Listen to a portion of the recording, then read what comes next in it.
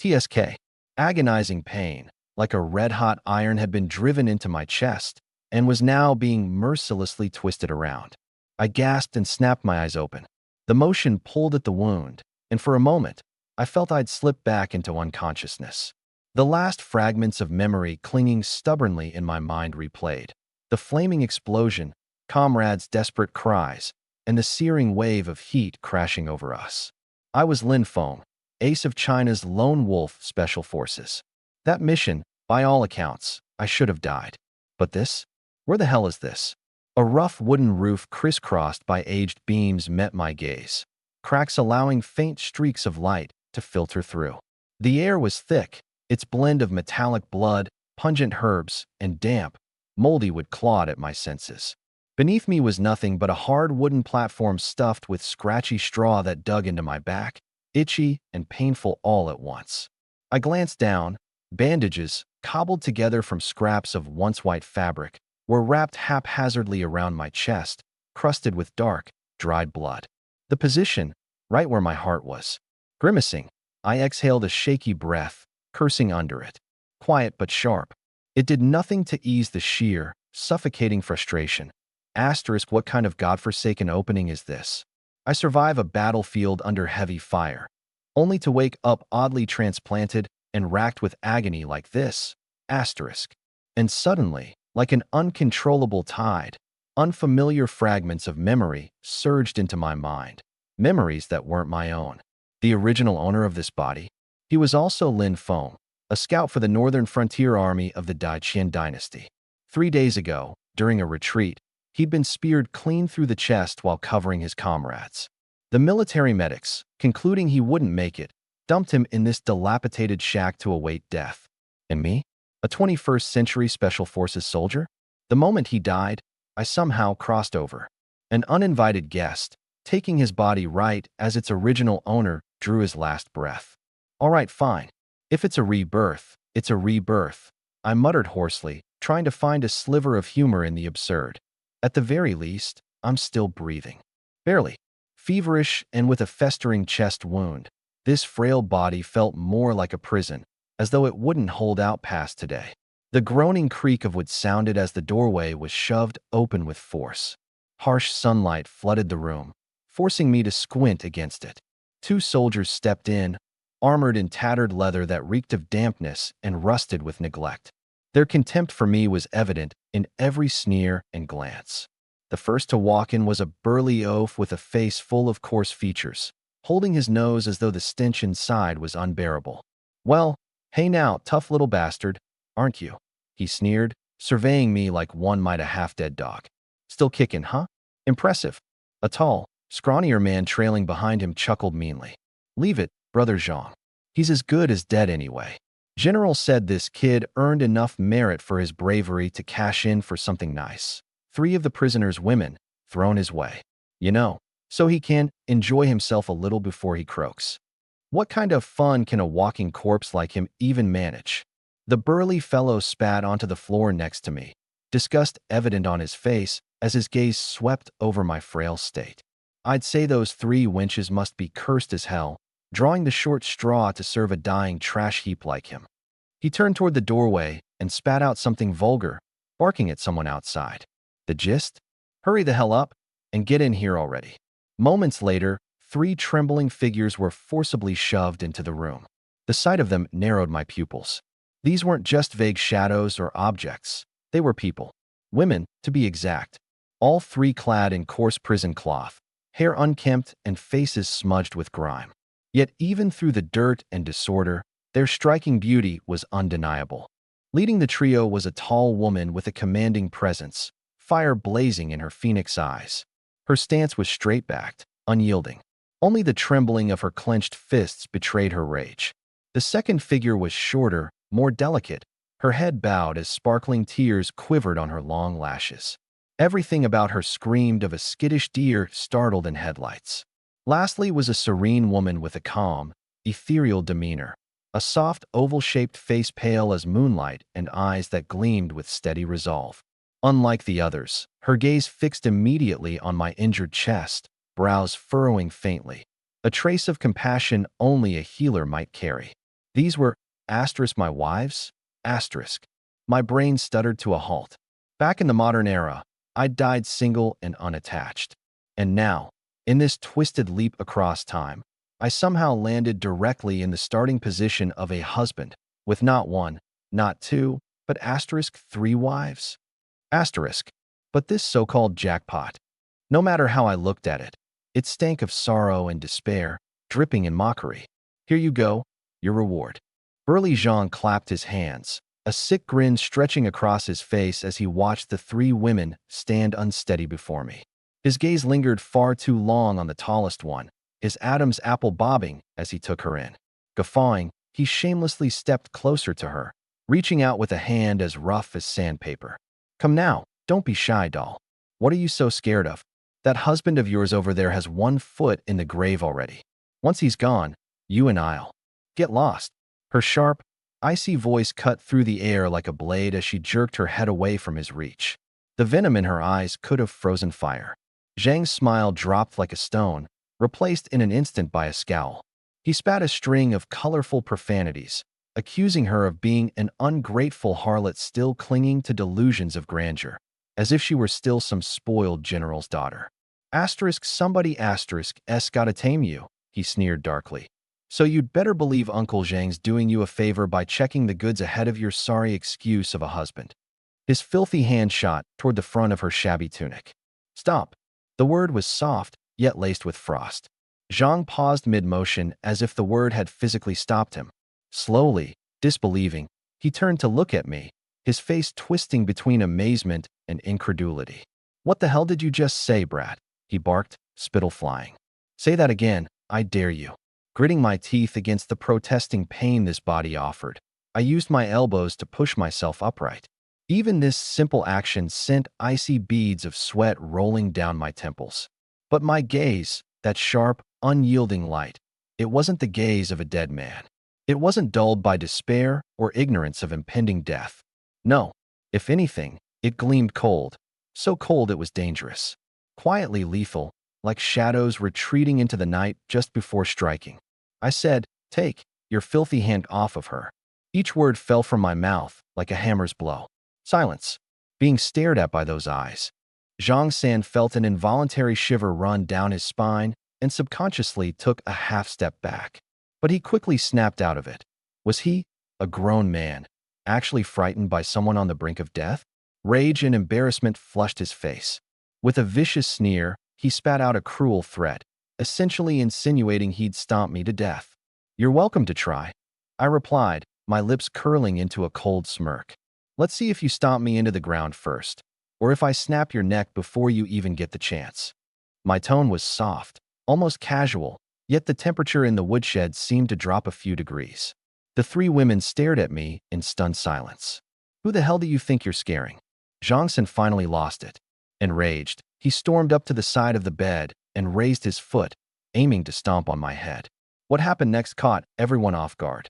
The moment his foot came down, someone struggling just to sit upright, suddenly rolled to the side at an almost impossible angle, narrowly dodging his attack.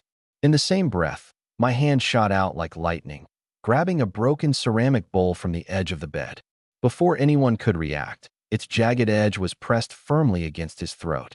Smooth, precise, faster than anyone could react. Zhang San froze, his pupils wide with shock. He felt an icy sharpness against his neck. Glancing down, he saw the fractured ceramic, its tip less than half an inch away from his carotid artery. Though my hand seemed frail, it didn't tremble in the slightest. Like stone, it was terrifyingly steady. If Zhang Sen dared to move even a millimeter, his throat would be cut open instantly. The shadow of death hung heavy on him. Sweat the size of soybean droplets rolled down Zhang San's forehead. His voice quivered. He couldn't wrap his head around how someone so badly injured, someone who could barely breathe moments ago, had suddenly unleashed such speed and murderous intent. Now, I said calmly, my voice flat but brimming with menace, take your dogs and leave. Or else. Yes, yes. Zhang San's legs gave out beneath him. He didn't have the courage to utter another word. His scrawny lackey, equally stunned, rushed over to support him. The 2 stumbled and staggered out of the woodshed, fear tracing their every movement like a ghost on their heels. The door slammed shut behind them, leaving the shed dead silent once more. As the tension drained from my body, a wave of exhaustion took its place. The broken ceramic slipped from my grasp and clattered to the floor. I slumped against the wall, panting for air as fresh blood seeped from my chest wound. That maneuver had drained every ounce of energy I had left. But it worked. Against scum like that, cowards who prey on the weak, you couldn't afford to show even an ounce of vulnerability. The weaker you are, the more they'll push. The crueler you are, the more they'll back off. I looked up at the three women, each still standing in stunned silence.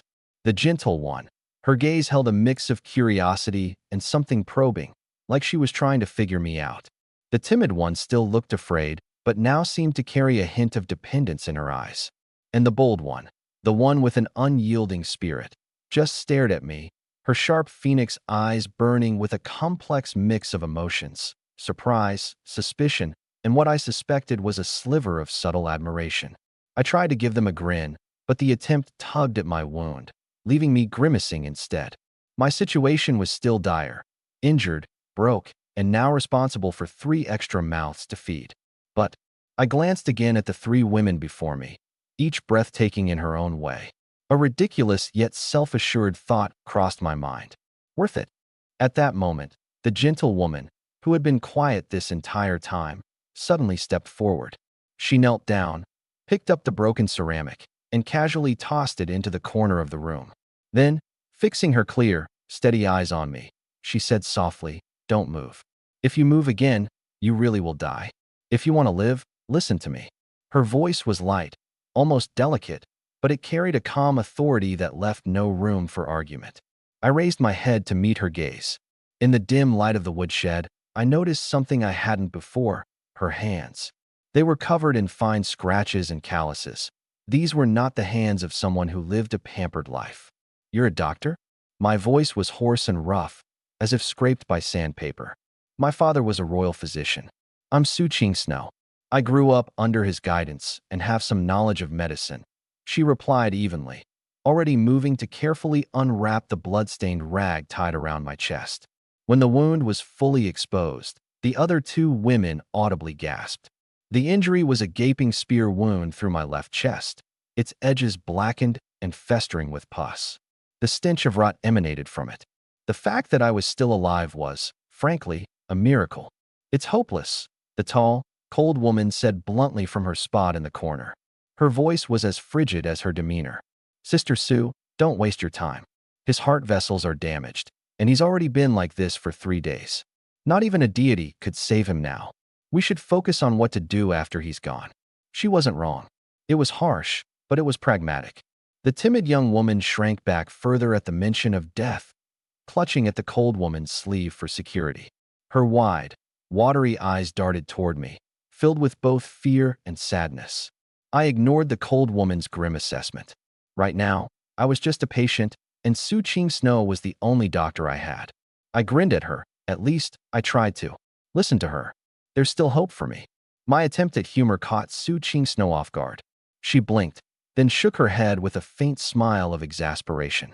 But her tone grew more resolute. "The wound is infected, and you have a raging fever. Without strong alcohol for sterilization, medicinal powder for the wound, and herbal decoctions, your chances are slim. At best, I can clean it with water. Whether you live or not, it's up to your luck." As she spoke, she softly instructed the petite woman. "Rian, could you help me find a clean container and fetch some fresh water?" Lu Rian, finally finding something she could contribute to, gave a hurried nod and started rummaging around. The tall woman, Qin Mingyue, stood off to the side with her arms crossed, watching coldly. She neither helped nor objected. In her opinion, this was all in vain. Meanwhile, my mind was racing. Su Qingshua's medical skills were our only hope, but even she admitted the chances were slim. High fever, infection. These would be easily treated with a simple antibiotic in my world. Here, however, they were as good as death sentences. No, I couldn't leave everything up to blind luck. Time traveling, a cheat system, those come standard, don't they?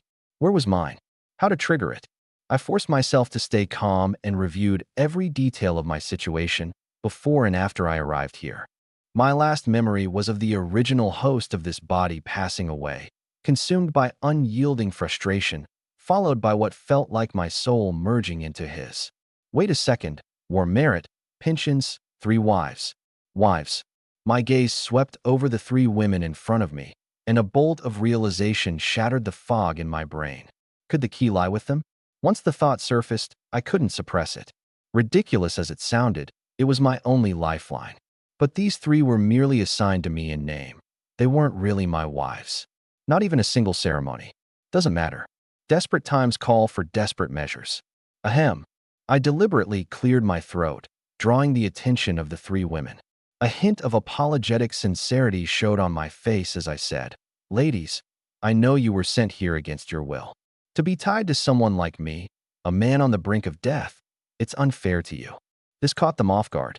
They hadn't expected such words from someone who appeared so rough and fierce.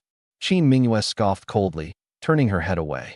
Su Qingxue, on the other hand, softly replied, "You had no choice in this either."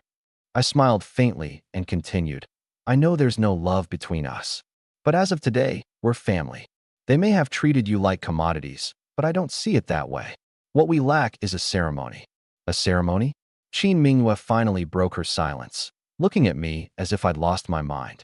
"You're practically on your deathbed, and you want to bother with something so pointless? What's the point?" "It's not pointless." I looked her straight in the eyes and spoke each word with gravity.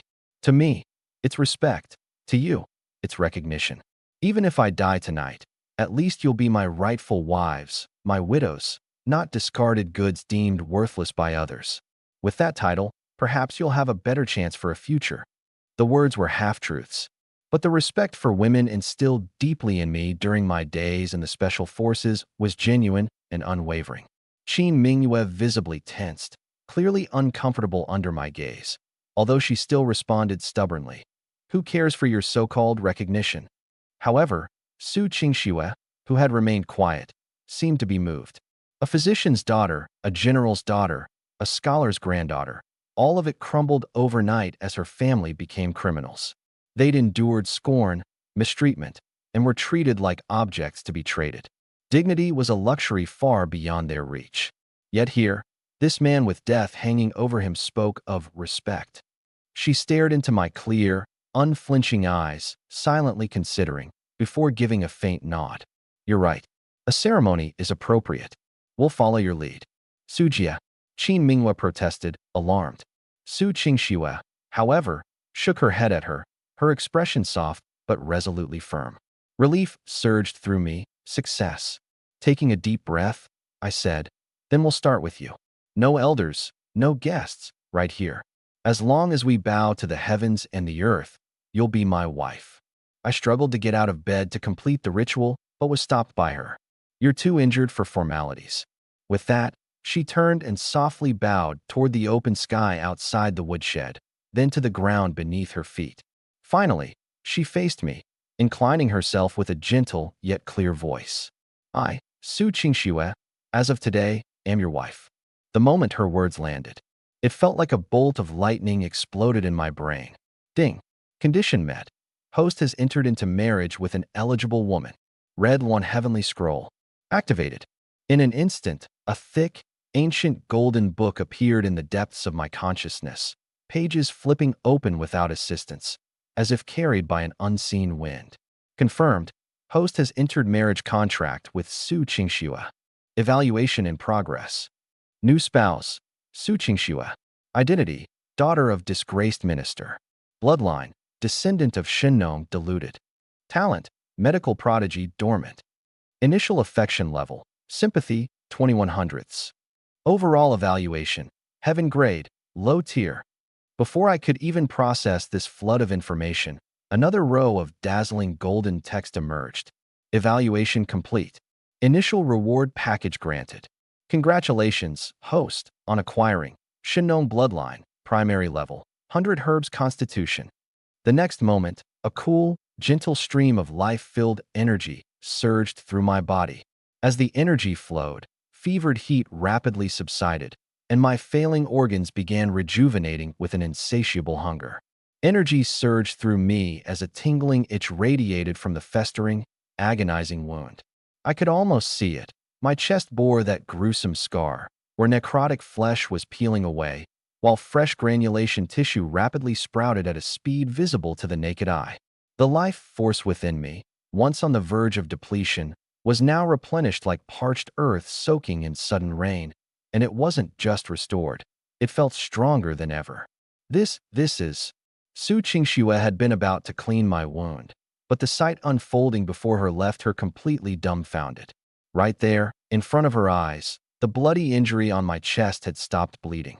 The blackened edges of decay had receded, and to her disbelief, the wound was healing. GHGHGHGHGH, ghost. Lu Rian screamed in terror, cowering behind Qin Mingyue, too frightened to even look at me. Even Qin Mingyue, who was usually as composed as a seasoned warrior, stood wide-eyed, her phoenix-like gaze filled with disbelief. Her exquisite face betrayed her shock as if her entire worldview had just crumbled. She rubbed her eyes, doubting the evidence, but knowing what she'd witnessed wasn't an illusion. This couldn't possibly be achieved by human hands. It was a miracle. In the span of only a few dozen breaths, the excruciating pain and debilitating weakness that had tormented me for 3 days and nights vanished like a memory. I could feel a brand new, unparalleled strength coursing through every fiber of my being. I sat up sharply. The motion was crisp and fluid, devoid of hesitation or sluggishness. There wasn't even a trace of the limp frailty of someone who had been critically wounded mere moments ago. As if in disbelief, I tugged at the tattered cloth hanging off me and looked down at my chest. There it was, the once gaping, deadly wound reduced to nothing but a faint, soft pink scar. Could it really be healed? I clenched my fist, feeling the explosive warmth of raw power surging within. Elation surged through me. This cheat ability I had, asterisk god tier, doesn't even begin to describe its star. Glancing up, I fixed my burning gaze on the still stupefied Qin Mingyue and the trembling, petrified Lu Rian. A wicked grin curled at the corners of my mouth. Then, focusing on the haughty warrior woman whose dazed expression practically screamed, "This makes no sense," I spoke with a commanding, almost taunting, tone. "Now it's your turn. Or what? Are you scared?" Scared? Qin Mingyue's laugh was as sharp as the edge of a blade, like she'd just heard the most absurd joke in the world. Her phoenix eyes narrowed dangerously, gleaming with the light of someone prepared for battle. "Afraid of you? A dying man pretending to pull tricks out of thin air," she challenged, stepping forward with an air that carried the relentless edge of someone hardened by the battlefield. "What demonic sorcery have you used? Don't think for a second you can fool me." Her fiery response. Exactly what I'd expected. The daughter of a famed military family, she grew up in the barracks, sharpening both her skills and her resolve. Her belief in cold steel and tangible strength didn't leave room for faith in the supernatural. To her, this was nothing more than an elaborate deception, or worse, forbidden witchcraft. But instead of annoyance, I felt an odd admiration for her. Her vigilance, her refusal to blindly trust the seemingly impossible. This was the makings of a formidable soldier. That being said, I didn't have the time or patience to explain the nuances of unexplainable by science paranormal phenomena to her right now. What I needed was to cement my foundation as fast as possible, and these 3 women were both my starting point and the core team I had to rely on. Ignoring her accusations, I shifted my gaze to Su Qingxue, whose face was still locked in a storm of disbelief. You're wound." Her trembling lips struggled to form words. Summoning the courage, she tentatively reached out her calloused, roughened hands, lightly brushing the new pink scar on my chest, testing, probing, unsure if what she was seeing was real. It was warm, smooth, pliant to the touch. The ghastly wound that once went down to the bone, it was truly gone. How is this even possible?" she murmured, her years of medical experience unraveling under the weight of what she had just witnessed. "Clear out infected tissue, clean thoroughly, encourage new tissue growth, close the wound." Not a single step could be skipped. Yet right in front of her eyes, I had undergone the entire process, from the brink of death to complete recovery, in mere moments. Watching the lights of confusion and awe in her gaze, an outrageously clever idea popped into my head. Without hesitation, I seized the hand still lingering on my chest. She gasped softly, instinctively trying to draw back, but her attempt was futile. I held her hand firm in my grip. My palm, spacious yet steady with warmth and vigor, stood in stark contrast to my earlier feeble state. "It's not magic, and it's not ghosts or gods," I said, staring deeply into her eyes, the expression on my face a radiant mix of sincerity and zealous conviction. "It was you. You saved me." "And me?" Su Qingxue stammered, utterly lost and flustered. "I didn't do anything. I haven't even fetched clean water yet." "It was you," I interrupted firmly, decisively raising our clasped hands like I was holding the most priceless treasure. I turned toward Qin Mingyue and Lu Ruyan, raising my voice so that they'd both hear loud and clear. "Did you see that? Do you see? This is what a miraculous healer looks like. This is what it means to have healing hands. My wife here is the real deal, a divine physician." And just like that, silence settled across the room. Lu Ruyan blinked her wide, almond-shaped eyes, the terror giving way to cautious awe. She glanced at Su Qingxue, her gaze already carrying hints of subtle admiration. Did Sister Su truly have such incredible abilities? Qin Mingyue, on the other hand, wore a deep frown, her sharp intuition still tangled in contradictions. She'd known Su Qingxue for a long time, long enough to vouch for her respectable medical expertise, but to claim her skills extended to the resurrection of the nearly dead?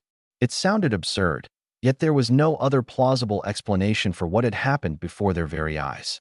Seeing their conflicted expressions, I knew my plan was halfway to success. I could never let anyone know about my cheat-like powers. This ability was my deepest, most dangerous secret, which meant there was only one logical step forward. Pin everything, the miraculous, impossible recovery, on Su Qingxue. After all, why not let them believe in the divine skills of my doctor wife? First, it perfectly explains my miraculous recovery on the spot. Second, it instantly elevates Su Qingxue's position, making her the irreplaceable cornerstone of this small group, earning her favor and trust. Third, it subtly knocks some arrogance out of Qin Mingyue's proud demeanor, hitting three birds with one stone. It's not me." Su Qingxue finally found her voice, shaking her head vigorously as she attempted to free herself. "I truly didn't do anything. Your injuries healed on their own." "Nonsense," I interrupted her sternly, wearing a grave expression. "I know my own body better than anyone. The moment you joined me in marriage, I felt a warm current flowing from you to me, and my injuries were miraculously healed. How is that not your doing?" While I spoke with righteous conviction, internally, I couldn't help ranting. "Sorry, wife, but I'll need to borrow your good name for now. I'll make it up to you later, big time." Su Qingxue was rendered speechless and visibly flustered, her mind spinning in chaos. Could it be that the Su family bloodline really carried some kind of special power? Her father had once mentioned that their family ancestry traced back to Shinno, the legendary herbal master who tasted 100 herbs. Could this actually be true? The more she thought about it, the more my words seemed to carry a hint of plausibility. Seeing that she was beginning to convince herself, I seized the opportunity. Letting go of her hand, I decisively and confidently got up from the bed.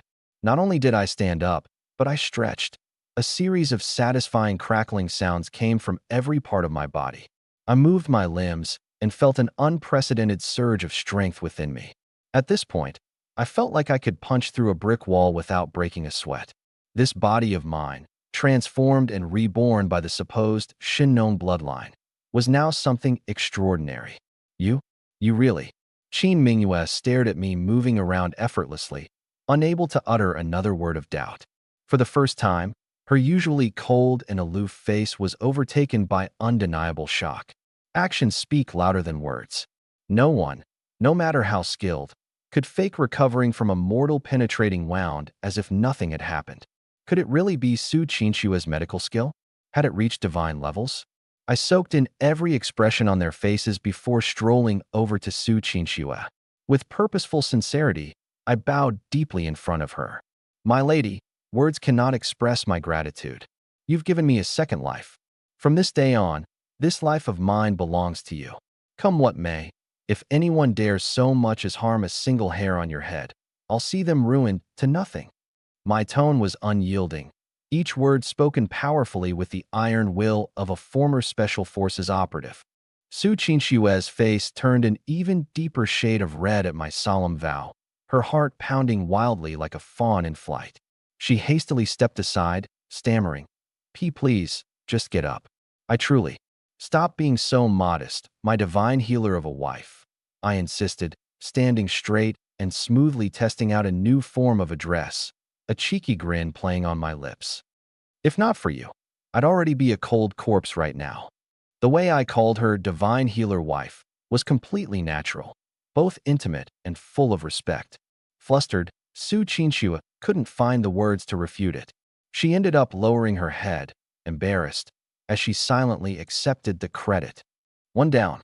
Next, I turned my attention to Qin Mingyue, who was still in the midst of reassembling her shattered worldview. "Now then, do you still think I'm faking or playing tricks?" I confidently stepped in front of her, our similar heights allowing our eyes to lock at an even level. In that moment, it felt like sparks were igniting the air between us.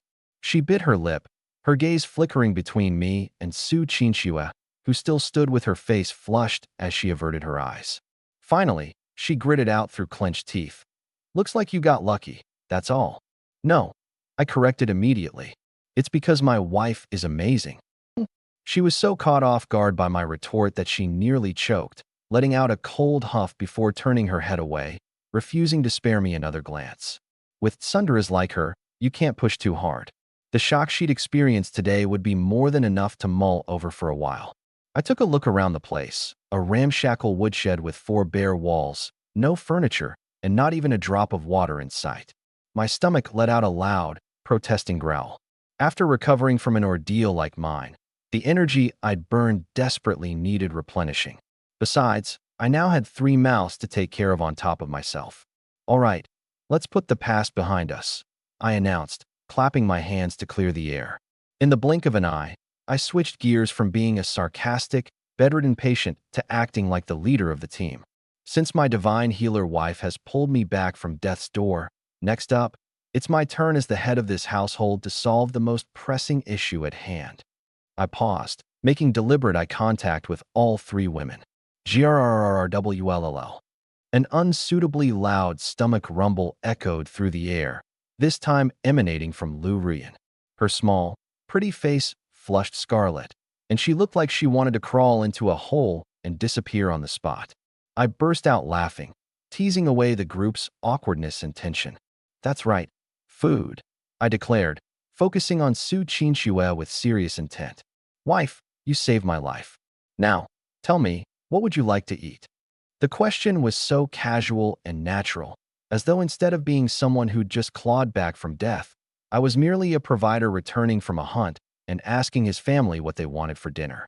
This unexpectedly homely atmosphere, tranquil and grounded amid their stormy turmoil, left all 3 women momentarily dazed. Su Qinshu was the first to snap back to reality, warmth filling her heart as she met my earnest gaze. She shook her head gently, her tone soft but realistic.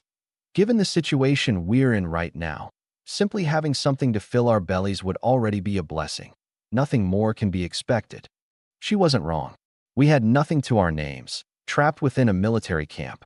Forget delicacies. Finding even a scrap of stale bread seemed a stretch.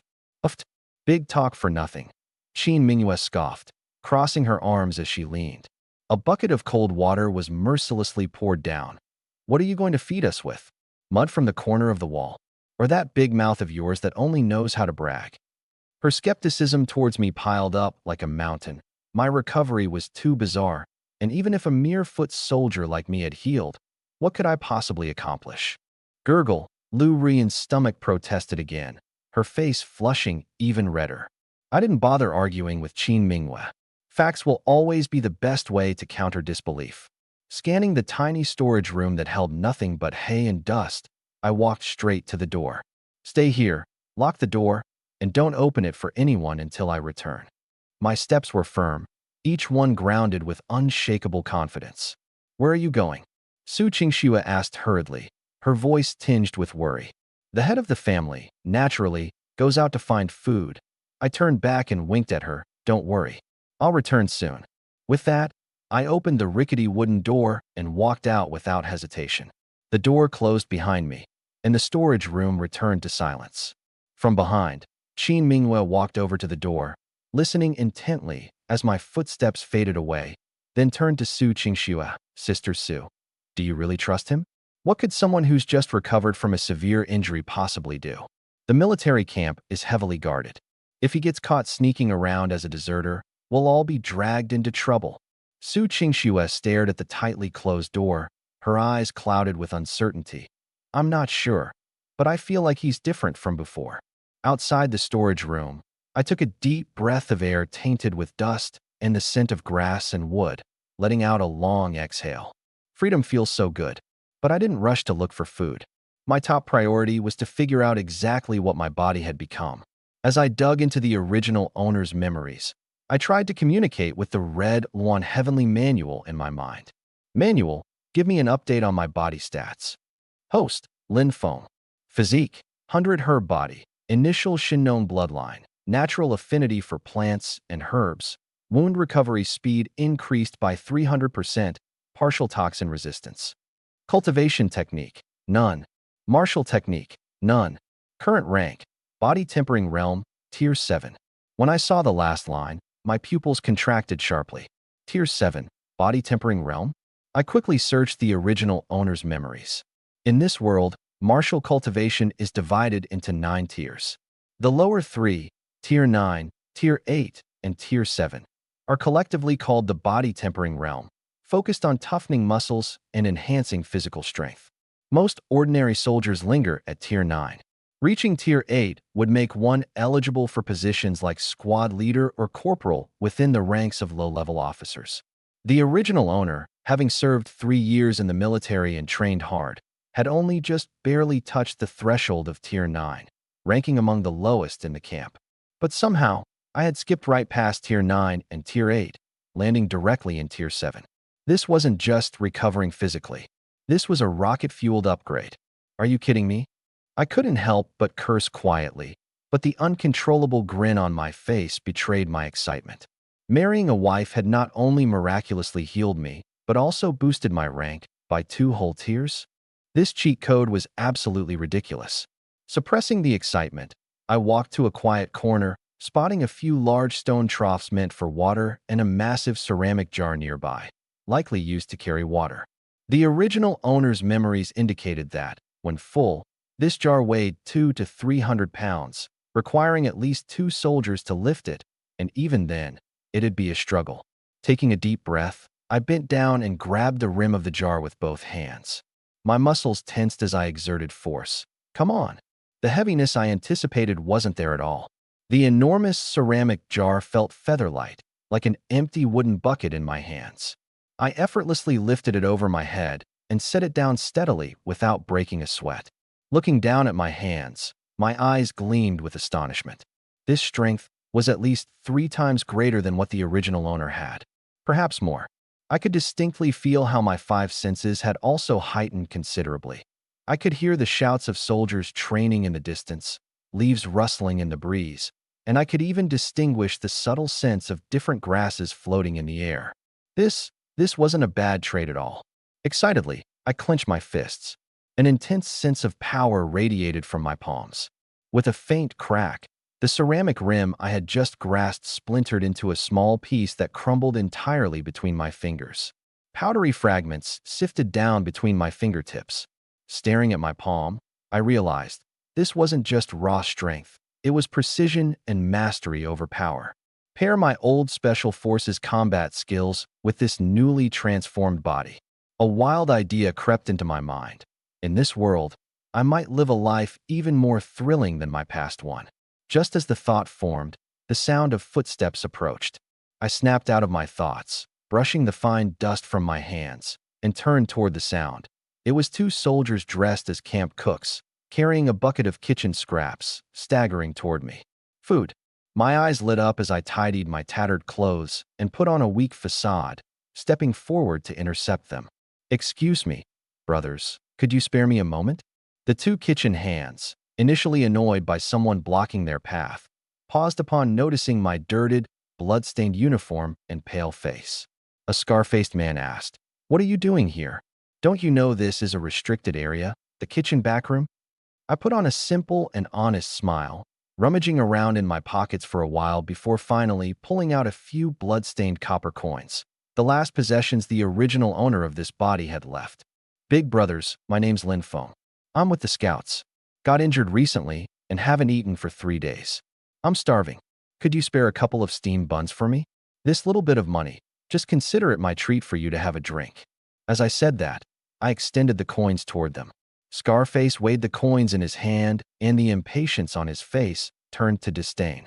"Just this little bit? You trying to bribe me or toss change to a beggar? Get lost. The kitchen's off limits without a military order. Beat it." The weaselly man beside him, with his rat-like features, rolled his eyes and chuckled slyly. "Hey, Brother Zhang, no need to be so heartless. We're all soldiers here. Life's rough for everyone, right?"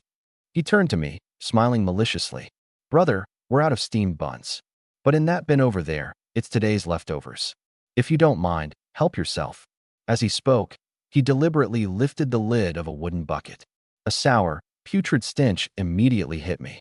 My expression instantly darkened. Leftovers? That wasn't food, it was slop meant for pigs. They were humiliating me. I was just about to snap when a flash of insight stopped me. Memories from the original owner of this body surfaced. This scar-faced Zhang San and weasel-like Li Si were lackeys of squad leader Li Hu. And Li Hu? He was the original scout Lin Feng's mortal enemy in the camp, constantly targeting him. Lin Feng's recent severe injuries likely had something to do with him. It seemed these two had planned this humiliation, waiting to see me embarrassed. Realizing this, my anger faded away, replaced by the same simple, honest grin. I nodded and stooped, saying with exaggerated gratitude, "Thank you. Big brothers, thank you. I don't mind, not at all." With that, I actually walked up to the slop bucket, stretched out my hand, and pretended I was about to scoop something out. Zhang San and Li Si traded smug looks, their faces filled with glee, like they were enjoying a good show. But just as my hand was about to touch the rancid slop, I stopped abruptly. Slowly, I raised my head. The naive grin vanished like smoke into thin air. What replaced it was an icy coldness that would make anyone's heart stop. I locked eyes with that weaselly Li Si and drawled, enunciating every word clearly. "Did you just say, I should eat this?" My voice was calm, without any obvious trace of anger. But that very calmness made Li Si involuntarily shiver. His beady eyes met mine, and in my gaze, he saw an iciness more bitter than the freezing winds of the north. Yeah," he stammered, though he started to sweat. Then, as if regaining his courage, bolstered by the scar-faced Zhang San beside him, he puffed out his chest and squawked mockingly. "What? Lin the great hero too good for it or something? This is a special treat Tiger Boss told us to save just for you. Be grateful and eat up." He emphasized Tiger Boss with such force it was almost laughable, clinging to his backing as a bluff. "Li Hu." The corner of my mouth twitched upward into a sinister smile. Seems like he's really got time on his hands. Zhang Sen took my smile as helplessness, mistaking me for someone resigned to being pushed around. He stepped forward, jabbing a thick finger at my chest as he spewed a torrent of vile words, the gist of which was clear. From now on, in the scout camp, I had better lie low and obey, and even those 3 women of mine wouldn't be spared. They had to please Tiger Boss first before I'd even think of having scraps. The malicious grin he wore was disgusting, his intention blatant. Boom. A heavy, dull sound echoed. Fast. Too fast. No one saw how I moved. One moment I was standing in place. The next my figure blurred, and in the blink of an eye, I was right in front of Zhang San. A single iron-like hand shot out and clamped tightly around his throat. With just one hand, I lifted his large, 100-something-pound frame clean off the ground. His legs flailed helplessly like a fish out of water, his mouth gaping and sputtering hoarsely. The arrogance froze on his face, replaced by petrified terror. His bulbous eyes widened so much they looked ready to pop, veins red and bulging. He couldn't fathom it. The half-dead Lin Feng from a few days ago, branded as useless, was now exerting strength that made him feel like a ragdoll on the brink of death.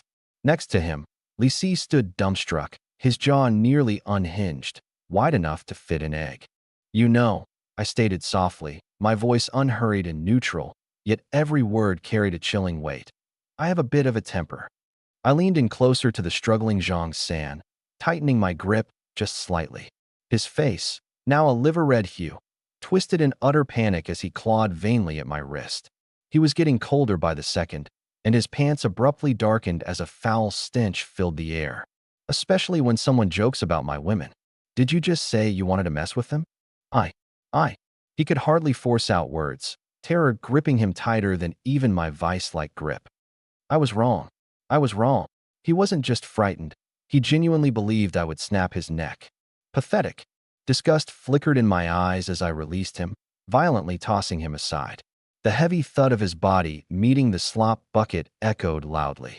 Slop splattered everywhere in a noxious arc, and Zhang Sen flailed, hopelessly gulping down slop before scrambling out, dripping with half-rotten food scraps, his face smeared and contorted into total disgrace. I calmly dusted my palms, an air of indifference as if what just happened was nothing significant. With a slow turn, my icy gaze settled on the now trembling. Li Si's legs were trembling uncontrollably. With a loud thud, he collapsed to his knees, his forehead hitting the ground repeatedly as if pounding garlic. His voice carried a sobbing tremor. "Master Lin, spare me. It has nothing to do with me. It was all Brother Tiger and Zhang San who ordered me to do it." To save his life, he sold out both his accomplices and his backers without hesitation.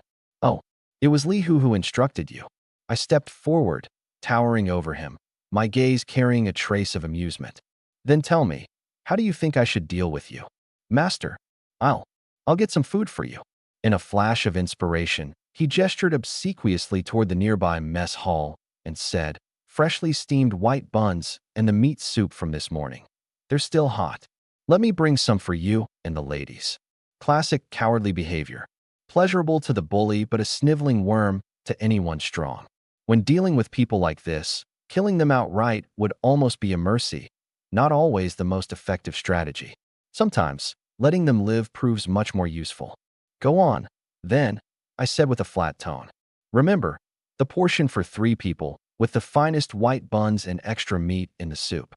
And let me warn you, if I find one moldy bun or the soup lacking a fair amount of meat."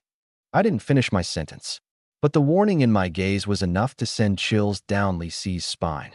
His body jerked as if he had been struck by a cold wind. "I wouldn't dare. I swear I wouldn't dare." Relieved as though given a new lease on life, he stumbled to his feet and bolted toward the mess hall, all but crawling, his speed rivaling that of a rabbit. I paid him no further attention, turning my steps toward Zhang San, who was still curled on the ground, retching miserably. The moment my shadow fell over him, his trembling grew even more violent. He forgot about vomiting entirely, resorting instead to frantically kowtowing. "Master, I was wrong. I won't do it again, please, have mercy. Remember the stench of the swill clinging to you today?" I said softly. My words carried no weight, like feathers drifting through the air, yet each syllable slammed into him with piercing clarity. "Go back and tell Li Hu this for me. The meal he served me today, I won't forget it. And soon enough, I'll personally return the favor, to him, 100-fold. Having said my piece, I spared no more attention for the sniveling wreck at my feet. With a sweeping stride, I made my way toward the woodshed. It wasn't long before Li Si returned, panting heavily, balancing a hefty wooden tray in his hands. Even from afar, steam wafted upward, carrying the tantalizing fragrance of a feast. On the tray were 6 plump, snow-white steamed buns and 3 steaming bowls of richly aromatic meat soup, each laden with a thick layer of oily goodness and a generous portion of tender meat chunks. "Master Lin, here's everything you requested," Li Si said, gulping for air as he cautiously extended the tray toward me. I took the tray, casting an approving glance at the spread. With satisfaction visible in my nod, I made my way to the door of the woodshed, lightly kicking it with my foot. "Open up. I'm back." From inside came the sound of light, hesitant footsteps. Shortly after, the door creaked open slightly, revealing Su Qinshue's delicate face, framed by apprehension and worry.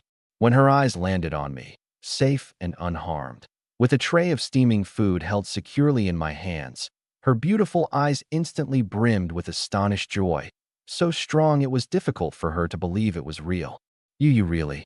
I told you I'd be back, I interjected with a small smile, stepping into the room. Setting the tray down on the ground, I let the savory aroma of the meal fill the woodshed. Almost instantly, Qin Mingyue and Lu Rian gathered around. Their gazes were riveted to the immaculately white buns and the steaming, decadent meat soup. After what felt like an eternity of subsisting on scraps, the sight alone made them instinctively swallow their drool. I handed one bun and a bowl of soup to Su Qinshuo, distributed a portion to Lu Ruyan, and finally turned to the last remaining pair. My gaze landed on Qin Mingyue, still motionless, her face betraying conflict. What? I arched an eyebrow. Not hungry. Her expression grew even more complicated. She opened her mouth, as if to ask how I'd made this possible, but her fiercely prideful nature wrested the question back down her throat. I read the storm brewing in her silent demeanor. Without hesitation, I thrust the last helping into her hands and spoke with an air of finality. Eat. You'll need strength if you're planning to wrestle with me later. Having said all that needed saying, I grabbed a bun for myself and tore off a bite without ceremony. Heavenly. With energy restoring and the promise of a full stomach, this chaotic, absurd life of mine, a life born from my sudden plunge into another world, was finally navigating towards something auspicious. But there was no time to dwell. Gulping down my thoughts like the mouthfuls of steaming sustenance, my mind shifted toward my next steps. The score with Li Hu? Cemented. I'd have to settle it quickly. And my combat abilities? A measly 7th refinement stage in a military outpost such as this, what does that even amount to? As these musings churned, an abrupt noise beyond the woodshed yanked me from my reverie. A cacophony of approaching footsteps. Angry, vulgar shouting burst forth like a crack of thunder, every word laced with bile and hostility, leaving no doubt as to the intended recipient, me. Get the hell out here. I cocked an eyebrow. Li Hu.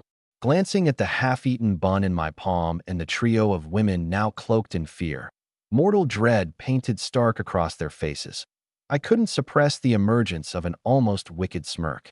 Slowly savoring the final bite of my bun, I rose to full height. Relax, I said, my tone deliberate and steady, words infused with a strange, calming power as I addressed the 3 women. Keep eating. I'll deal with our kind-hearted dinner donor outside. Su Qinshuo and Lu Rian exchanged wide-eyed looks, astonishment mixed with a peculiar sense of assurance as they watched my broad, unwavering back fade toward the door. Only Qin Mingyue. Though initial panic danced across her features, the sharp light of defiance soon flared in her phoenix-like eyes. Without warning, she gulped down her soup in a single breath, snatched a piece of firewood from the corner, and planted herself squarely at my side. I'm going with you, she declared, her voice colder than the autumn wind. I glanced back at her, faint amusement momentarily lighting my face. Well, for all her arrogance, the woman did have a spine. I chose not to argue, giving her a small nod instead. All right, I replied coolly. Just stay back. Don't let the blood splatter on you. Finishing the job. Suddenly, the woodshed door was yanked open with a loud bang. Outside, the setting sun stretched the shadows of the people standing there long and thin. Leading the group was a burly, broad-shouldered young man with a face full of scars, none other than Li Hu, the squad leader of the scouting corps. Behind him stood 7 to 8 rowdy, unruly soldiers, blocking the narrow doorway completely. Beside Li Hu were 2 familiar faces, both looking battered and bruised. Zhang San, whose nose was almost unrecognizable, and Li Si, whose cheek was horribly swollen, stood there whining to Li Hu. They wailed shamelessly about how I had somehow used some kind of evil sorcery to heal myself before beating them up again. Li Hu's snake-like eyes locked onto me with a piercing glare. When he saw me standing there completely unscathed, the narrowing of his pupils betrayed the surprise, and perhaps jealousy, in his heart. He couldn't comprehend how a man he had trapped and left barely clinging to life could now be standing upright, looking full of vigor. But the fleeting surprise quickly gave way to a torrent of anger and murderous intent. Lin Feng, getting bold now, huh? Li Hu sneered, rolling his wrist until his knuckles cracked deafeningly. His voice was dripping with venom as he spat out a curse. Daring to touch my men? Looks like you're tired of living. The soldiers behind him joined in, egging him on with jeers and shouts. Beat him to death. Break his damn legs. Ignoring the racket from this crew of lowlifes, I kept my gaze steady on Li Hu, as if staring at nothing more than an obnoxious clown. Li Hu, I said evenly, my voice calm, as though engaging in casual conversation. What exactly have I done to offend you? Offend me? He repeated mockingly, stepping closer with a derisive smirk as he eyed me from head to toe like I was something stuck on the bottom of his shoe. He spat onto the ground. A dirt-poor no-name like you, crawling out from some godforsaken mountain, dares to think you're even worth offending me? I don't need a reason. When I don't like someone, I take care of them. That's all there is to it. He paused, his greedy eyes sliding past me and landing on the trio of delicate figures behind me. His expression twisted further into something foul, oozing with malice. He didn't bother hiding the vile nature of his words, spewing filth that stretched beyond just killing me. It included vile threats towards the women behind me. His band of cronies erupted in nasty laughter at this, their jeering words dripping with depravity. Inside the woodshed, Su Qing Snow and Lu Rian's faces had turned ghostly pale. Beside them, Qin Mingyue trembled with rage, gripping a wooden stick so tightly her knuckles had gone stark white. And yet, the fiery eruption of anger that everyone seemed to expect from me did not come. I simply stood there, listening in silence. My face betrayed no emotion, no twitch, no flicker, just eerie calm. When Li Hu finally laughed himself out and started to look slightly confused, I slowly nodded. I get it, I said at last. Oh, you get it now? He sneered, assuming I'd caved. Smugly, he reached out a hand to condescendingly pat my face. Good. Now kneel down. Give me 3 solid kowtows. Hand those 3 little ladies over, and maybe, just maybe, I'll.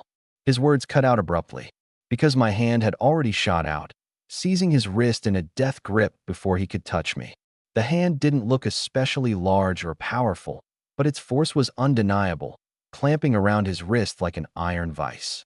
Li Hu's face twisted as he tried to yank his hand free, but it wouldn't budge, not even an inch. What do you think you're doing? He shouted, startled but now furious. I've realized, I said flatly, my voice devoid of warmth, my eyes hollow and black as they locked onto his. Talking sense to scum like you is pointless. As I spoke, my grip on his wrist tightened until my knuckles whitened. Dealing with you, there's only one solution. Before he could react, my hand forcefully yanked his wrist downward and twisted sharply. Crack! A sickening snap echoed clear as day in the air, making everyone's skin crawl. Error! Li Hu let out a guttural scream that sounded worse than a pig being slaughtered. His wrist was bent at an unnatural angle, the jagged ends of fractured bone breaking through the flesh. His face drained entirely of color, the agony erasing the predatory smirk he'd worn just moments ago. It all happened so fast. From the moment I moved to the moment his wrist shattered, the sequence of events left everyone dumbfounded. There wasn't even time to blink. What are you standing around for? Kill him. Kill him now. Li Hu screeched, clutching at his mangled arm, his face contorted with pain and fury. Finally snapping out of their daze, the group of lackeys roared angrily and surged forward, their fists flying. They may have thought that no matter how strong I was just one man. How could I stand against 7 or 8 of them? A single punch from each of them would leave me a bloody pulp. But they were wrong. Completely, utterly wrong. Because what stood before them wasn't just another lowly scout. It was a soldier honed to perfection, a king among special forces, a true master of life and death combat. The first soldier's fist came hurtling toward my face. I didn't dodge, didn't flinch. Instead, I merely leaned to the side, just enough so the punch missed by a hair. My right leg then lashed out like a whip, striking the joint of his knee from an angle. Crack! Another bone snapped. He crumpled to the ground in a heap, wailing pitifully as his leg twisted unnaturally outward. Behind me, another attacker charged in silently. Without turning back, I dropped into a low sweep, my legs skimming across the ground. Thud! The blow struck his ankles, sweeping his legs out from under him. The back of his head hit the ground so hard, he blacked out immediately, lying there motionless. Two down. Before the others had time to regroup, I exploded forward like a feral beast, closing the gap between us in an instant. There was no hesitation, no wasted movement. Everything I did was instinct honed through years of deadly combat. I didn't use any of the flashy martial arts this world glorified. What I used was pure brutality, modern military combat techniques designed to kill efficiently. Elbow to the throat, fingers to the eyes, knee to the groin, each simple, direct, and decisively effective. Ultimate precision, no unnecessary flair. The sole objective was to render the enemy incapable of combat in the shortest possible time. In an instant, the air was filled with screams, the sound of bones snapping, and muffled groans. Those soldiers who were so arrogant just a moment ago were now like lambs to the slaughter in my presence, utterly powerless, not even lasting a single exchange. Their so-called turtle-style punches, which had seemed ferocious before, appeared laughable and feeble against my precise and efficient attacks. In less than 10 breaths, the battle was over. Aside from Li Si, who was cowering in the back, too frightened to even step forward, all the others lay on the ground. Broken arms, shattered legs, wailing filled the air. The scene resembled a hellish inferno. And there I stood at the center of this hell, my breathing steady, brushing off non-existent dust from my clothes, as if I had just completed a warm-up exercise. At the doorway of the woodshed, Qin Mingyue had unknowingly lowered the wooden stick she was holding. Her beautiful phoenix-like eyes were wide open, her delicate lips slightly parted, and her face showed an unprecedented look of shock. What kind of fighting style was this? No discernible fluctuation in inner energy, no fancy moves or techniques. Every move was simple and direct, yet ruthlessly precise, targeting only the most vulnerable parts of the human body. This wasn't martial arts, it was execution. Who exactly was this man? Li Hu was equally dumbfounded. Clutching his broken wrist, he instinctively stepped back, looking at me as if I were a demon crawling out of hell. His men, trained 8th-rank body refiners who could exchange over a dozen moves under his own hand, hadn't even managed to withstand a single meeting with me? Was this still the same Lin Feng he had been bullying and trampling on not too long ago? Ignoring the wailing rabble on the ground, I started walking forward, stepping over the unconscious body of one of the fallen, each step deliberately closing the gap between me and Li Hu. Each light step I took felt like a sledgehammer pounding against his chest. Don't come any closer. Fear laced his voice as he retreated, attempting to mask his terror with bravado. Lin Feng, my brother is a 100-man commander. If you dare lay a hand on me, he won't let you off. I stopped mid-step, tilting my head with a playful smile spreading across my face. A 100-man commander? Is that supposed to be impressive? My tone feigned genuine curiosity as I waggled a finger at him. Here's the deal. I'll give you one chance. Kneel down and bark like a dog 3 times. Do it well, and I might consider only breaking one of your legs. Kneel? Bark like a dog? Li Hu couldn't believe what he was hearing. He, the proud captain of the Scout Battalion, an 8th-rank body refiner, whose elder brother Li Bao was a prominent 100-man commander with real power. Here in this lowly camp of the Northern Frontier Forces, who wouldn't respectfully address him as Tiger Bro? Now, this worthless nobody, this piece of trash who had been his punching bag just days ago, dared to demand that he kneel and bark like a dog? It was humiliation. Blatant, merciless humiliation. But fear quickly gave way to unbridled rage. Lin Feng, Li Hu bellowed, his face contorted by pain and fury, turning beet red.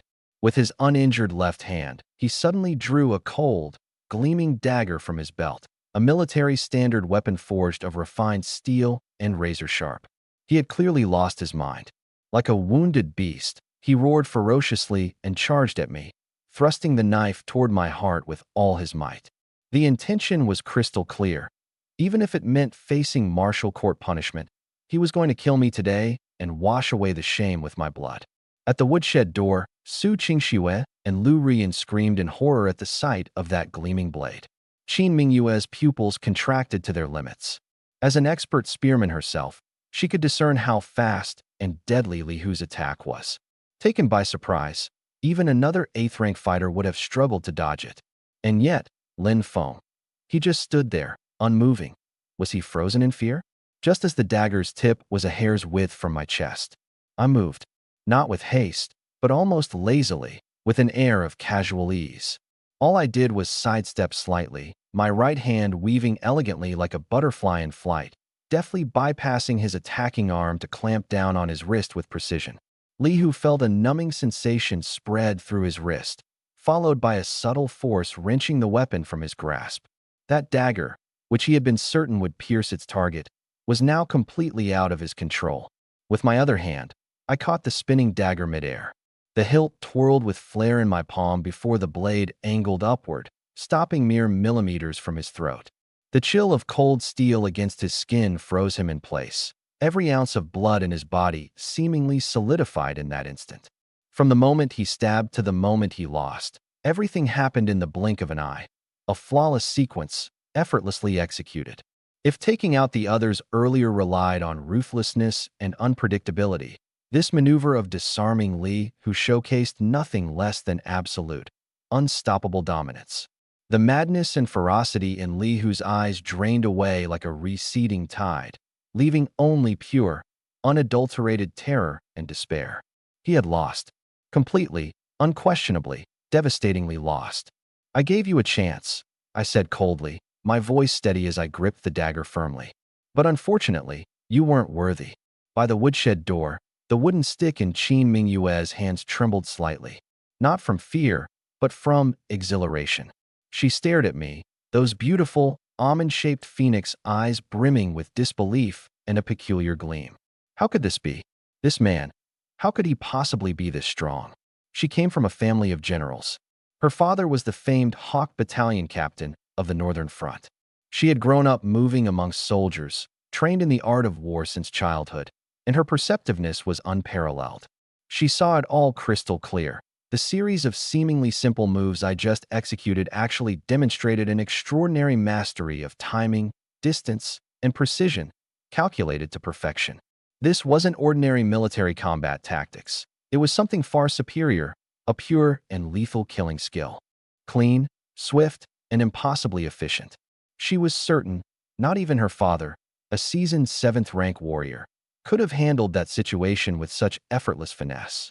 This Lin Feng, his true strength was undoubtedly beyond the 8th rank. Perhaps, the crazy thought flashed through her mind. Could it be that he, too, was 7th rank? No, impossible. Only 3 days ago, he was nothing but a 9th rank rookie. Advancing 2 whole ranks in just 3 days? Not even with celestial elixirs could anyone achieve that. Yet, the facts before her left her no choice but to believe.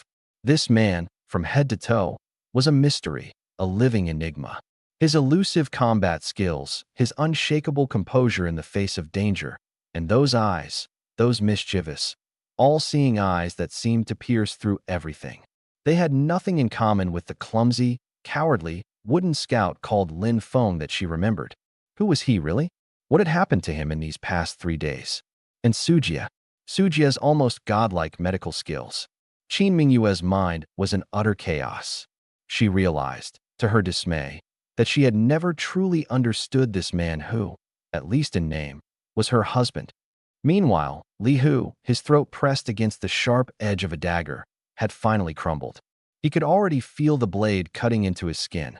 Just a little deeper, and his life would be over. Please, don't kill me. His voice trembled, wavering with terror. Gone was any trace of the arrogance from moments ago. I'll kneel. I'll beg. Woof. Woof woof. In a pathetic attempt to save himself, he actually fell to his knees and mimicked the bark of a dog. The scene was tragic and absurd all at once.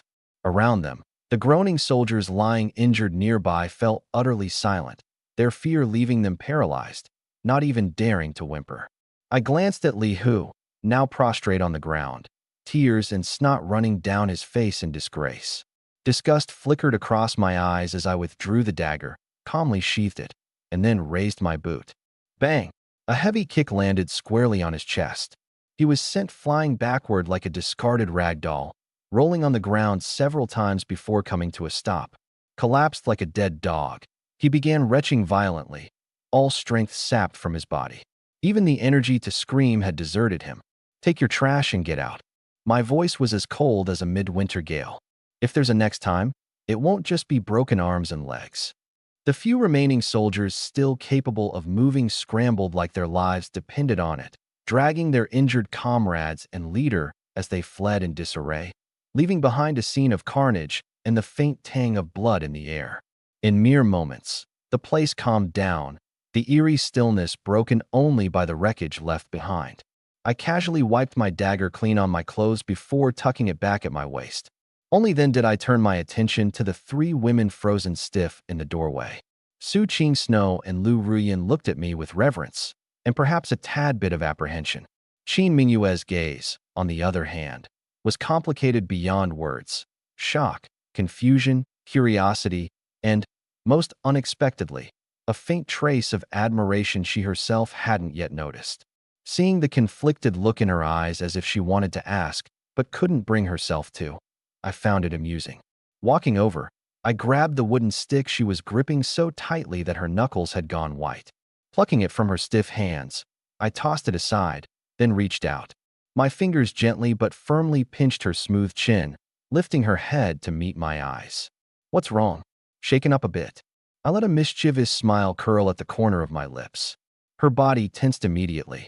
A foreign sensation, the unbridled closeness of a dominant masculine presence, washed over her. From her perspective, my deep, penetrating eyes reflected her own startled, flushed face perfectly. Her heart skipped a beat without warning. She wanted to struggle, to bat away the hand that held her chin, but her body seemed frozen in place, paralyzed. All she could do was grit her teeth and glare at me fiercely with those stubborn phoenix eyes.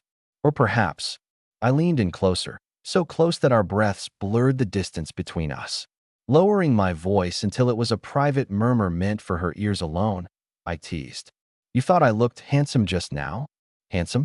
Those two words were like an electric current, racing through Qin Mingyue's entire body. Her face instantly turned bright red, as vivid and striking as the sunset glow in the evening sky, the crimson heat reaching all the way to her ears.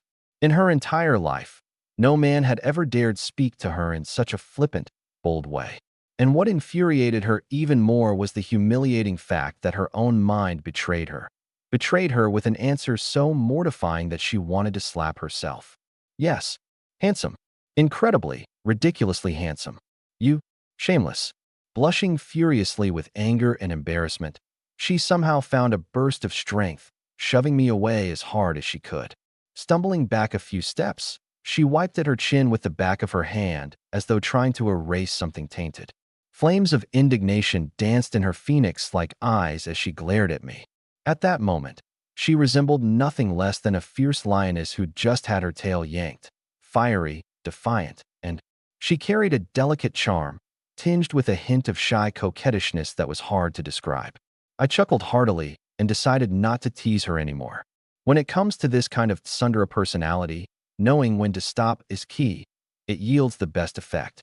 All right, the mess outside is taken care of. Let's get back to eating, I said nonchalantly, turning around as if the roguish, flirtatious man from a moment ago wasn't me at all. Standing nearby, Su Qinxue and Lu Ruyan were at a loss for how to respond to the unexpected moment. Especially Lu Ruyan, her cheeks flushed pink, and she couldn't even look in our direction. That scene just now, marked by my confident return and swift, decisive action, had completely transformed the atmosphere of this worn-down woodshed. If the three of them earlier had still been a group bound by shared hardships, I had now clearly become the undeniable leader and central figure of this small circle. You. Qin Mingyue glared at my indifferent back, gritting her teeth in frustration.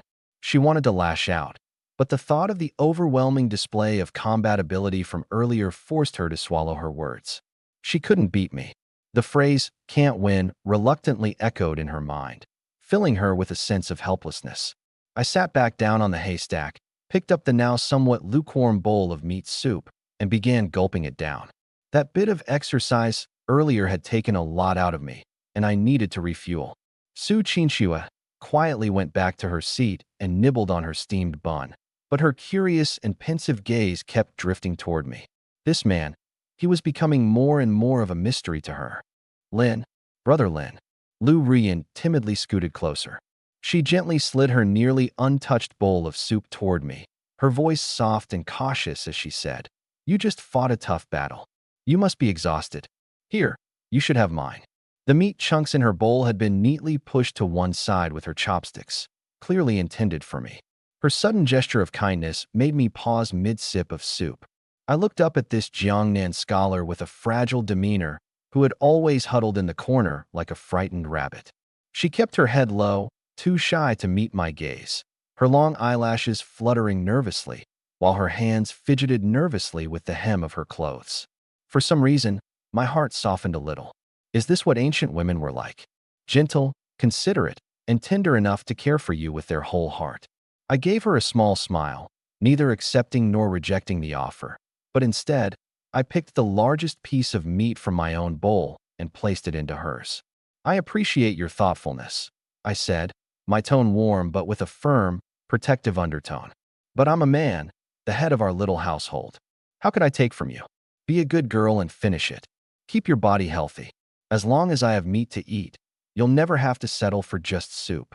Lu Rian's head snapped up in surprise, her eyes wide with disbelief. Tears shimmered in her large, glistening eyes as though on the verge of spilling over. How long had it been since anyone cared about her hunger or showed concern for her well-being?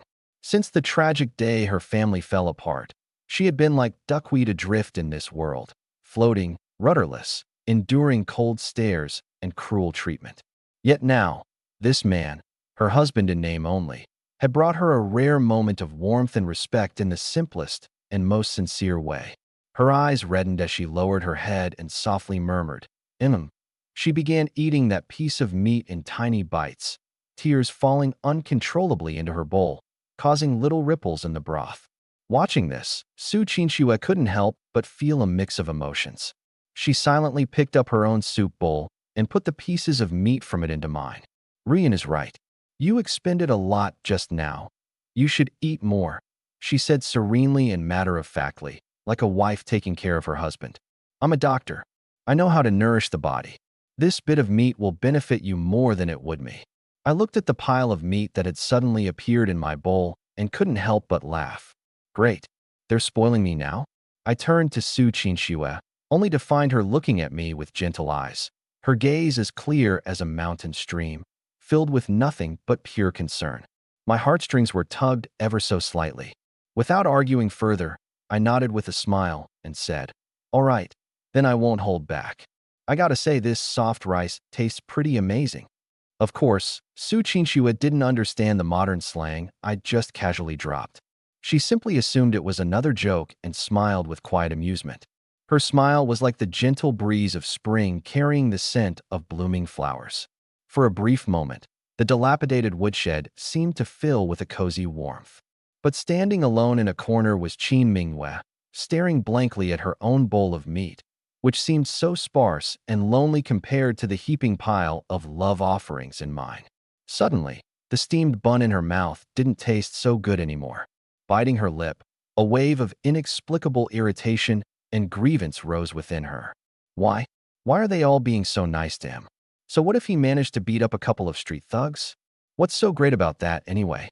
The more she thought about it, the angrier she became. Finally, she slammed her bowl down onto the ground with a loud bang. The sudden noise shattered the warmth in the room. The three of us turned to look at her in unison. "I'm not eating anymore," she barked defiantly, her neck stiff like a proud rooster ready for a fight. But her slightly reddened eyes betrayed her true feelings. Looking at her, I could hardly suppress a laugh. Her whole demeanor screamed, "Come coax me. If you don't, I'll cry right here and now." I took my time, finishing the last sip of soup. After carefully wiping my mouth, I stood up leisurely and walked over to her. "What's wrong? Not enough meat for you. I don't care about your lousy meat," she huffed, tilting her head to the side like some haughty noble, her expression cleanly conveying, asterisk, "I'm above all this. None of you are worthy." Asterisk. Ah, perfect timing. I nodded. Then, with lightning speed, I reached into her bowl, snatching the biggest piece of meat right in front of her and popping it into my mouth. Qin Mingyue's eyes widened in disbelief. She couldn't fathom the audacity. How could someone this shameless even exist in the same world as her? You, you give that back, she shouted in frustration, lunging forward to reclaim her food. Chewing methodically, I replied through a mouth half full of meat. Didn't you just say you didn't want it? I'm just helping solve the problem. Waste not, want not. I. The words caught in her throat, her face turning scarlet like an overripe tomato. Watching her fume like an ignited firecracker, I finally decided to stop teasing. Reaching into my pocket, I pulled out a small package wrapped in wax paper and extended it toward her. She blinked in confusion before instinctively taking it. When she opened the wrapping, a golden, sweetly fragrant piece of osmanthus cake was revealed. This? I grabbed it earlier from the kitchen, I said nonchalantly, my tone regaining its calm, laced with a hint of understated gentleness. You seem to like sweets a lot. Consider it dessert after your meal. Qin Minghua froze on the spot. Her gaze shifted between the elegant, aromatic cake resting in her palm and me, her thoughts in chaos as if struck by something deep within. How did he know I liked osmanthus cake? When he was in the kitchen earlier, beyond just grabbing the meal, he deliberately picked this out for me. A wave of emotion, sweet yet tangy, flooded her heart. The once impenetrable defenses around her feelings started to falter and crack. Seeing her wide-eyed, almost childlike expression, I chuckled quietly, satisfied. Got her. When dealing with a tsundere like her, cold and tough on the surface with a soft heart underneath, a mix of teasing followed by sweetness works wonders. But just as I was savoring the small victory, a clear notification sound rang in my mind. Asterisk ding. Detected an increase in Qin Mingyue's affection level. Emotional fluctuations, major. Asterisk. I paused for a minute mid-thought, but before I could process this gain, the next alert made my face tense slightly. Asterisk ding. Detected Lu Rian's emotional turmoil. Sadness mingled with gratitude, triggering a hidden condition. Asterisk. Turning my gaze, I focused on the slender figure silently shedding tears in the corner. Lu Rian, the once renowned Jiangnan scholar, now looked fragile as her shoulders quivered faintly. A bold idea surfaced in my mind almost involuntarily. Approaching her gingerly, I crouched beside her, softening my voice with uncharacteristic seriousness. Rian, tell me, do you want to clear your grandfather's name? Clear your grandfather's name. That simple sentence, spoken so lightly, struck her like a thunderclap from the heavens. Her head shot up, her tear-streaked face full of disbelief. Those bright almond-shaped eyes, still glistening with tears, flared with a mix of yearning and trepidation. Exoneration. Those two words encapsulated her every waking thought, the core of her existence since her world crumbled to dust. Her grandfather, Lu Zongyuan, an unyielding scholar celebrated throughout Jiangnan, had been unjustly imprisoned due to a poem critiquing corrupt governance. The prime minister, Zhang Jiyong, sealed his fate, while she, stripped of every privilege, was reduced to the shameful status of a convict's granddaughter, scorned and broken. I. Her lips quivered, longing to voice her deepest desires, but her mind screamed for restraint.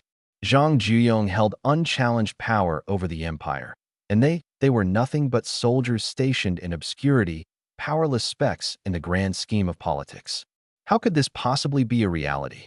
Lin Feng, Su Qinxue stepped forward instinctively, supporting Lu Rian, her brows furrowed in concern as she addressed me sharply. Don't fill Rian with empty promises. Zhang Jiyong's influence and authority are insurmountable. To challenge him? That's sheer folly. Her tone held both caution and disapproval, worried that false hope might destroy Lu Rian's already fragile spirit. False hope. I rose slowly, my gaze steely, sweeping over the three women standing before me, each bearing scars from their turbulent pasts. No, this isn't hope. This is a goal. Walking toward the heart of the room, I stood tall, the quiet confidence in my voice carrying weight that was hard to ignore. We will exonerate Lu Zongyuan. We will clear the name of Su Tai. And finally, my eyes found Qin Mingyue, still clutching the little osmanthus cake, her expression layered with shock and bitterness. We will uncover the truth behind Qin Lai, the Eagle Battalion captain's death, and exact revenge upon those responsible. Boom. My final declaration crushed down on Qin Mingyue like a hammer, smashing her chest. Her head whipped upward. That previously calm pair of phoenix eyes now burned with raw fury and grief. "You, how do you know about my father?" she demanded, trembling with emotion. Her father's death was her deepest wound. 3 years ago, during a campaign against the northern barbarians, Qin Lai supposedly acted recklessly, endangering the unit, resulting in his death on the battlefield. Worse still, he was posthumously dishonored with disgrace, forever tarnishing his reputation.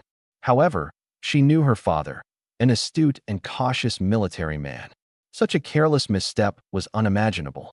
There's definitely a conspiracy behind all of this, I thought aloud.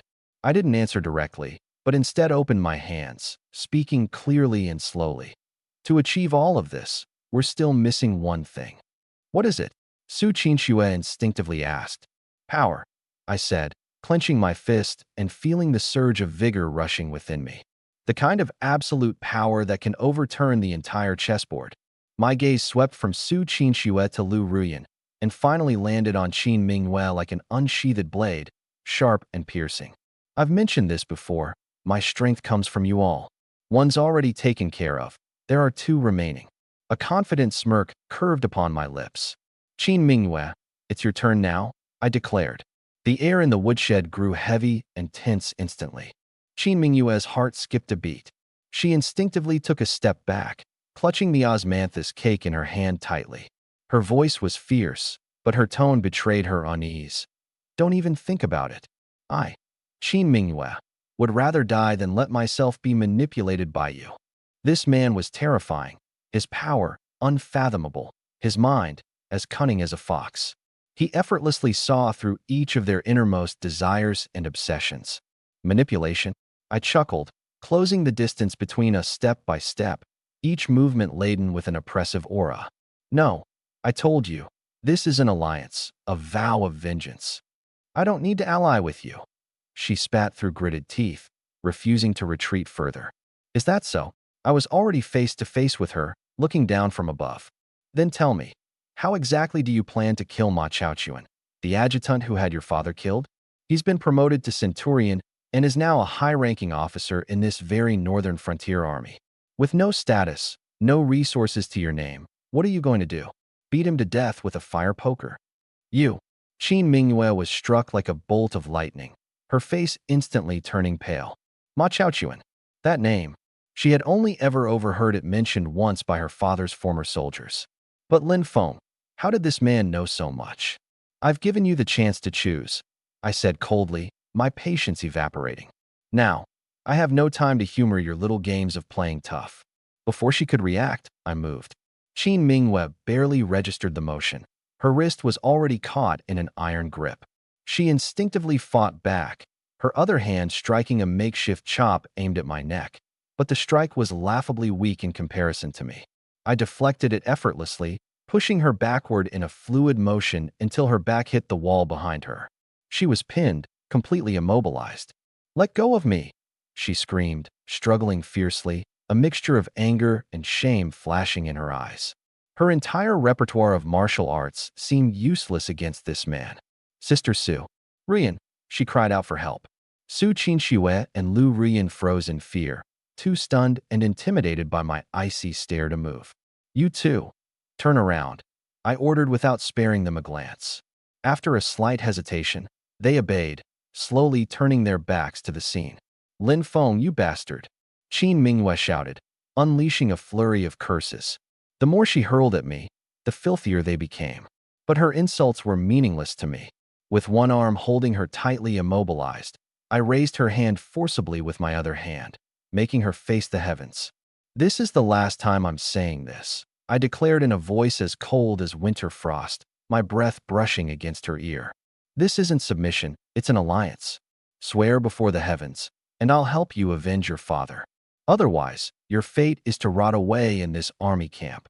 Qin Mingyue's voice cracked as tears rolled down her cheeks.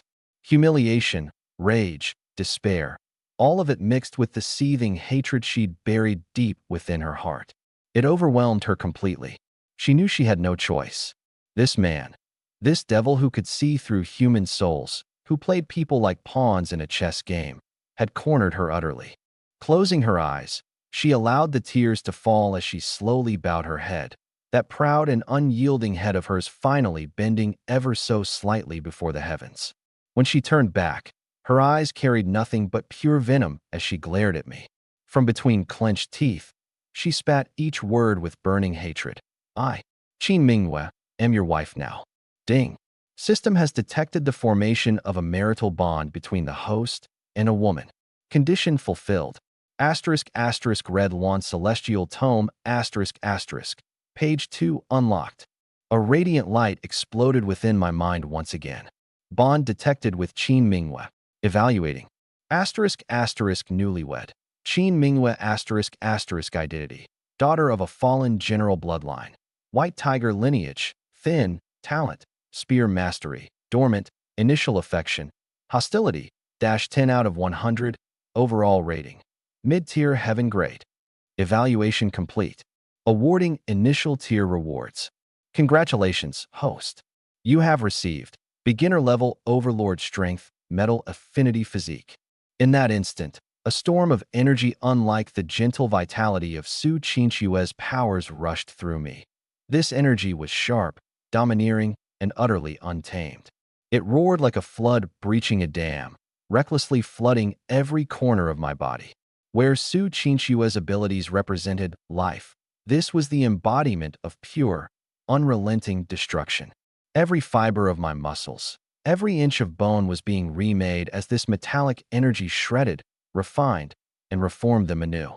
The excruciating pain clawed at my very being, but I gritted my teeth as pure resolve flickered in my eyes. Unparalleled excitement. My power is growing at a terrifyingly insane speed. Asterisk ding. Host cultivation realm upgraded. 6th rank of the body refinement realm. Asterisk. Asterisk ding. Host cultivation realm upgraded. 5th rank of the body refinement realm. Asterisk. A succession of melodious notification tones reverberated in my mind like divine music. I abruptly released Qin Minghua and let out an uninhibited, exhilarating howl towards the sky. I could feel it. An ancient, feral beast seemed to lurk within my body, brimming with explosive energy. As I clenched my fists, the very air seemed to crackle and pop under the force. Looking at Qin Minghua, her tear-streaked face filled with startled disbelief, I grinned, revealing a set of pristine white teeth. "Don't look at me like that," I said, raising a hand and gently wiping away the tears from her cheeks with my fingertip. My tone carried a teasing playfulness. "I told you we're allies. Now, shall we talk about how to help you reclaim your father's silver lance of dragon's guts?" The silver lance of dragon's guts? Her tearful phoenix eyes quivered violently. That wasn't just her father's personal weapon. It was a famed divine weapon of the Northern Army, weighing 81 pounds, its shaft forged of extraterrestrial meteorite alloyed with finely tempered steel. It was so heavy that ordinary people couldn't even lift it. After her father fell in battle, the divine weapon disappeared amidst the chaos. She had scoured countless leads, all claiming it was lost during the upheaval. Yet now, how do you know the lance still exists? She asked, her voice raspy and filled with urgency. Not only do I know it exists, I replied evenly, retracting my hand, my calm tone carrying an aura of absolute certainty that made her heart involuntarily race. I know it's currently in Ma Chaochuan's hands. He's flaunting your father's divine weapon, soaking in the glory of the position your father fought and died for. Now tell me, isn't that ironic? Each word landed like a steel needle, piercing deep into her heart. Ma Chao-kun. Her voice seethed with rage. The name escaped her lips as though squeezed through clenched teeth. A burning hatred ignited in her eyes as her nails dug fiercely into her palms, but she seemed oblivious to the pain. "I'll kill him," she hissed with venom. "Kill him? Of course, you'll kill him." I nodded, my expression turning calculatingly cold, like a seasoned hunter assessing their prey. "But not now. He's a commander, always surrounded by personal guards, his camp heavily fortified. Charging in recklessly would be suicide." I paused, letting my words sink in before continuing with a voice dripping with temptation. "If you want revenge, want to reclaim your father's legacy, You must become stronger than him. And I can help you. I studied Qin Mingyue closely, as if evaluating an unpolished gem. Her white tiger lineage, her mastery of spear techniques, these talents made her a killing machine destined for the battlefield. She glared at me, her hatred giving way to a storm of conflicting emotions swirling in her eyes. She detested the way I was forcing her hand with such crude manipulation, but she couldn't deny that every word I said struck right at the core of her deepest desires. "And why should I trust you?" she forced out, her last vestiges of pride barely keeping her standing. "For this," I answered, smiling faintly. Without bothering with further explanation, I walked to the center of the woodshed, where the thickest wooden support beam stood, a column as wide as an adult's leg. Su Qingxue and Lu Ruyan watched me nervously, unsure of my intentions. Even Qin Mingyue unconsciously held her breath. Taking a deep breath, I tensed my right arm. Muscle fibers bulged instantly, and veins snaked across my skin like coiled dragons. A dense, domineering white energy began to coil around my clenched fist, a manifestation of pure, destructive power. The body of wrought gold, the might of a tyrant. Huh! With a low, guttural shout, I threw a single unadorned punch directly at the wooden beam. Asterisk bang. Asterisk. A deafening explosion roared through the cramped woodshed. The solid beam, as sturdy as fortified timber could be, trembled violently like an ancient gate battered by a siege ram. Then, before the aghast eyes of the three women, cracks began spiderwebbing outwards from the center of impact where my fist had struck. Asterisk crack. Crack. Asterisk. The sound of wood splintering was incessant. Calmly, I withdrew my fist. Left behind was a fist imprint half an inch deep, its edges unnaturally smooth, as though polished to perfection. The column, which bore the entire weight of the woodshed, was now riddled with vicious cracks, creaking ominously as if the roof might collapse at any moment. Silence. A deathly, oppressive silence consumed the room. Su Qingxue and Lu Ruyan were left dumbfounded, their mouths hanging open as they alternated between staring at the fractured beam and my unscathed fist, their minds blank with disbelief. Was this even human strength? It was like standing before a humanoid beast. For Qin Mingyue, the shock she felt was several magnitudes greater. Her pupils constricted into pinpricks as uncontained astonishment coursed through her.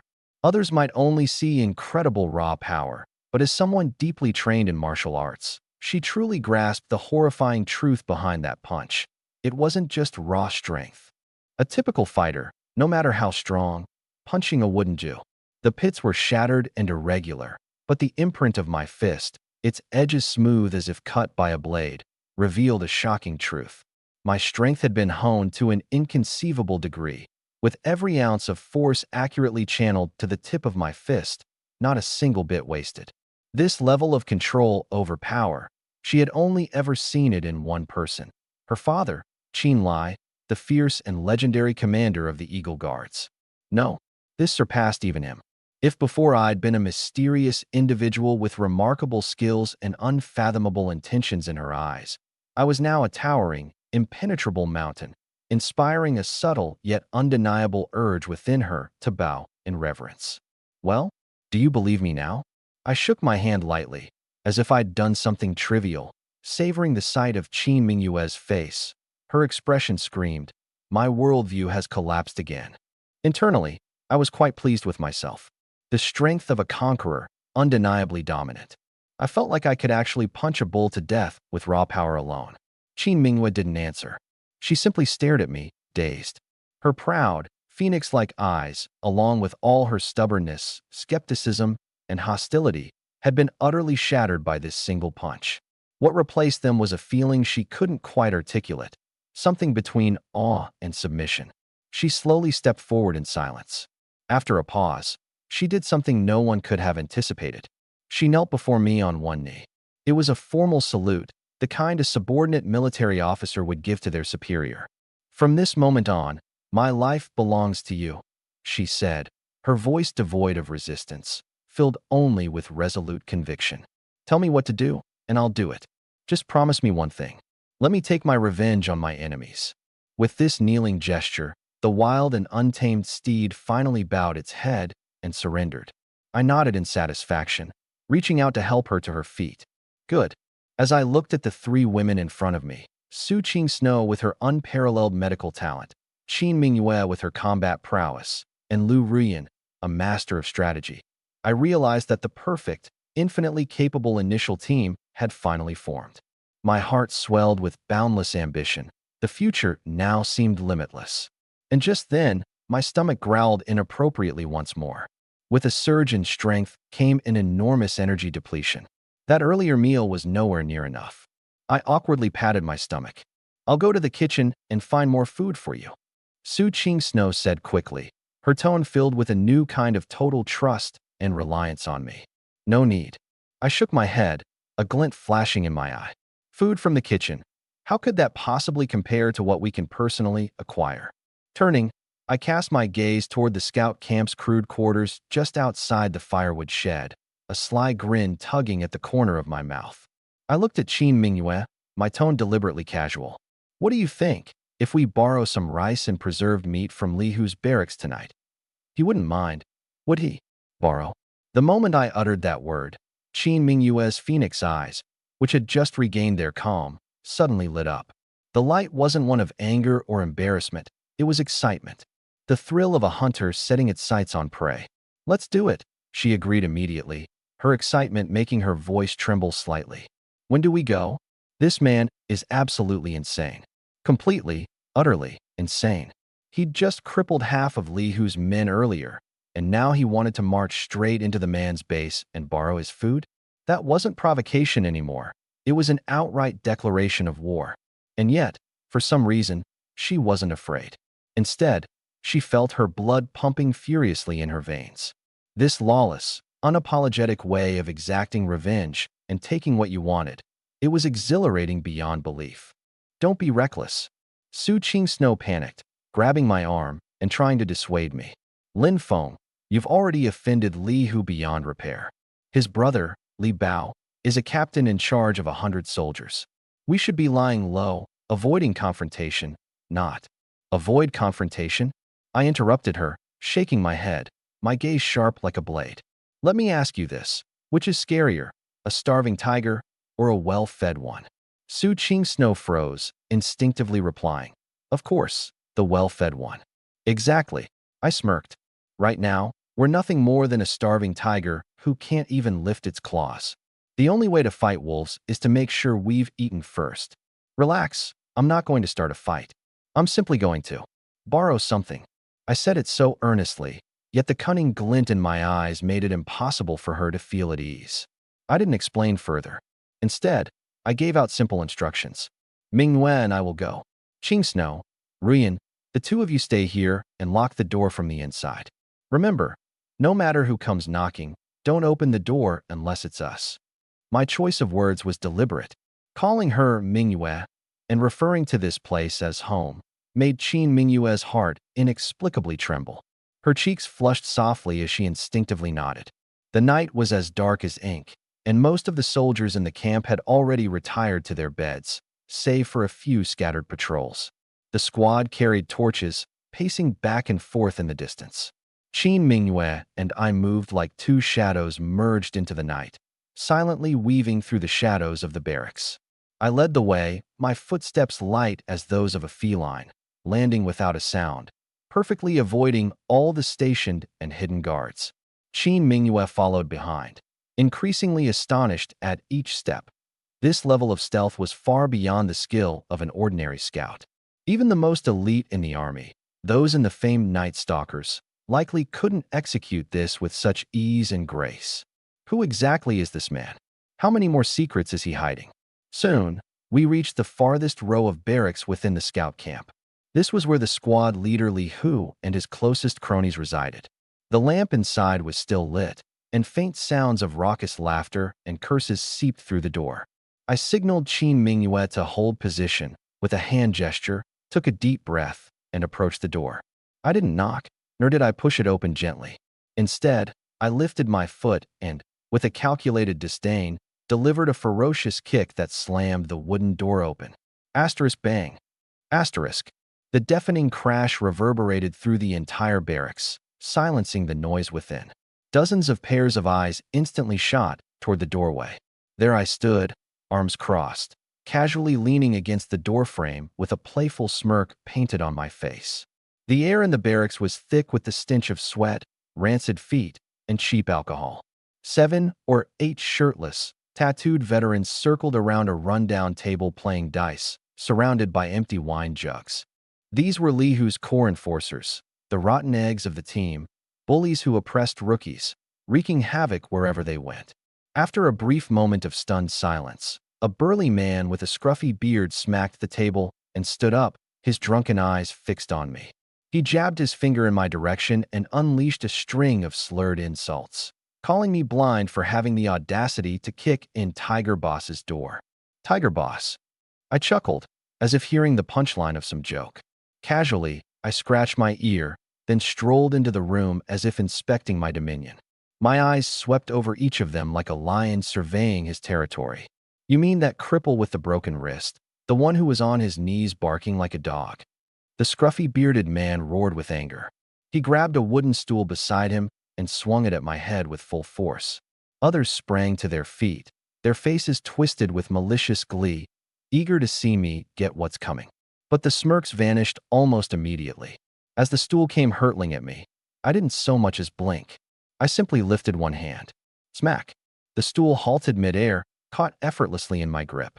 Then, tightening my fingers, asterisk crack, asterisk. The solid wooden stool splintered into pieces within my hand like brittle twigs, shards of wood scattering across the room. The burly man staggered backward, shaking from the force that surged through the stool and into him. His hand seared with pain, and he fell flat on his rear, staring at me with the wide-eyed expression of someone who had just witnessed the impossible. The entire barracks fell silent once more. Smashing a solid wooden stool barehanded? Is this guy even human? I let the broken fragments drop from my hand, brushing off my palms casually, my smirk unwavering, but my eyes now cold and penetrating. Looks like you boys have been out of the loop. My gaze swept over them again as I addressed the room, my voice slow and deliberate. Starting today, Lihu's reign over this scout camp is officially over. I walked over to the gambling table, briefly glancing at the pitiful collection of copper coins and scattered silver bits piled on its surface. Shaking my head, I said, "Gambling, boozing, bullying rookies. Is this why you signed up to be soldiers?" My tone wasn't loud, but it carried a weight that pressed down on every man present, triggering an unspoken guilt among those accustomed to their debauchery. "I don't care what kind of crap you pulled before," I continued, stepping onto the table with one foot, my voice commanding, brooking no dissent. "But from now on, I, Lin Feng, am your new rule." Lifting one finger, I began to make my point. "First, starting today, I call the shots in this squad. My words are orders.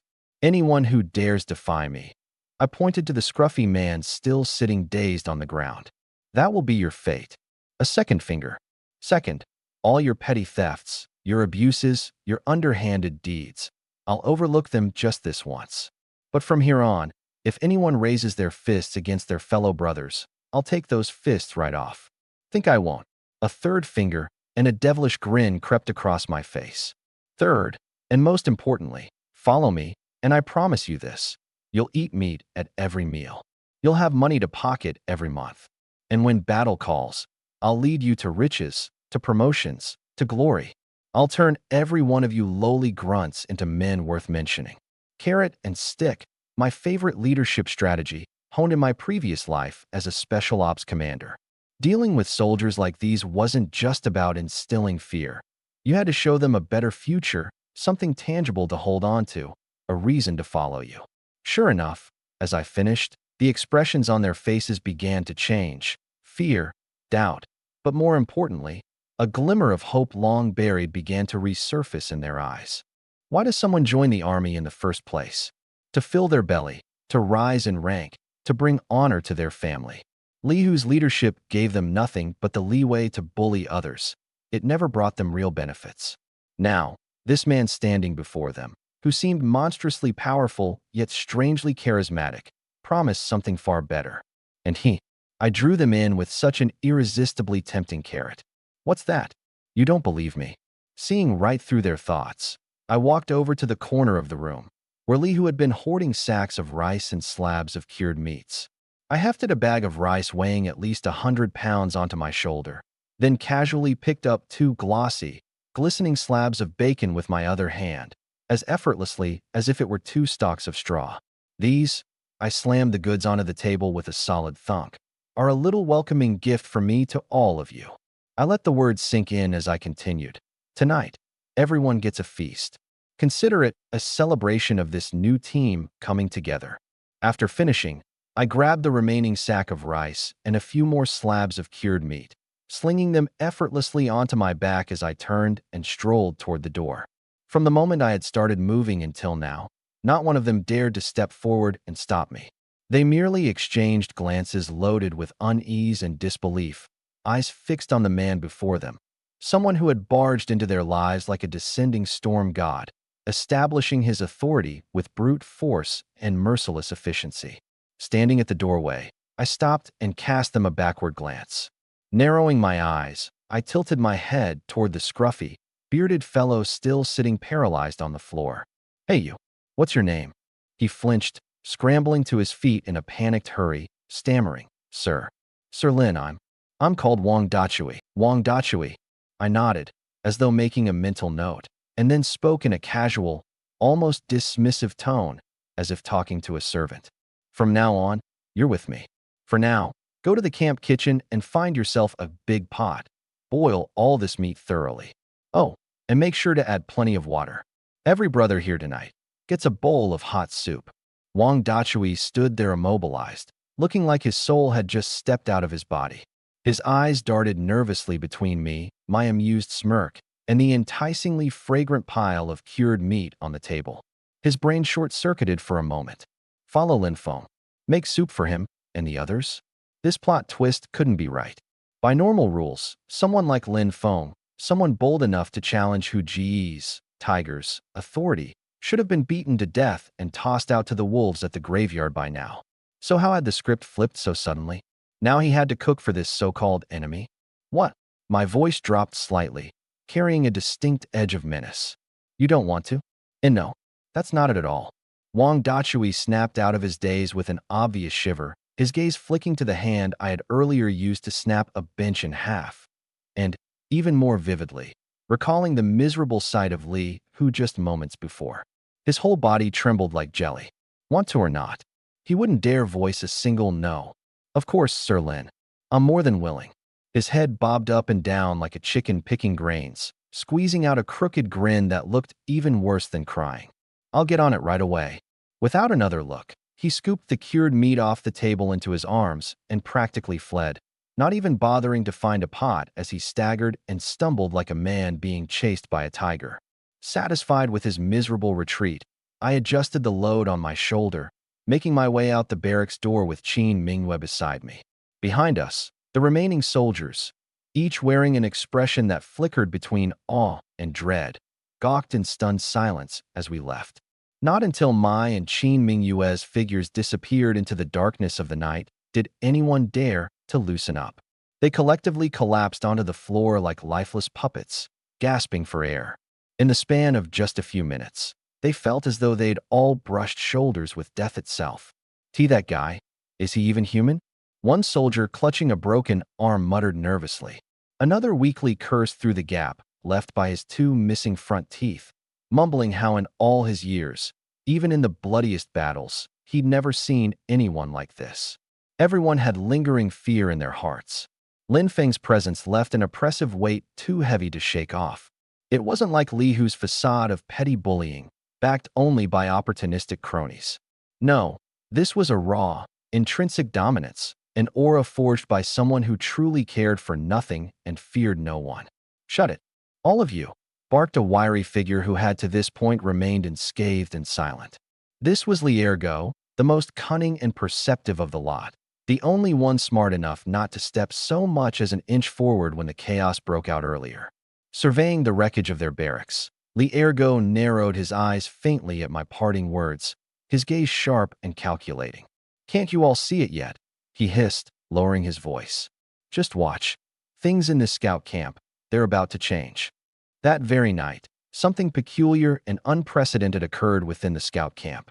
The man everyone had presumed dead meat, Lin Feng, not only survived, but had beaten Li Hu and his lackeys half to death.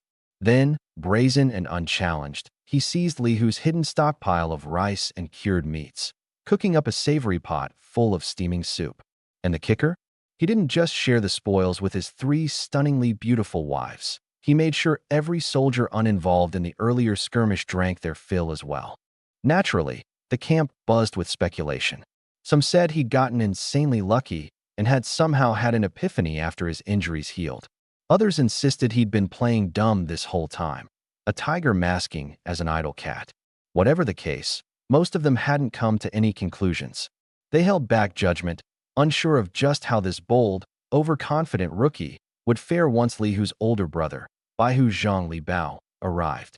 At the break of dawn the next day, the scout camp's training ground was packed to the brim. All eyes were fixated on the drama about to unfold. As for me, I stood front and center, calm as could be. My composure made it seem as though nothing at all had happened the night before. Behind me stood the 3 women, Su Qingxue, Qin Mingyue, and Lu Ruyan, refreshed and radiant after a night of rest, their beauty shining through even simple, coarse clothing, free now from grime and filth. That's enough to drive any man wild, a beauty that could topple kingdoms. Especially when 3 breathtakingly gorgeous women, each with a completely different style, suddenly appeared in this testosterone-filled military camp. They instantly became the center of attention. Many soldiers glanced at me with looks full of undisguised jealousy and envy. Across from me, Li Hu was clutching his arm, which was suspended in a sling, with an expression of pure venom as he stood beside a man even more robust than him, with strikingly similar features. This man was his older brother, Li Bao, a company commander of the recon unit. Li Bao's face was so dark it looked like it might drip water. He stared at his brother's pitiful state, then at me, standing there calm and indifferent as if nothing was related to me. Murderous intent burned so fiercely in his eyes it was nearly tangible. "You're Lin Feng." His voice was rough and metallic, like iron scraping against iron, laced with deadly intent. "That's me." I nodded, even flashing him a faint smile. "Good? Very good." Li Bao was so furious he laughed, pointing a finger at me as he barked orders to the soldiers around. Flouting military discipline, assaulting a superior officer, and harming comrades. Such a troublesome individual cannot go unpunished.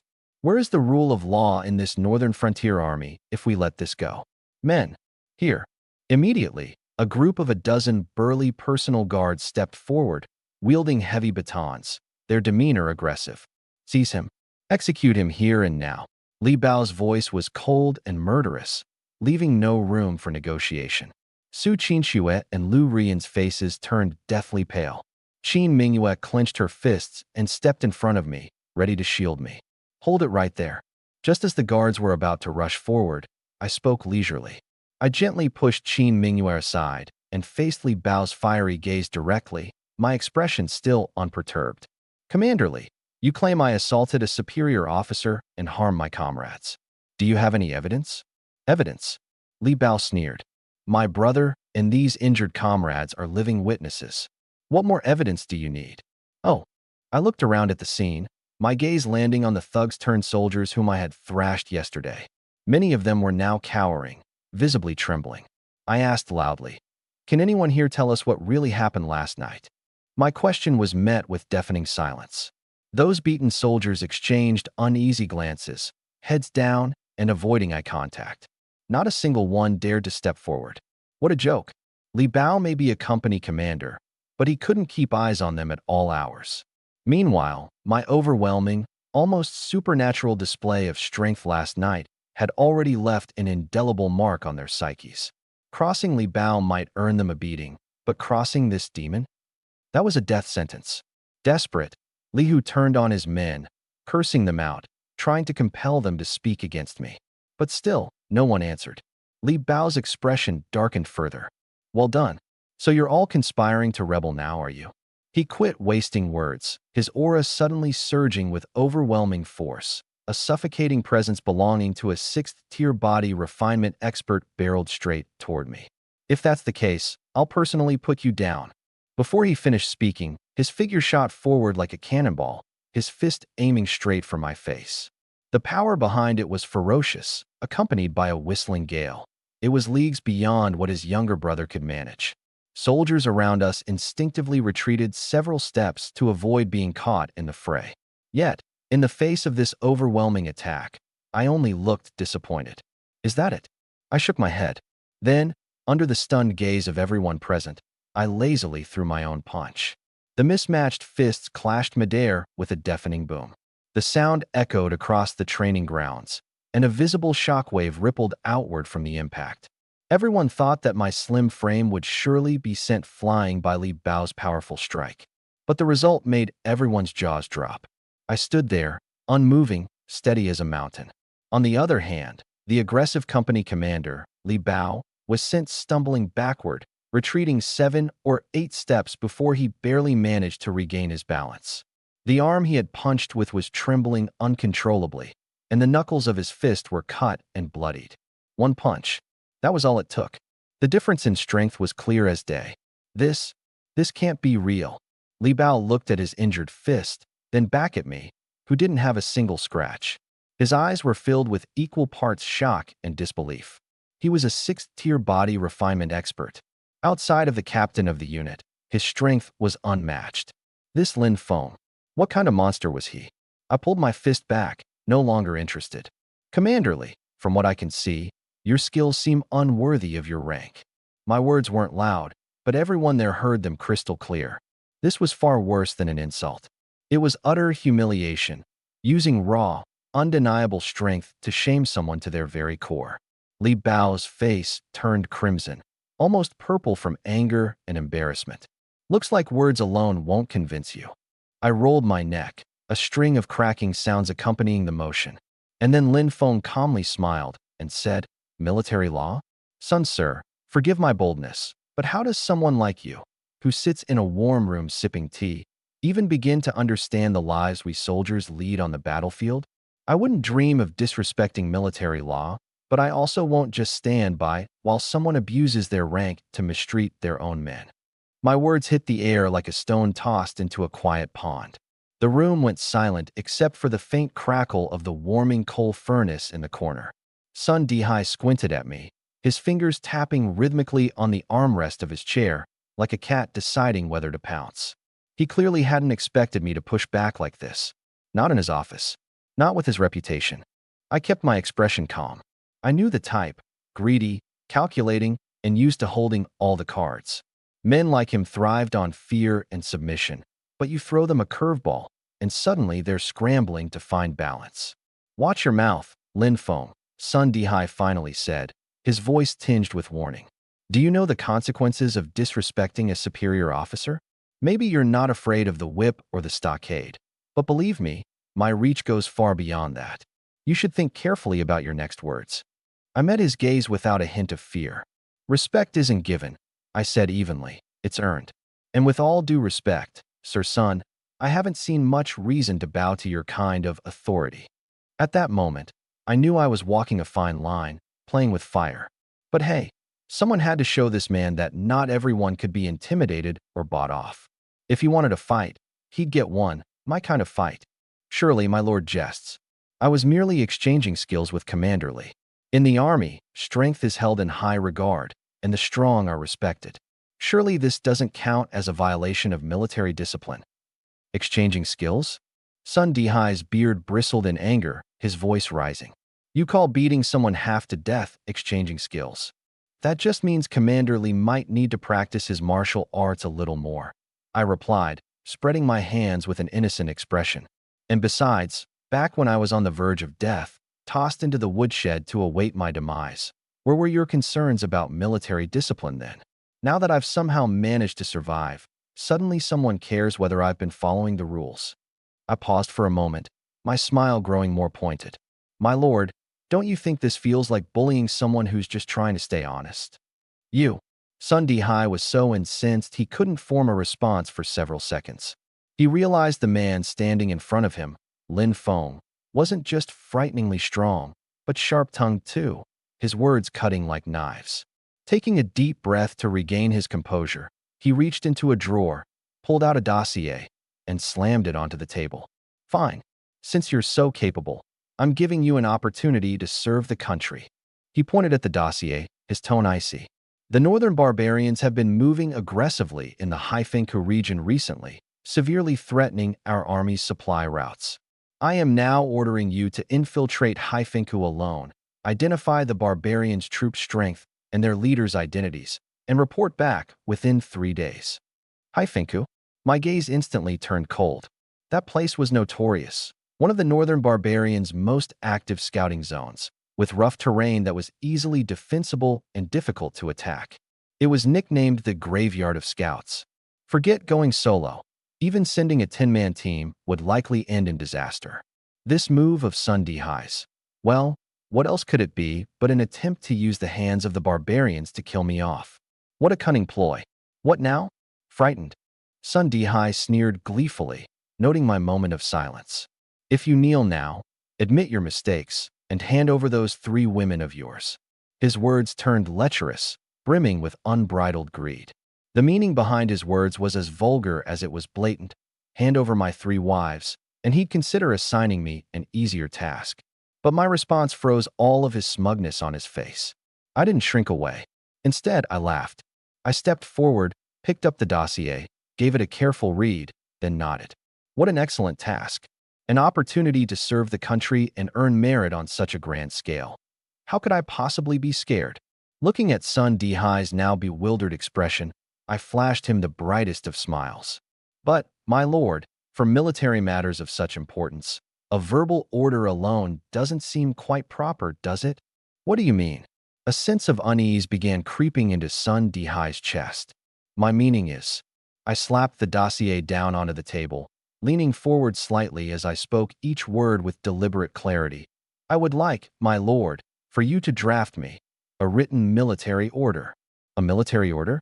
For a brief moment, Sun Dihai stared at me, his expression confused and doubtful, as if he had misheard me altogether. Was this guy insane? Or just plain foolish?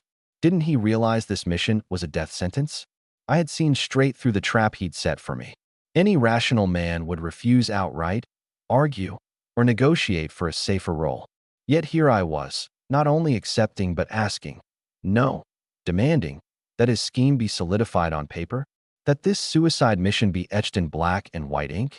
Ludicrous, Sun Dihai scoffed, his lip curling into a sneer. He looked at me as though I were beyond help, a fool rushing to his own doom. Lin Feng, have you lost your mind? It's just a damn scouting mission. Since when does something like that require a military order? Do you think you're some grand general leading a full-scale campaign? With respect, my lord, I must disagree. I responded, my expression calm yet my tone sharp. The smile vanished from my face as my voice grew more stern and resolute. In the military, words are not merely words. A military order isn't for my personal gain. It's about upholding the principle of discipline and fairness within the Northern Frontier Army. I stepped closer, my voice steady and filled with conviction. Consider, my lord, Haifenku is a deadly place, a perilous mission with little chance of survival. If I go there, I am offering my life to the nation. But say, just say, and I emphasize this is purely hypothetical, should I somehow survive, complete the task, and return with vital intelligence, only for your lordship to have been too occupied to recall assigning me the mission, how would I secure recognition of my sacrifice and achievement? Moreover, I continued, my tone turning sharper, if I were to lose my life in the effort, a written military order would allow my family to claim their rightful compensation. It wouldn't be like last time, where before a soldier had even taken their final breath, their supposed compensation was mysteriously converted into who knows what else. Each word was precise, each phrase justified, but every sentence a dagger aimed squarely at Sun Dihai, a direct and unyielding critique of his dirty, under-the-table dealings. The color drained from Sun Dihai's face instantly, his beady little eyes glinting with venomous malice. This Lin Feng, just as sly and sharp-tongued as that meddling Li Bao had warned. How dare you? He barked, slamming his hand on the desk. His voice thundered, though beneath his outrage lurked tangible insecurity. You think you can cast doubt on my reputation like this? Do you want to be charged with insubordination? Of course not, I said with a slight bow, my posture humble, yet my tone firm and unyielding.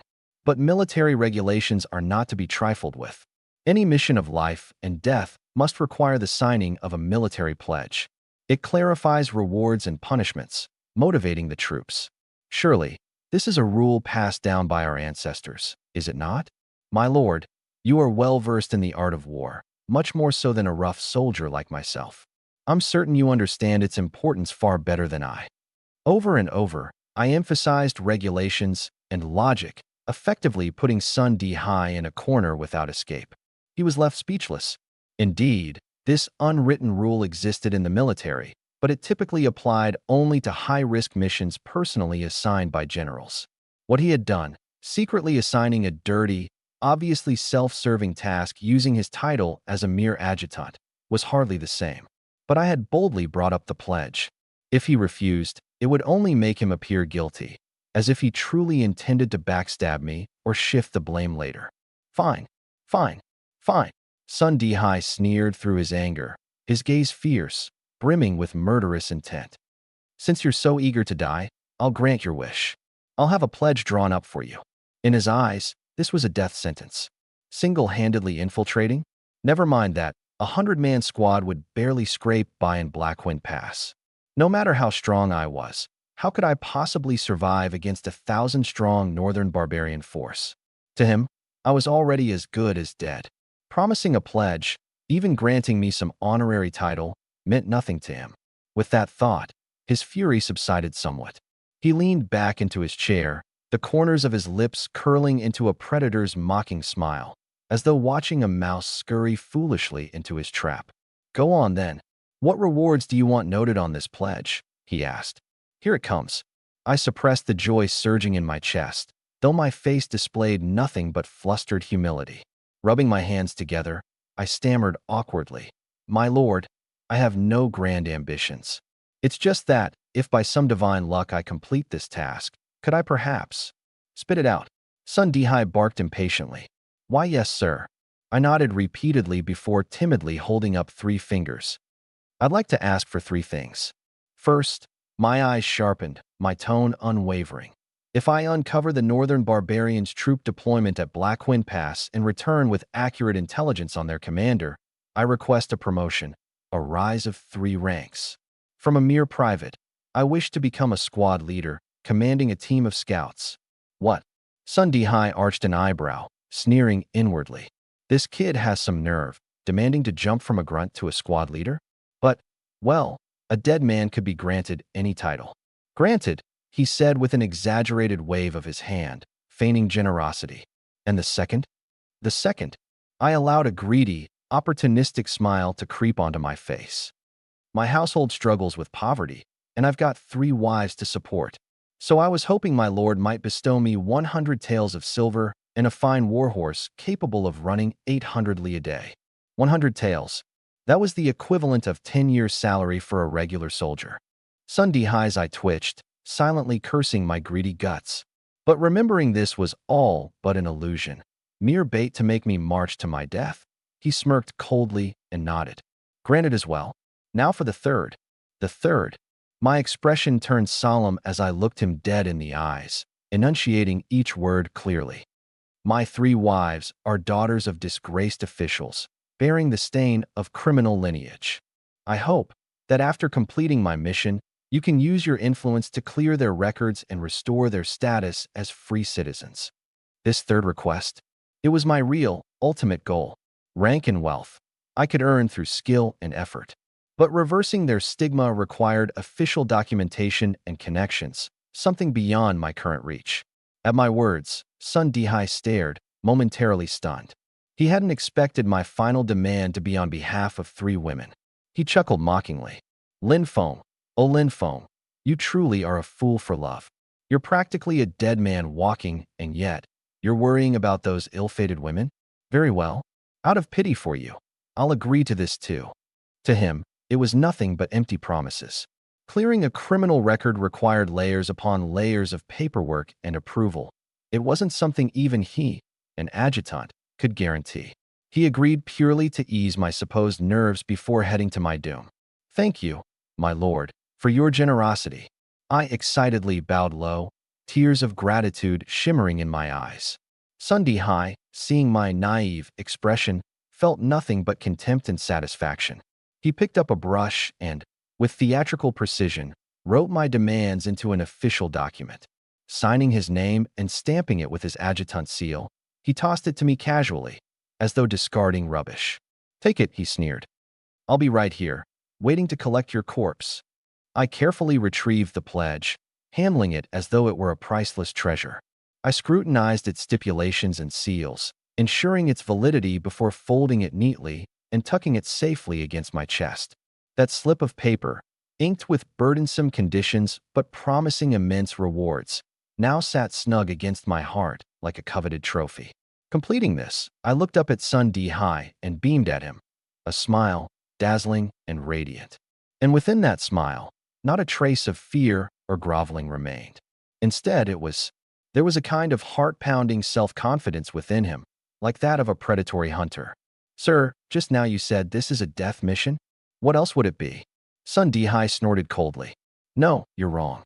I shook my head, then looked at him with an almost pitiful gaze and said slowly, to me, it's not a death mission. Instead, it's a colossal military merit that you've handed to me on a silver platter. A colossal military merit. When I finished my sentence and turned to leave with a casual air, Sun Dihai stared at my confident, borderline arrogant, back as I walked away. For the first time, a faint unease began to stir in his heart, but he quickly dismissed that unease as an illusion. Humph, how ignorant of his own limits, he sneered, glancing at the duplicate of the military order on the desk. Taking a slow sip of tea, he muttered, let's see how you managed to snatch that military credit back from the clutches of the King of Hell. Inside the storage shed, the atmosphere was suffocatingly tense. When I returned and explained to the three women the details of the deathly mission and Sun Dihai's venomous intentions, Su Qinxue and Lu Rian's faces instantly turned pale. The Black Wind Pass? A solo infiltration? Qin Minghua exclaimed in shock. Her face, which had only just regained some color, was now etched with fear and fury. Sun Dihai, he's trying to kill you. As the descendant of a military household, Qin Minghua knew better than anyone what the words Black Wind Pass meant to the frontier forces. It was a death gorge stretching dozens of miles, dense with forests and underbrush, riddled with complex terrain. It was the perfect infiltration route for Beatty scouts and the place that claimed the highest casualty rate for our own scouts. There was a saying amongst soldiers, out of 10 who enter Black Wind Pass, 9 never return. The last one comes back with missing limbs. For Sun Dihai to send me there alone was no different from handing me a death sentence. You can't take this mission. Qin Mingyue's tone was resolute. The usually proud woman had a pleading look in her eyes for once. Let's appeal to the centurion. Even if we face military punishment, we absolutely cannot let you march to your death. It's too late. I shook my head, raising the written military order in my hand. My expression carried not a trace of fear. Instead, it bore a spark of excitement. Black and white, sealed with the official command stamp. This is a military order I have no choice but to obey. I gazed at the three women who were visibly distressed for my sake, a warm feeling stirring in my heart. Don't worry, I have my plans.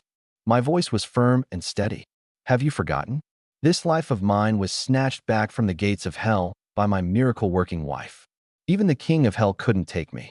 What's a handful of Beatty barbarians going to do? The half-joking remark brought a faint ease to the heavy tension in the room. Su Qinxue walked up to me, taking out a small porcelain bottle and pressing it into my hand. Her voice was gentle yet resolute. This is a wound medicine I made from the few herbs I had on hand. The effect isn't as potent as before, but it might come in handy. Please, promise me you'll come back alive. I gripped the bottle tightly, feeling the lingering warmth from her hand, and gave a solemn nod. I promise. With time pressing, I had to enter Black Wind Pass before nightfall. I didn't bother with the standard issue leather armor or weapons from the military stockade. They'd only weigh me down and affect my agility. I brought only the sharp dagger I had confiscated from Li Hu, a water pouch filled to the brim, and Su Qinshue's wound medicine. Then, I did something that once again left Qin Mingwe bewildered. I didn't wear any protective gear. Instead, I stripped off my tattered army coat, revealing a body of sleek, explosive muscle. Picking up wet mud mixed with ashes, I evenly spread it over my exposed skin, painting irregular patterns of camouflage. Lastly, I tore some dried vines and broad leaves from the corner and cleverly draped them over myself. In just 15 minutes, the living, breathing man standing here seemed to disappear entirely, blending perfectly into the surrounding shadows and vegetation. As long as I stayed still, even someone walking within 3 paces wouldn't notice my presence. "You, what on earth?" Qin Mingwe stammered, staring at me in astonishment, realizing once again that her understanding of me had just been shattered. "Camouflage," my voice came, faintly muffled beneath the makeshift ghillie suit. "In the jungle, if you don't want to die, the first thing to learn is how to become a ghost." With that, my figure flickered and I was gone, vanishing into the doorway like a drop of water merging into the sea of twilight shadows. Black Wind Pass. True to its name, the wind of this place carried a chilling sharpness of foreboding. The dense, ancient forest cast a canopy that blotted out the sun, with only fragmented beams of light managing to pierce through layers of interwoven leaves, leaving speckles on the rotting, damp forest floor. The air was thick, muggy, and saturated with decay, while the unceasing hum of venomous insects echoed relentlessly in the ears. This was a zone of death, a battlefield where predator and prey clashed. Yet, the moment I stepped into this jungle, I was not gripped by fear. Instead, I felt an unexpected sense of ease and familiarity, as if I had returned to an old home. In my past life, as an elite of the Lone Wolf Special Ops Unit, I had traversed some of the most primitive and dangerous terrain the world had to offer, from tropical rainforests to. Lin had carried out countless missions, combating guerrillas, rooting out drug cartels, mastering jungle survival. The jungle, this was my battlefield, my domain. Unlike typical scouts who meticulously follow trails left by others, I never made that rookie mistake. That's practically screaming to your enemies, "Here I come." No, I choose the most rugged, thorn-covered, untouched paths, the ones no sane person would tread. My feet pressed against layers of fallen leaves, yet the sound they made was almost non-existent. With the stealth of a jungle cat, I slipped silently through dense vegetation and intricate obstacles. Every sense was pushed to its peak. The sway of treetops rustling in the wind, the rhythmic hum of insect wings, the faint aroma of different plants, all of it formed a three-dimensional, shifting map of the jungle inside my head. The trait I carried, affinity with flora, came into play in ways I never would have thought. It allowed me to instinctively tell which sap was poisonous, which roots could stave off hunger, even to detect whether someone had recently passed by, noticing the unnatural crease on a single leaf. Here, in this jungle, I wasn't just surviving. I was its lone king. After roughly an hour of tracking, I abruptly stopped. Crouching down, I pinched some soil between my fingers and brought it to my nose, taking a deep, deliberate whiff. Oil, horse manure, and that distinct mutton smell unique to the nomads of the north. I murmured, the corners of my mouth curling into a cold, detached smile. At least 5 individuals passed through here, no more than half an hour ago. But I didn't rush forward recklessly. Charging into the unknown only served to get green recruits killed. Patience, like that of a seasoned predator, became my greatest weapon. I followed them at a deliberately calculated pace, skillfully leaving behind gifts along the way. A sharpened bamboo spike coated in lethal plant toxins, hidden beneath a bed of leaves. A horse-tripping snare fashioned from durable jungle vines, tied at just the right neck height between 2 trees. A camouflaged pitfall disguised as regular ground, with jagged wooden stakes waiting ominously below. Simple traps, yet devastating, methods taught in elite units during my first life. About another half a mile in, faint voices reached my ears. In a heartbeat, my body melded into the dense underbrush, my very breathing diminishing to near silence. I gently parted the leaves obstructing my view, and there they were, 5 scouts clad in leather pelts, curved blades strapped at their waists, laughing loudly and tearing into cooked meat as they relaxed around a campfire. Complacent. To them, this place was their territory now. No threats to be wary of here. Big mistake. My gaze, cold and sharp as a blade, swept over each one of them. 5 individuals, all ninth-tier body refinement. Not even worth breaking a sweat over. Sliding my hand to the dagger sheathed at my waist, I didn't strike immediately. Timing was key. I waited for the opportune moment. I waited for the wind. Finally, a gust surged through the canyon, rustling the leaves and sweeping across the treetops. Now, my figure glided out of the underbrush as silently as a phantom. My target wasn't the scouts lounging by the fire. It was their 5 warhorses tethered to a nearby tree. A horse is the lifeblood of the northern nomads. Lose the horse, and these so-called wolves of the plains are toothless. But as I approached, the unavoidable happened. One scout, off relieving himself near a tree, turned his head at just the wrong moment and met my ice-cold gaze dead on. Enum. The word barely left his lips. My hand moved faster than his voice. A flash of cold steel, and the dagger left my grasp, cutting through the air in a crisp arc before lodging itself in his throat with deadly precision. His body crumpled, lifeless, before he hit the ground. Before any of the others could register what had happened, I was already by the horses. I didn't kill them. No, that would have been wasteful. Instead, I slashed each of their flanks with the dagger I retrieved in a lightning-fast motion. Pain jolting through them. The horses reared, let out piercing whinnies, broke free of their bindings, and bolted into the darkness of the jungle, scattering in chaotic directions. Pandemonium erupted. The 4 scouts, now on high alert, snapped out of their oblivious state as they looked at the limp body of their comrade, then at the fleeing horses. Their eyes were bloodshot with rage. Someone's here. Chase them. They didn't hesitate, rage clouding their judgment. Drawing their curved blades, they gave chase to the direction the horses fled, utterly blind to the fact that the ground they left behind was no longer unoccupied. Stepping out from the shadows, my lips curled into a sinister smile, a mixture of ruthlessness and the thrill of the hunt. I watched as my prey rushed directly into my masterfully prepared hunting grounds. I spoke aloud, though quietly enough that only I could hear. Welcome to my world. The men immediately understood and pivoted to pursue from a different direction. Seasoned and highly coordinated, they executed the hunting tactics for which prairie wolf packs were renowned. In their eyes, no matter how cunning the intruder might be, under a 4-man encirclement, escape was out of the question. However, what they were chasing was no helpless prey caught in a trap.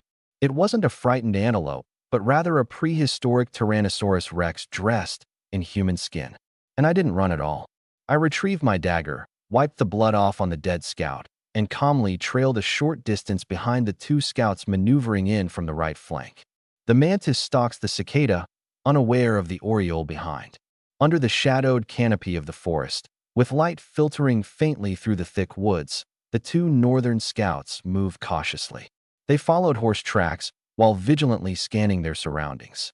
Never in their wildest dreams would they suspect that the prey they sought was like a ghost, silently tailing them, no more than 10 meters away. Aguila, any sign? The shorter, stockier scout whispered, lowering his voice. Nothing. Aguila growled, shaking his head with a vicious gleam in his eyes. He spat a curse in their tongue, a venomous remark about this southern barbarian being as slippery as a monkey, but added that once their captain closed in, they'd ensure he had no burial ground to speak of. Just as the words left his mouth, something pulled taut around his ankle. A vine hidden beneath layers of fallen leaves suddenly snapped tight, snaring his leg firm. Damn it! Aguila's expression shifted dramatically as his balance gave way and he tumbled forward uncontrollably. His nearby companion reacted with remarkable speed, reaching out to steady him. However, it was too late. A shadow, darker and swifter than any predator, shot out from the dimness of the trees. Fast, so fast it defied comprehension. The stocky scout felt a cold flash at his neck before warmth erupted. Hot blood sprayed from the gash. He didn't even have time to scream before crumpling to the ground, clutching his throat as his body convulsed. Aguila, still tangled on the ground, lifted his head in time to see a face smeared with mud and twisted in a wicked smile looming over him. Before he could react, the dagger plunged downwards, piercing clean through his skull. Instant kill. Exact and efficient. I didn't spare the lifeless bodies a glance. Drawing my dagger free, I disappeared back into the shadows of the forest within moments. 3 heartbeats, at most. Like the most precise butcher, I harvested lives with the simplest methods. Elsewhere, Scarface Badu and his remaining companion pursued the hoofprints of the horse, their unease growing as they went. It was utterly silent. Too silent. A maddening, oppressive quiet. Something's wrong. Badu suddenly froze, his sharp eyes scanning every corner of their surroundings, heavy with caution. Aguila and the others. Why haven't we heard anything from them? The scout beside him gripped his curved blade tightly, his palms slick with sweat. Captain, you don't think that southern barbarian he got away? Away. Badu sneered, cold malice flashing in his scarred face.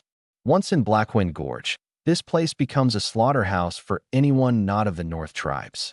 Where could he possibly run? Just as he scoffed, his peripheral vision caught movement, a flicker within the grasses just ahead. Who's there?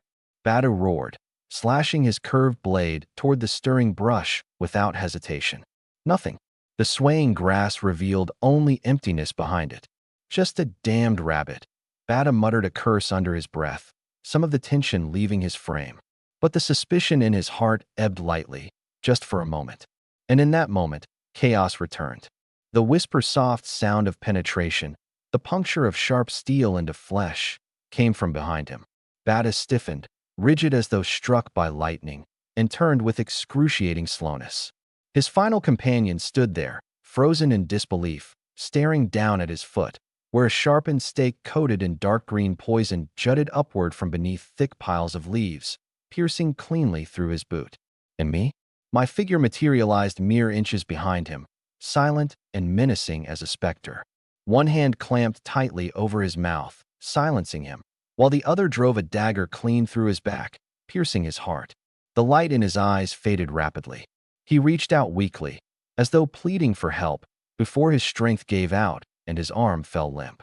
Only then did I release my hold, letting his warm, lifeless body collapse unceremoniously to the earth. Raising my head, I turned my gaze toward Badu, the last man standing. Fear had utterly consumed him. The scar-faced warrior, once proud, was now trembling, eyes wide and filled with panic. Now, I spoke softly, the grin on my face cold, merciless. It's just you and me. Though my tone was low, the words struck Badu's chest like a sledgehammer. He was breaking. Everything Badu took pride in, his courage, his brutality, his cunning, lay in tatters at my feet. In the face of this silent executioner, this figure that moved like a demon sent from hell, those traits amounted to nothing. He couldn't grasp how. How could one man, without a steed, without formidable weapons, reduce their squad of 5 warriors, their 5 horses, and their 5 blades to nothing more than corpses scattered in the span of a single incense stick's burn? This wasn't a fight. This was absolute domination. A massacre. Kill. Devil. You're a devil. Badu let out a piercing scream, his last shred of courage completely shattered. Without a second thought, he turned and ran, fleeing madly toward the edge of the jungle. He had to get away, away from this hell, away from this demon. However, he barely made it 2 steps before the ground vanished beneath him. Ah! With a blood-curdling scream, he plunged into a pit, expertly disguised with leaves and loose soil. Though the pit wasn't particularly deep, it was just enough to unbalance him. The sharp, jagged stakes at the bottom pierced mercilessly through his calf. The searing pain nearly drove him unconscious.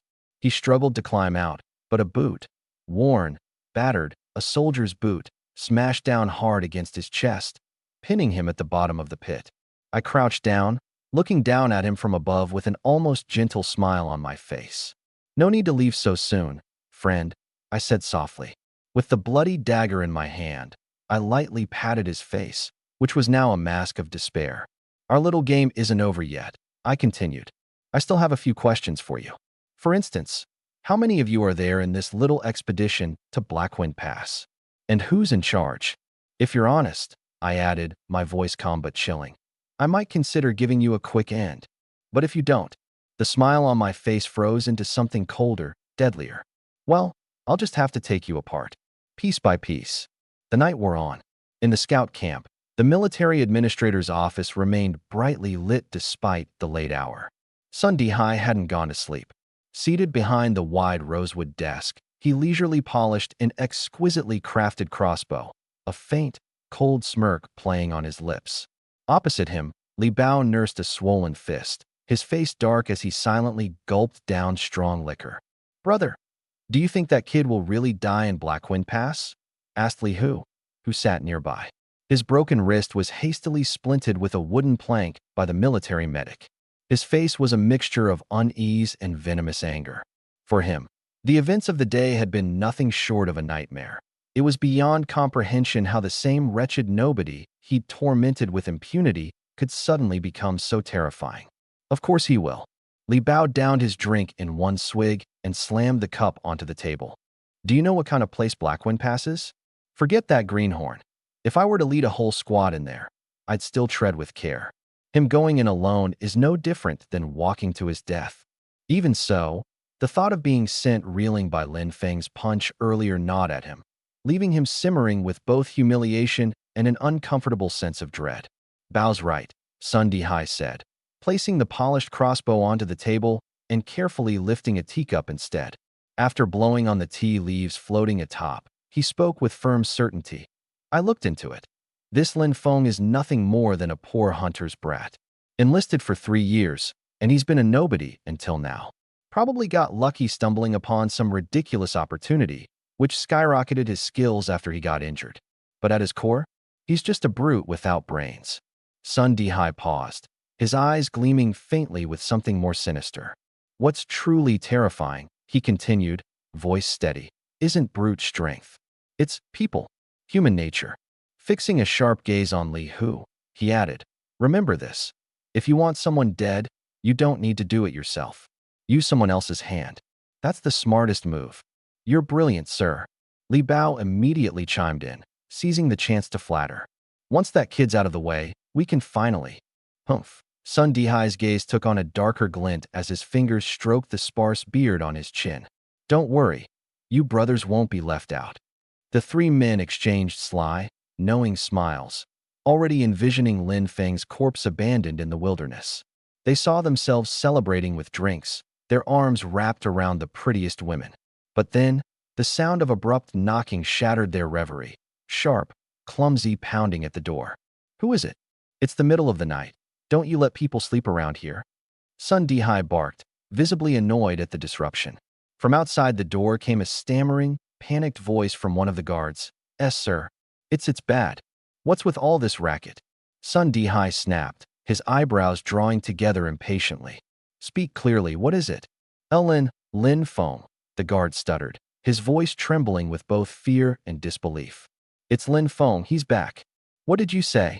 The smirk on Sun Dihai's face froze. Li Bao and Li Hu shot upright from their seats, their expressions as though they had just seen a ghost. "No way," Li Bao blurted, his voice cracking. "It hasn't even been half a day. How could he possibly get back from Blackwind Pass so soon? Are you blind? You must have mistaken someone else for him." "No, it's him." The guard sounded close to tears. "And he's carrying something. Something big." "Carrying something?" A chill began to creep into Sun Dihai and his companions' hearts, a mounting sense of dread they couldn't shake. "Let him come in." Sun Dihai finally forced through gritted teeth, his composure cracking ever so slightly. The doors creaked open. I walked in, my appearance no different from when I'd set out earlier, a body streaked with dirt and ash, a little worn, but my eyes gleamed with a brightness that cut through the dim room like blades. Ignoring their collective faces of utter horror and disbelief, I approached the table, stopping just short of where their drinks sat untouched. Without a word, I dropped what I'd been carrying, a massive, heavily wrapped bundle, right onto their precious desk. Their expressions twisted further. What lay within? They had yet to find out.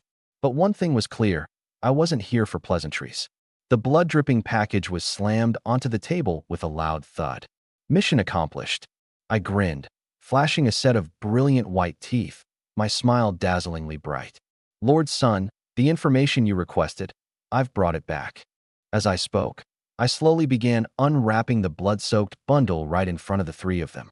The moment the package was fully opened, ugh, Lihu was the first to lose it, spinning around and vomiting on the spot.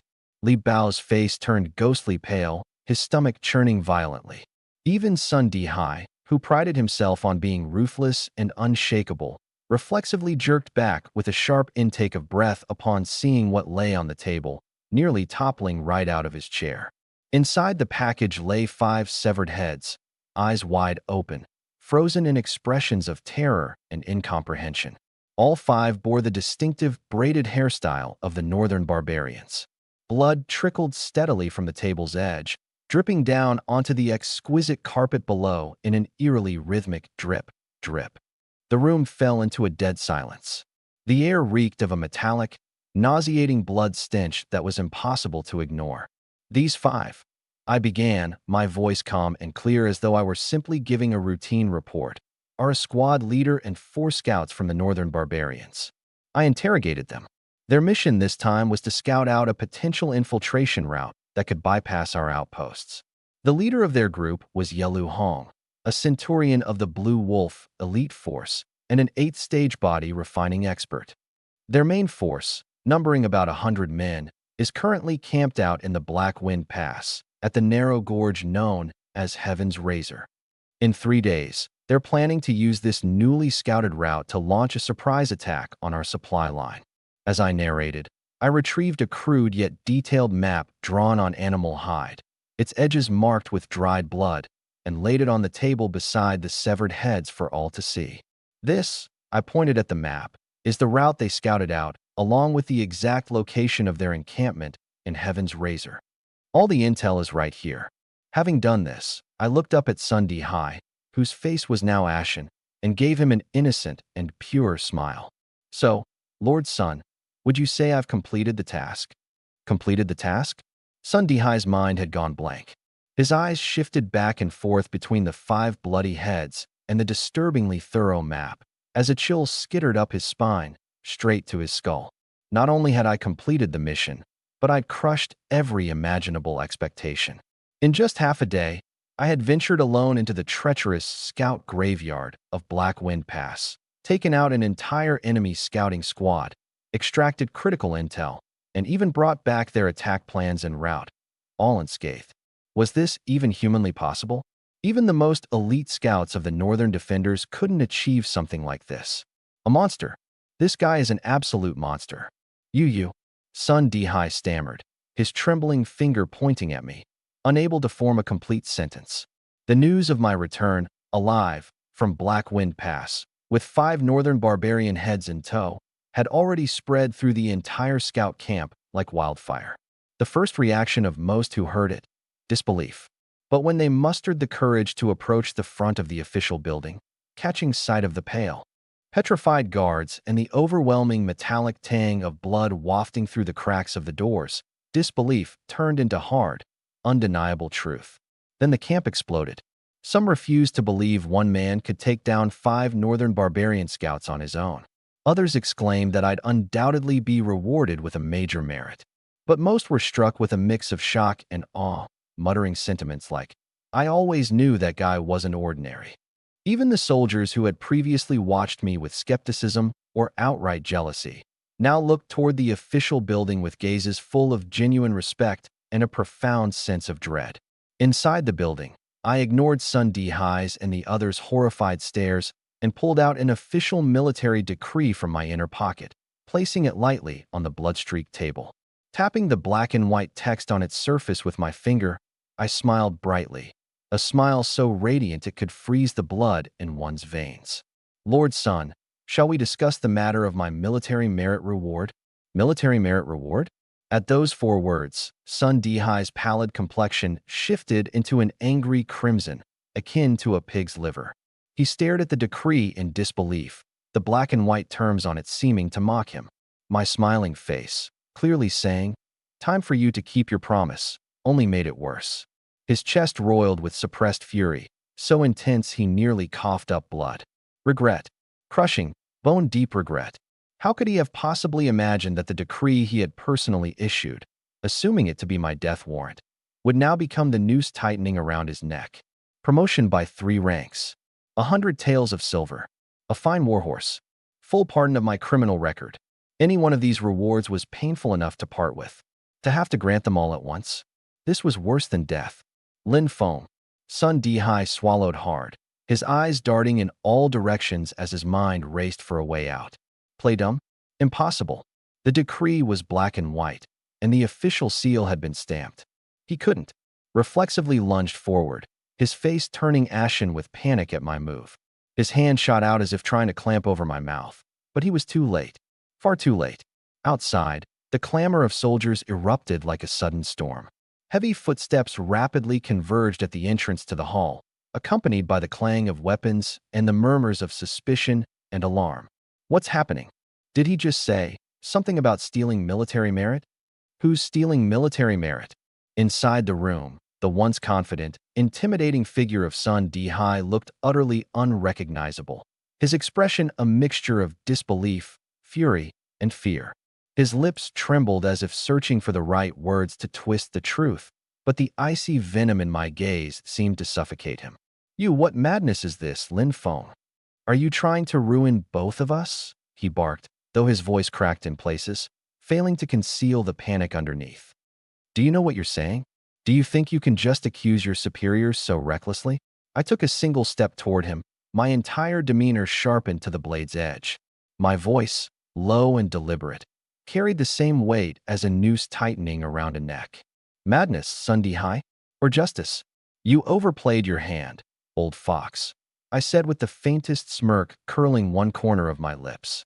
My words were calculated to strip him of his usual composure, and by the looks of his quivering frame, they hit their mark. Just then, the doors to the hall burst open, and several soldiers stormed in, flanked by 2 of my most trusted comrades, Li Bao and Li Hu. Their eyes flicked between me and Sun Dihai, alarmed but ready to act on my command. Commander Lin, Li Bao called out, stepping forward with a blade drawn. What's the meaning of this? We heard shouts, something about stolen military credit. I gestured for them to wait, my hands steady and commanding despite the inferno of rage boiling beneath my calm surface. Then, turning back to Sun Dihai, I tilted my head. Care to explain to them, sir? Or should I show them the evidence myself?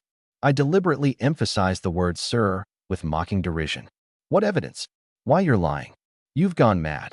Sun Dihai stammered, but his darting eyes betrayed his mounting despair. He clutched his sleeve tightly, the same sleeve where he had hastily tucked the crucial beast skin map and military order moments earlier. I chuckled softly, the sound as sharp and menacing as the edge of a blade. Lying? Then you wouldn't mind emptying your sleeve, would you, Sun Dihai? He recoiled as if struck, his grip on his arm tightening instinctively. But it was too late. Every soldier in the room had already caught the telltale gesture. Search him, I ordered coldly, my fingers flicking in the direction of his trembling form. The soldiers hesitated, casting wary glances between one another. After all, Sun Dihai was still their superior officer on paper. That hesitation, however, was short-lived. Li Bao and Li Hu exchanged a knowing glance before stepping forward. Forgive us, sir, Li Hu said, though his tone made it clear he sought no forgiveness. But if there's truth to the accusation, we cannot sit idly by. No. Nonsense. I forbid this, Sun Dihai bellowed, squirming, but his protests only made his guilt more evident.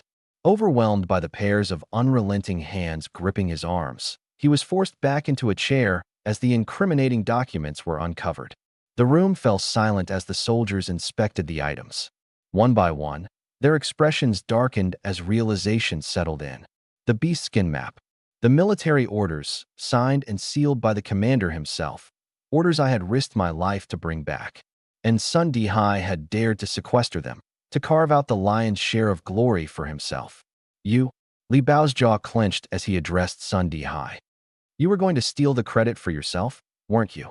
Sun Dihai flailed, wildly grasping for any thread of redemption. I was safeguarding it. Yes, safeguarding. It was, for the sake of everyone's safety. Why you have to believe. Enough. My tone was steel reborn in fire, silencing the last whimpers of his desperation. I turned and strode toward the entrance, where the murmurs of the gathered troops echoed throughout the hall. Standing tall, I let my voice carry like brass over the chaos, addressing everyone who had gathered to witness the fallout. Soldiers, you've all borne witness to what transpired here today. Let no man, no matter his rank, ever dare dishonor the sacrifices we make on the battlefield by stooping to treachery. A wave of solemn approval rippled through the room. Then, pivoting back toward Sunday High, I let those cold, piercing eyes meet his once more. And as for you, old fox, I said it before, there's no such thing as eating alone without choking. With that, I flashed him one last smile before turning to Li Bao. Detain him. It's time we let the 1,000-household commander hear everything. 直接碰撞，骨头碎裂的声音混在震耳欲聋的巨响里。李豹发出一声撕心裂肺的惨叫，整个人向后翻飞出去，狠狠砸在地上。他的鼻梁骨被生生撞塌，鲜血瞬间喷涌而出，染红了整张脸。整个人在地上抽搐着，像一条濒死的鱼。官署内的空气仿佛冻结了，原本嚷嚷着叫骂的士兵们瞬间噤若寒蝉。一时间，除了李豹濒死般的喘息，再无其他任何声音。我拍了拍身上并不存在的灰尘，冷冷扫视了一圈那些满脸震惊、呆若木鸡的官兵们，嘴角带着一抹意味深长的笑意。谁？还有异议？我缓缓开口，声音不大，却清晰地传到每个人耳中，像是刀子一样刺进他们的心底。没人敢吱声。一瞬间，他们都明白了这个道理：眼前这个人不是他们惹得起的。孙德海从书架的废墟中费力地挣扎出来，一脸狼狈，半张脸肿得像个猪头，嘴角甚至还挂着未干涸的秽物。他刚想说些什么，却在对上我那锐利的目光时，下意识地吞咽了口唾沫，硬生生把话憋了回去。我缓缓走到他面前，把记忆石拿到他眼前，轻掂了掂，淡淡地道：“孙大人，这只是第一份证据。你知道的，我从来不打没有把握的仗。”他彻底崩溃了，脸上的血色全无，瘫倒在地，连站都站不起来。他终于意识到，一切都完了。他的私心，他的谋算，他的潜力，一下子被我这个看似不起眼的下属剖开，像剥开一颗腐烂的果实，暴露在阳光之下。我转身看向那些目瞪口呆的士兵，朗声道：“大家都听清楚了吧？从今往后，任何不公不义之事，我林峰必定与之对抗到底。不管是谁，哪怕是天王老子，也休想逃脱。”话音落下，斥候营内的士兵们纷纷低头窃窃私语，显然还没完全消化眼前这堪称震撼的场面。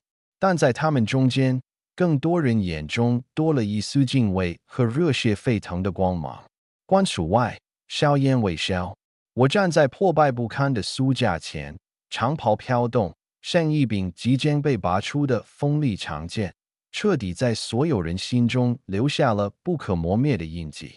这一天注定会成为传说。Experienced the most intense contact yet.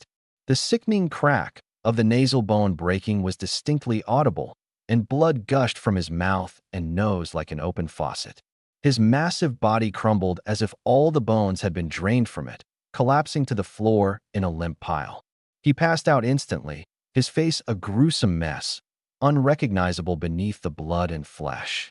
Throughout it all, Li Hu stood frozen in the corner, paralyzed with fear, unable to so much as move a finger. All he could do was watch helplessly as his supposed protector, his older brother, and the man he worshipped as the all-powerful master son were each taken down by my hands in less than 3 breaths. And not just subdued, obliterated, in the most overwhelming, ruthless, and unapologetically violent way imaginable. It was precise, efficient, with a hint of deliberate, unyielding elegance. I didn't even give the 2 unconscious bodies sprawled on the floor a second glance. I calmly withdrew the memory stone I had used, tucking it back into my robes, before raising my cold, emotionless eyes to the room's only conscious occupant, Li Hu. Thud. Liu gulped hard, his Adam's apple bobbing visibly. His knees buckled beneath him, and with a loud plop, he fell to the ground in a kneeling position. This time, I didn't need to say a word. He began kowtowing on his own. Grandpa, Grandpa Lin, I was wrong, so wrong. Please, I'm begging you, spare my pathetic life. He blubbered incoherently, tears and snot streaming down his face. Gone was the once proud and commanding officer. He now looked every bit the part of a groveling, whipped dog, desperately clinging to life. By now, the gates of the command post had been completely blocked by soldiers who had rushed over upon hearing the commotion.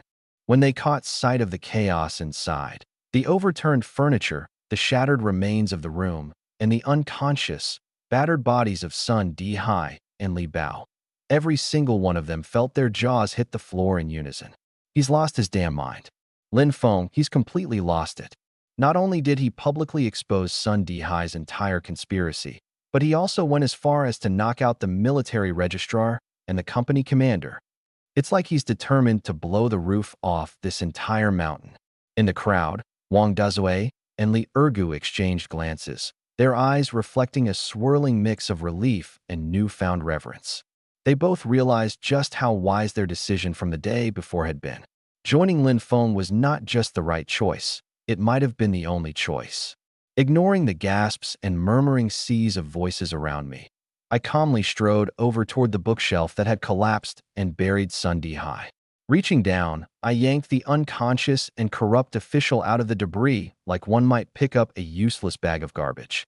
I searched through the sleeve of Sun Di-hai's ornate robes and easily found the hidden piece of parchment, an animal hide map, as well as an official military order promising unimaginable riches. I carefully set them aside. Then, from an inner pocket, I located a heavy coin pouch and a thick, ancient bundle of keys. Weighing the pouch in my hand, I let out a satisfied chuckle. Then, taking the bundle of keys, I moved toward an inconspicuous door in the office wall, Sun Di-hai's private storage room. Under the wide-eyed stares of every person present, I fitted the key carefully into the lock and swung the door open. The instant the door creaked on its hinges, a collective gasp erupted throughout the room. Even the soldiers standing outside couldn't help but audibly suck in their breath when they saw what was inside. Gold, silver, jewelry, luxurious silks, opulent fabrics, exquisite weapons, and rare medicinal supplies, all piled high, forming glimmering mountains that sparkled so brightly they seemed to pierce the eyes of everyone present. This was the entirety of Sun Di-hai's stolen loot. These were the fruits of years of embezzling soldiers' rations, pocketing military honors, and exploiting anyone he could sink his teeth into. I turned to face the sea of stunned, greedy faces. Lifting the pouch and keys high, I let a small, sly smile play across my face, a smile laced with implication, one meant to ignite flames. Brothers, I shouted as my voice carried with authority. Sun Di-hai, this treacherous, vile rat, embezzler of salaries and murderer of comrades, is now caught red-handed. I pointed to the mountainous horde behind me, my voice swelling like a drumbeat of justice, audible even to the men outside. And so today, I, Lin Feng, will deliver heaven's justice. These ill-gotten gains, every last coin and scrap of it, I will distribute among our scout camp brothers whose wages he stole, as reparations. So tell me, do you agree? For a moment, the barracks were eerily silent, but then a thunderous wave of cheers swept through the crowd, shaking the very walls. Yes, long live Lin Feng. All hail Lin Feng. At that moment, my reputation in this scout camp ascended to an untouchable peak, the kind of unshakable height only something like this could grant.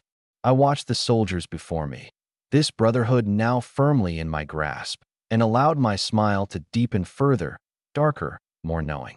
Now, today at least, this scout camp bore my mark, Lin Feng's seal of dominance. As my gaze drifted further, it landed on the depths of the camp and the commanding officer's tent, the domain of the 1,000-man commander, General Xiao Yuanshan. Staring in that direction, I muttered in a voice so low only I could hear. Sun Di-hai? Merely a small fish, and caught easily enough. Next, I let the sentence trail off, my thoughts turning toward the true, much larger fish waiting at the end of the line. The night was growing heavy, cloaked in suffocating silence. Listens attentively. Even though they don't know the specifics, they can guess that Lin Feng has gotten himself into some sort of major trouble again. He'll be okay, won't he? Lu Rian's voice quivers, tears brimming in her eyes. Her already pale face loses what little color it had, turning as white as a sheet. Don't scare yourself. Qin Minghua snaps, though it's unclear if she's trying to comfort Lu Rian or herself. That guy, he's tough as nails.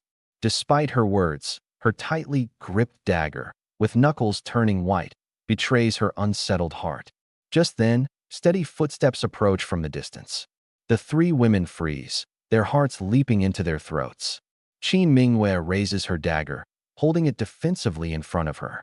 It's me. That voice, the one they'd recognize anywhere, came from just outside the door.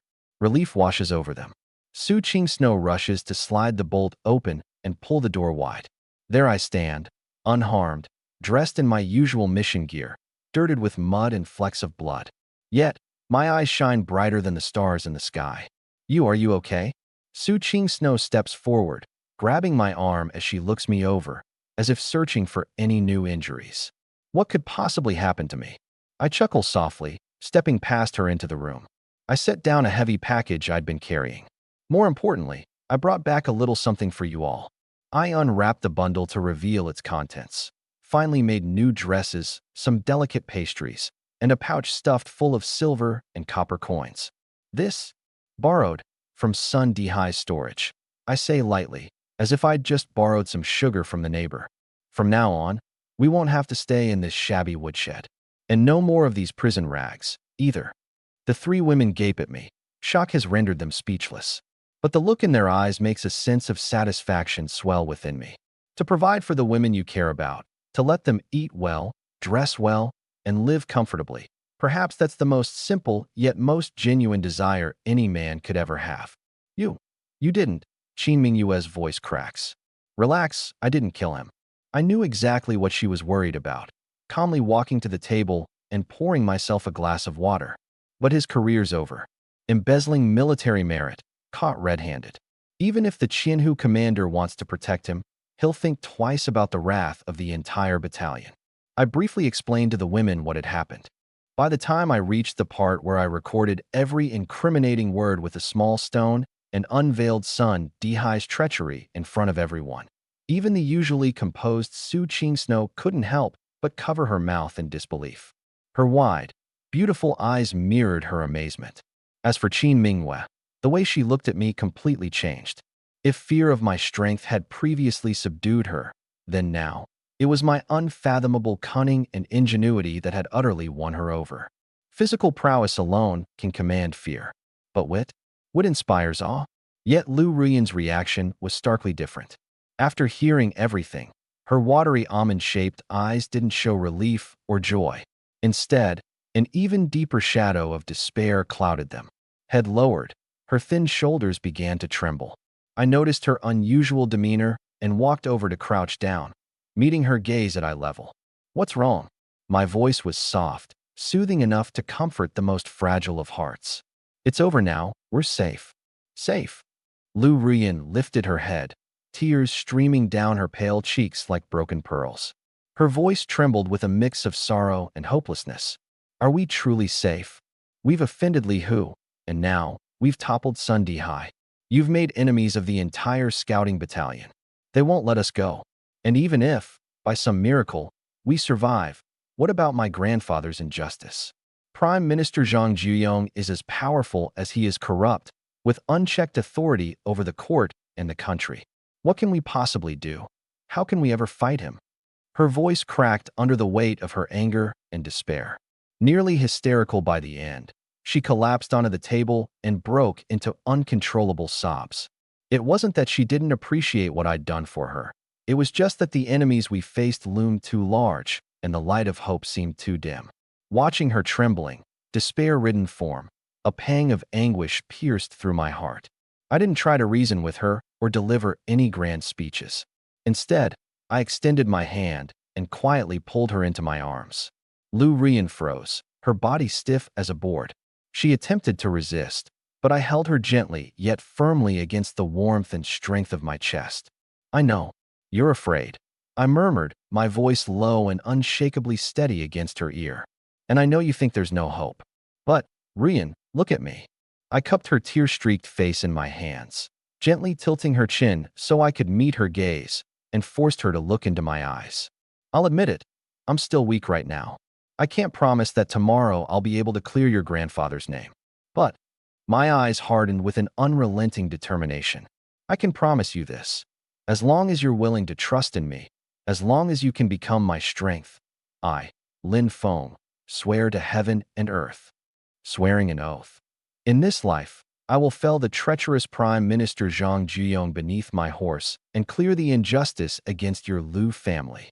The declaration was powerful and resolute, its echo reverberating around us. Lu Ruyan was utterly stunned. She looked at my deep, ocean-like eyes that reflected her tear-streaked, despair-laden face.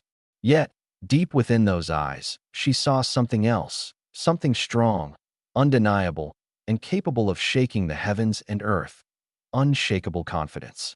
She couldn't fathom where such confidence came from, but inexplicably, she was deeply drawn to it. Maybe this man could really achieve the impossible? What should I do? She asked, her voice trembling, tinged with sobs, as she gazed up at me. I smiled. I knew that this once despaired, brilliant mind had finally opened up to me ever so slightly. It's simple. I slowly let go of her and extended my hand toward her. Join me, like the others. Your intelligence, your talents, your everything, pledge them to me. In return, I will become the sharpest blade of vengeance in your hand. Lu Rian looked at the hand I was holding out, the same hand that had just incapacitated the Centurion and overturned the entire power structure of the scout camp. She glanced at Su Qing Snow, who stood nearby with a nervous expression, and then shifted to Qin Minghua, whose complex look eventually softened into a slow, affirming nod. She understood. This was her only and final chance. Taking a deep breath, she wiped away her tears. In that moment, in her clear almond-shaped eyes, a fire of resolve ignited for the very first time. She rose to her feet, no longer hesitating. With a measured bow to the heavens, and to the man who had given her a sliver of hope, she said, I, Lu Ruyan, hereby vow. Ding. It has been detected that the host has entered a marital bond with the woman. Conditions fulfilled. Red Luan Celestial Manuscript, 3rd page, illuminated. A golden radiance, more dazzling and majestic than before, erupted in my mind. Binding established with Lu Ruyan. Evaluating. Newlywed wife, Lu Ruyan. Identity, granddaughter of a great scholar. Bloodline, sage of literary arts, diluted. Talents, boundless wisdom, not yet awakened. Initial affection level, gratitude, 50 out of 100. Overall evaluation, heavenly grade, top tier. Evaluation complete. Distributing initial reward package.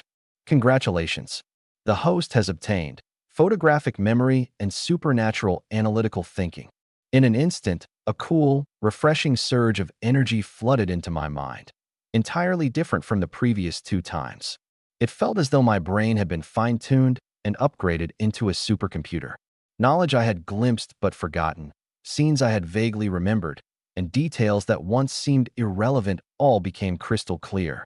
My cognitive speed skyrocketed by folds, and the entire world appeared different.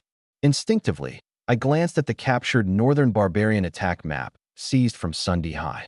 It took only a single glance, one brief moment. A tiny, previously overlooked detail suddenly stood out to me. My gaze turned sharp, and my expression changed slightly. Something wrong. Su Qing Snow noticed the shift in my demeanor. I did not immediately reply, staring intently at the map with furrowed brows, before finally raising my head with a rare look of severity gleaming in my eyes. This map, it's fake. Fake. Those 2 words were like a boulder cast into a tranquil lake, creating waves of shock among everyone in the shed. The expressions on the 3 women shifted visibly. Su Kingsnow's face showed pure concern and confusion, while Lu Rian appeared shocked with a glimmer of what seemed like admiration. Qin Minghua, however, reacted the strongest. What did you say? She took a step forward, snatching the beast-hide map from my hands. Her sharp, phoenix-like eyes fixed on the seemingly detailed routes and markings. Her tone carried unmistakable skepticism. How could this be fake? The markings are clear, the routes are precise.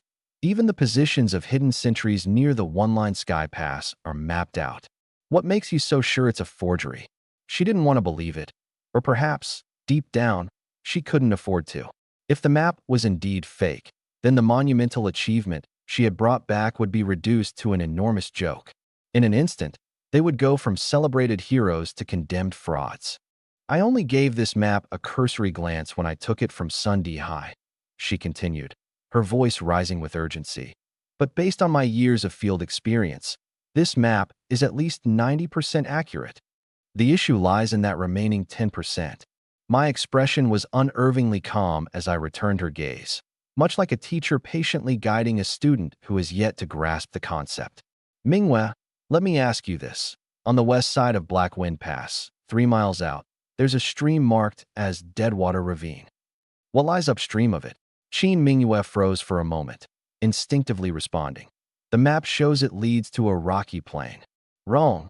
I shook my head confidently. It's a marshland. The area isn't large, but it's enough to swallow an entire squad of 100 men.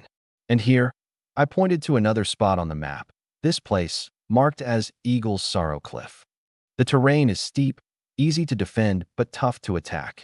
But what they overlooked, my finger tapped decisively on the map, is that to the north of Eagle's Sorrow Cliff, there's a hidden trail known only to the local hunters. One that loops behind the cliff. How do you know all this? Manhwa stared at me in utter disbelief. You're just a rookie with only 3 years of service. Even the most seasoned scouts in the army might not know these things so clearly. I smiled faintly and tapped my temple. The me from before didn't know. But now, I do. I didn't give too much of an explanation and instead slowly closed my eyes. In that instant, my brain felt like it had been transformed into a supercomputer upgraded with a new CPU and memory. The combined talents of photographic memory and lightning thinking clicked together perfectly. Fragments of memories surged through my mind like tidal waves, dredged up from the recesses of my consciousness. The life experiences of the original Lin Feng over the past 18 years. Mundane moments long ignored or forgotten were now as vivid as crystal-clear water. I saw my childhood, when my old hunter father taught me to track rabbits and gather medicinal herbs in the forests of Black Wind Pass.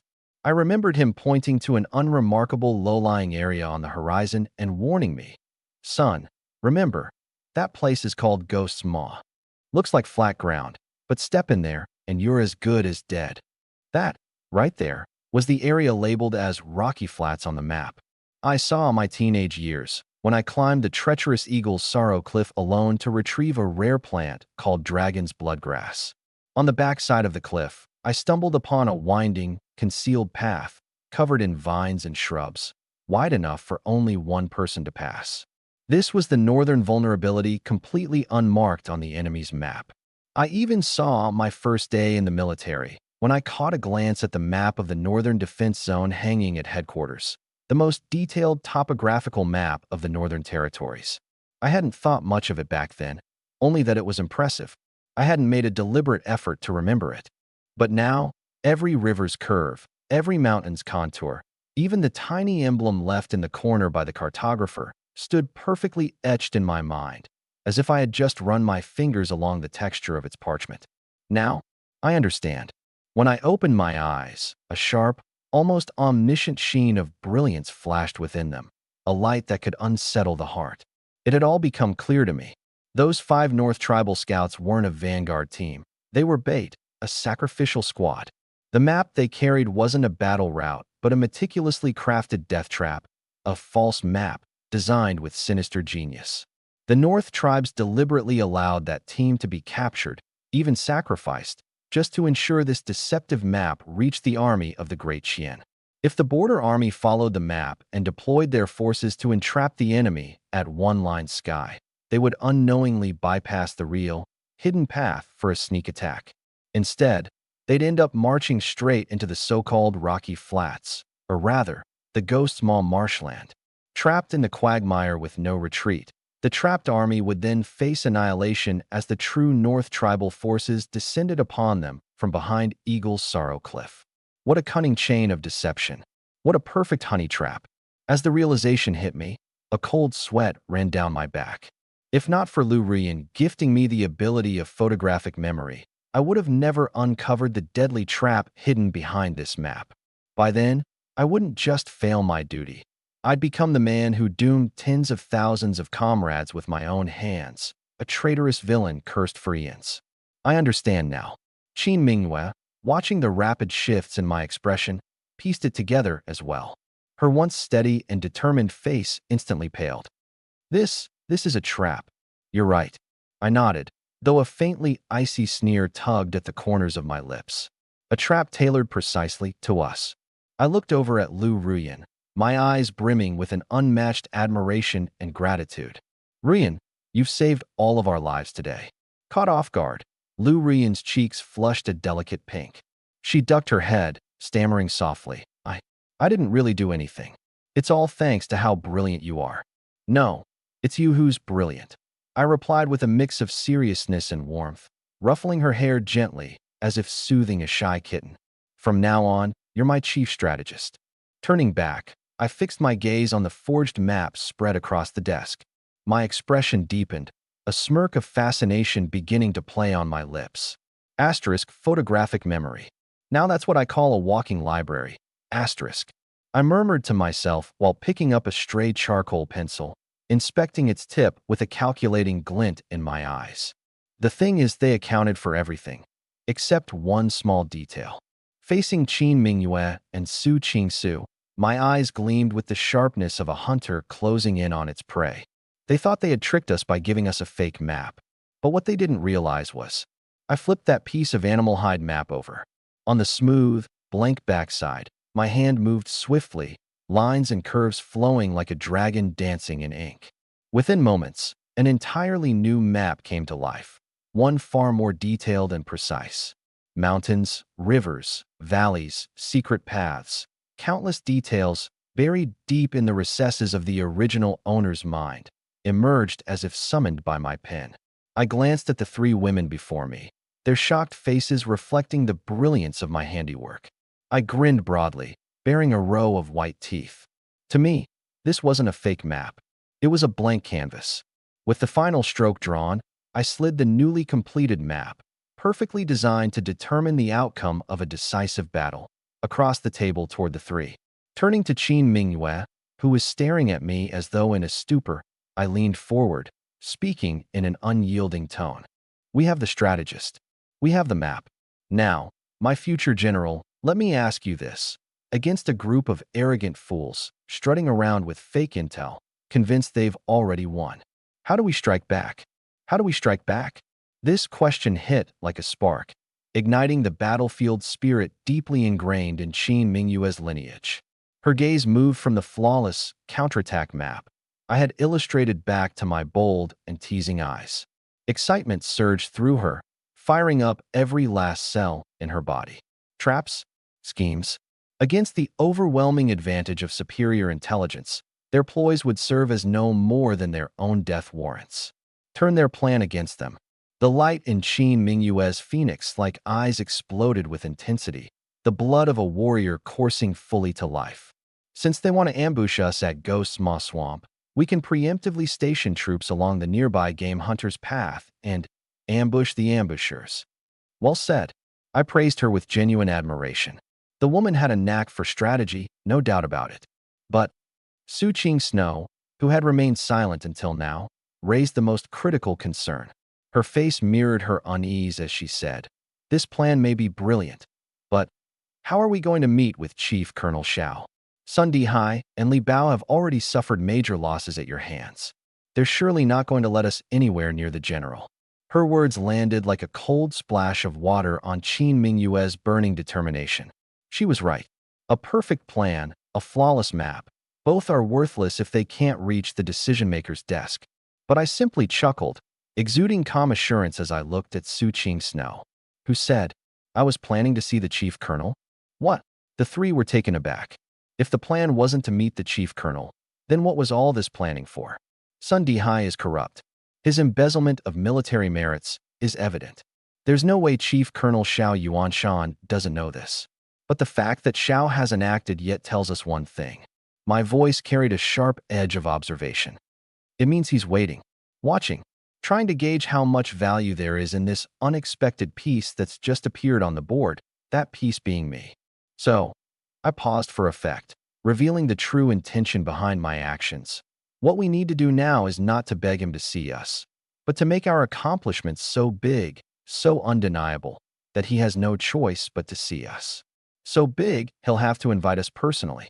I pointed to the newly crafted map, the corner of my mouth curling into a dangerous, audacious grin. The northern tribes want to play dirty? Fine, let's play big. Manhwa, you stay here and protect Qing Snow and Ruyan. I'll be back soon. Without waiting for the three to respond, I scooped up the fake map the northern tribes had left behind, turned on my heel, and strode out of the woodshed in long, purposeful strides. The sun had risen fully now. The training grounds of the scout camp were still a mess from yesterday's chaos. Sun Dihai and the Li Bao brothers had already been carried off by medics. Meanwhile, my bold gesture of handing out food and supplies had spread like wildfire, earning me a kind of reverence among the ordinary soldiers. By the time I stepped back onto the training grounds, the mere sight of me had soldiers straightening their backs instinctively, their eyes radiating genuine awe and respect. I paid no attention to the admiration surrounding me and strode directly toward the muscular man still directing a group of recruits to clean up the mess. Wang Dazui. The moment he saw me approaching, his simple but sturdy face tightened in terror. The broom in his hand nearly fell to the ground. Lin, Sir Lin. He stammered, nervously rubbing his hands together, not even daring to meet my eyes. The man both feared and admired me now. Admired me because I had kept my promise, bringing him and the others who had stayed out of the fight a hot, hearty bowl of meat soup as reward, and feared me because of the terrifying power and ruthlessness he had seen from me last night, a display that left an indelible mark on his memory. Did the soup taste good? I asked casually, a faint smile playing on my lips. It was delicious. Wang Dazui instinctively licked his lips, answering earnestly. Do you want to drink soup like that every day? Yes. His eyes lit up immediately, only to dim in the next instant as he sheepishly scratched his head, muttering under his breath. But I know I'm just a roughneck. Not much use, probably doesn't matter what I want. No, you do. I interrupted him, my gaze serious and unwavering. I'm asking you this. What's your greatest skill? Wang Dazui froze, thinking for a long moment before awkwardly replying. I'm really strong. No one in my village is stronger than me. How strong? I pressed. Well, I can carry a 300-pound wild boar on my back and walk 10 miles through the mountains without even breaking a sweat. Goodness gracious. My eyes lit up. This guy was like a human crane. A natural-born heavy infantryman. A prime candidate for the vanguard with halberds. Very good. I nodded in satisfaction, retrieving the fake map left behind by the Beatty people and holding it out to him. Now, I have a mission for you, I said, my tone imbued with an undeniable authority. Take this map to the mess hall and find an old veteran named Uncle Chun. Tell him this was given to you by me, and only hand it to him directly. Anyone else asks about it, just say you don't know. Got it. Wang Dazui didn't fully understand what this was all about, but didn't dare disobey my orders. With great care, he tucked the animal hide map securely on his person. Then, beating his chest like an ox, he boomed. Rest assured, Lord Lin, even if I die trying, I will deliver this. Good. I patted his arm, which was thicker than my own thigh, feeling the iron-like muscles beneath. My satisfaction grew. Wang Dazui, I said, looking at this honest and straightforward hulk of a man with a genuine smile. Do you want to follow me? His breathing grew ragged instantaneously. His giant eyes, like copper bells, widened in disbelief as he stared at me. Happiness had never come so suddenly. Yes, I want to, he practically roared. Then remember what I'm telling you today. Locking eyes with him, I spoke evenly, each word laden with something almost hypnotic. From now on, stay close to me. Follow Lin Feng. I won't make promises about anything else. But I guarantee you'll get meat with every meal. At the mess hall, out in the backyard. A frail, hunchbacked old veteran with snow-white hair and beard was slowly chopping wood. Unremarkable from head to toe, he appeared to be the most inconspicuous presence in the entire camp. Uncle Chun, they called him, quiet and unassuming, always busy with his tasks. You Uncle Chun, Wang Dazui gasped for air as he arrived, presenting the map with both hands respectfully. This map was given to me by Lord Lin to deliver to you personally. The chopping motion paused ever so slightly. The cloudy, aged eyes of Uncle Chun slowly raised to examine the towering young man before him, then shifted to the map in his hands. Wordlessly, he accepted it and unfurled the map with deliberate care. One glance. His previously cloudy eyes instantly sharpened, piercing like a predator's, like that of an eagle.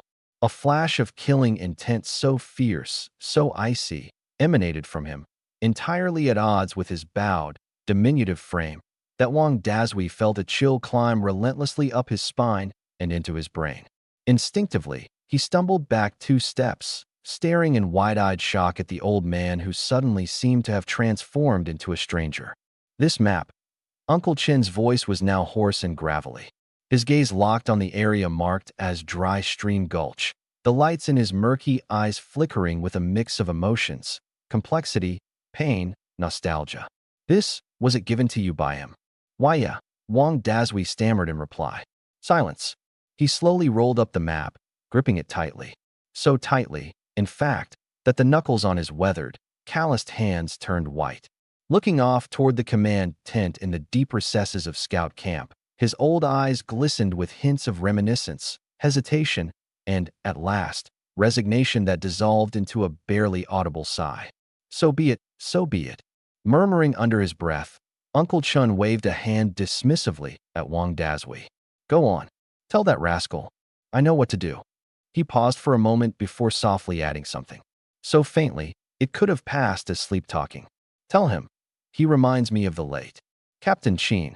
When Wang Dazui returned with his face full of confusion, relay word for word to me what Uncle Chun had said, Qin Mingyue in the corner reacted even more dramatically.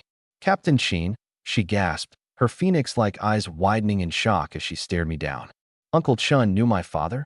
I allowed a small, sly smile to spread across my face. Looks like I was right. From the moment I first laid eyes on him, I could tell Uncle Chun was no ordinary old cook. In the memories of my predecessor, the original owner of this body, Uncle Chun was an exceptionally quiet, invisible figure who went about his mundane work unnoticed.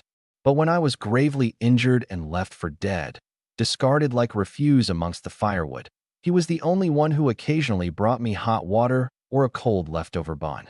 Back then, the original owner had assumed it was just a matter of kindness from the elderly. But now, in my heightened state, armed with my keen insight ability, I could glean an entirely different narrative from the details. How could an ordinary cook have such free access to heavily guarded areas, especially one meant to hold those on the verge of death? And how could there be such a fleeting yet sharp and wolf-like gaze, calm, yet razor-sharp, that I managed to catch? The most critical part was that in the few memories left by the original owner, Uncle Chun had, more than once, casually mentioned someone in his presence. Commander Qin Lai of the Eaglet Strike Battalion. Uncle Chun. He used to be my father's most trusted scout captain. Qin Mingyue's voice trembled from excitement, her eyes instantly turning red. 3 years ago, my father perished in battle. His loyal soldiers either died or were scattered to the winds. Uncle Chun was gravely injured during that battle, losing a leg. He became disheartened and withdrew to work in the kitchen. I truly believed he had. She never thought that this man, whom she assumed had been worn down by time and sought only a quiet life in the kitchen, was still alive and had quietly guarded the last traces of her father in his own way. He's not disheartened, I said, my gaze deepening. He's been lying low, waiting for the right moment. A moment to avenge Qin Lai, a moment to right the wrongs of that devastating defeat. Then what he said earlier. Su Kingsnow's eyes flickered with understanding as if some pieces of the puzzle came together. He's very much like Commander Qin back then. I repeated his words slowly, a confident smile playing on my lips. That wasn't meant for me. It was said for someone else to hear. Captain of the 1,000-man camp, Xiao Yuanshan, Northern Frontier Army, Scout Battalion, Commander's Tent. The tent's setup was simple, yet carried an air of unyielding strength. At its center stood an enormous battlefield sandbox, bristling with multicolored flags marking strategic points. In front of the sandbox, a middle-aged man clad in dark iron armor stood with arms behind his back. His face was carved with determination, a natural authority exuding from his presence. This was Xiao Yuanshan, the commanding officer of the Scout Battalion. General, a soldier entered the tent, knelt on one knee, and respectfully raised a rolled-up leather map over his head. This was sent by Uncle Chan. Xiao Yuanshan's body jolted. He spun around abruptly, his hawk-like gaze shining with a startling intensity as he snatched the map and unfurled it. The moment his eyes fell on the marked site on the map, Crimson Creek Bend adorned with a striking red trap character, his previously impassive face finally revealed a rare look of utter shock. The ghost's maw? It's the ghost's maw, he murmured in disbelief, a fine layer of cold sweat quickly forming on his forehead. As the commander of the Scout Battalion, how could he not know the ghost's maw? It was a deadly swamp in Black Wind Pass where not even birds dared to land.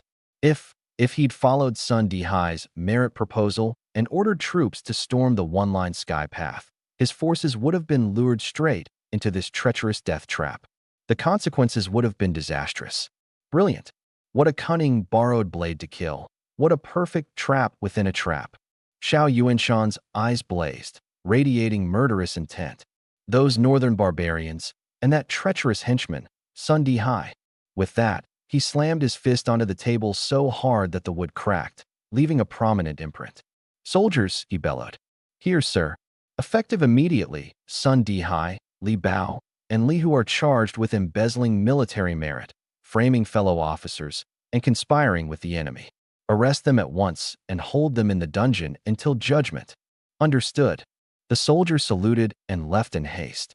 The large tent once again grew silent. Xiao Yuanshan looked down at the map in his hands, the one that had just saved tens of thousands of lives. His gaze lingered for a moment before flipping it over to reveal a flawlessly drawn, reversal strategy map that I personally had created. His expression grew indescribably complex. "Old crippled Chun, your eyes are still as sharp as ever." After a long pause, he slowly raised his head, looking out in the direction of the woodshed where I remained. Within his sharp gaze sparked something new, curiosity and admiration deeper than ever before. Qin Lai's soldiers, Qin Lai's spear, and now Qin Lai's daughter. And now, there's a young upstart even more unruly than Qin Lai ever was. Interesting, truly fascinating. He strode back to the sandbox, picked up the flag symbolizing the northern tribe's main force, and then a black game piece representing a hidden force, letting his fingers glide across my newly drawn map. His hand paused, hovering above a secret path that led behind Eagle Sorrow Cliff. In his mind, a bold, audacious plan began taking shape, a plan capable of shifting the whole northern frontier's balance of power. He placed the black piece down at a pivotal, yet critical spot on the map, smiling faintly the entire time. "Boy," he smirked with an expression filled with anticipation. "Let's see just how sharp a blade you truly are." Inside the woodshed, when I unveiled the entire plan, Su Qing Snow and Lu Ruyan stared at me, utterly dumbfounded by the sheer brilliance and daring it entailed. However, only Qin. The bright moonlight seemed to flicker in her phoenix-like eyes, blazing like the fires of war. "You mean?" She looked at me, her voice trembling with excitement. "We're not waiting for General Zhao's orders? We're taking the initiative." "Wait." I chuckled. "Why wait?" I stood up, walking towards the doorway and gazed into the distance, where the rolling mountains lay dormant under the night sky like sleeping giants. Ambition burned fiercely in my eyes. Military merits are not given. They're seized.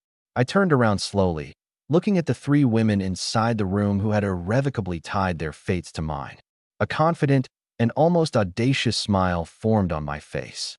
"Now, everything is in place. All we need is the east wind." I fixed my gaze on Lu Ruyan, my eyes bright with expectation. "My dear strategist, tell me, where shall we borrow this east wind?" "My dear strategist?" My half-serious, half-teasing words made Lu Ruyan's fair complexion, already flushed with excitement, turn an even deeper shade of red. She instinctively lifted her head. What she saw in return were my eyes, glowing like stars, filled with trust, expectation, and respect. There was no trace of condescension, no doubt, only unwavering recognition of her as an equal, a vital partner. Lu Rian's heart was profoundly moved. Ever since she was a child, she had been well-versed in literature and strategy, her mind brimming with profound ideas. Yet, in this era where a woman's virtue lies in her ignorance, her talents had nowhere to flourish. Worse still, her brilliance had brought disaster upon her and her family. But now, this man, this man who had pulled her from the depths of despair, showed her the utmost trust. More than that, he entrusted her with the linchpin of a gambit that could determine the fates of tens of thousands, a move that might influence the entire northern warfront. The weight of this trust? It was heavier than a mountain. Lu Rian took a deep breath, gradually calming herself from the whirlwind of emotions. Her almond-shaped eyes, still slightly flustered from both shyness and excitement, began to clear, becoming steady, focused, and profound. With the dual blessings of the bloodline of the literary sage and quick-witted discernment, her thoughts, at this moment, became sharper and clearer than ever. She moved slowly towards the table, her delicate and slender hands, ones that once only knew how to play the zither or paint, now glided across the map, a symbol of wars and schemes. The gentle frailty of the Jiang and bell faded away like an ebbing tide. What replaced it was an aura of calm calculation, a demeanor exuding the confidence to command armies and strategize victories. "My lord," she raised her head, the term of endearment rolling naturally off her tongue for the first time. "You just said everything is ready except for the east wind. What you're referring to is finding a legitimate way to mobilize an elite strike team capable of carrying out a decapitation mission, yes?" My eyes sparkled immediately. Ah, to know me so well. Lu Ruyan, indeed. She was absolutely correct. That was precisely my dilemma. While I had gained significant prestige in the scout camp, I was, in the grand scheme of the military, still a nobody. No rank, no commission, no authority to command even a single soldier. And to execute something as daring as an elite strike mission on Eagle Grief Ravine, I would need at least a 10-man team of seasoned, well-coordinated operatives.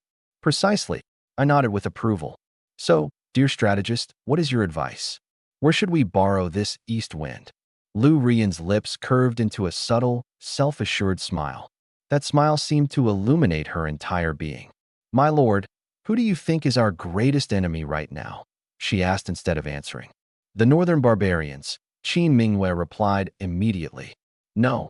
Lu Ruyan shook her head, her clear eyes alight with the brilliance of wisdom. "The northern barbarians are our enemy on the surface, but our most immediate adversary, the one standing in our way, is the rules."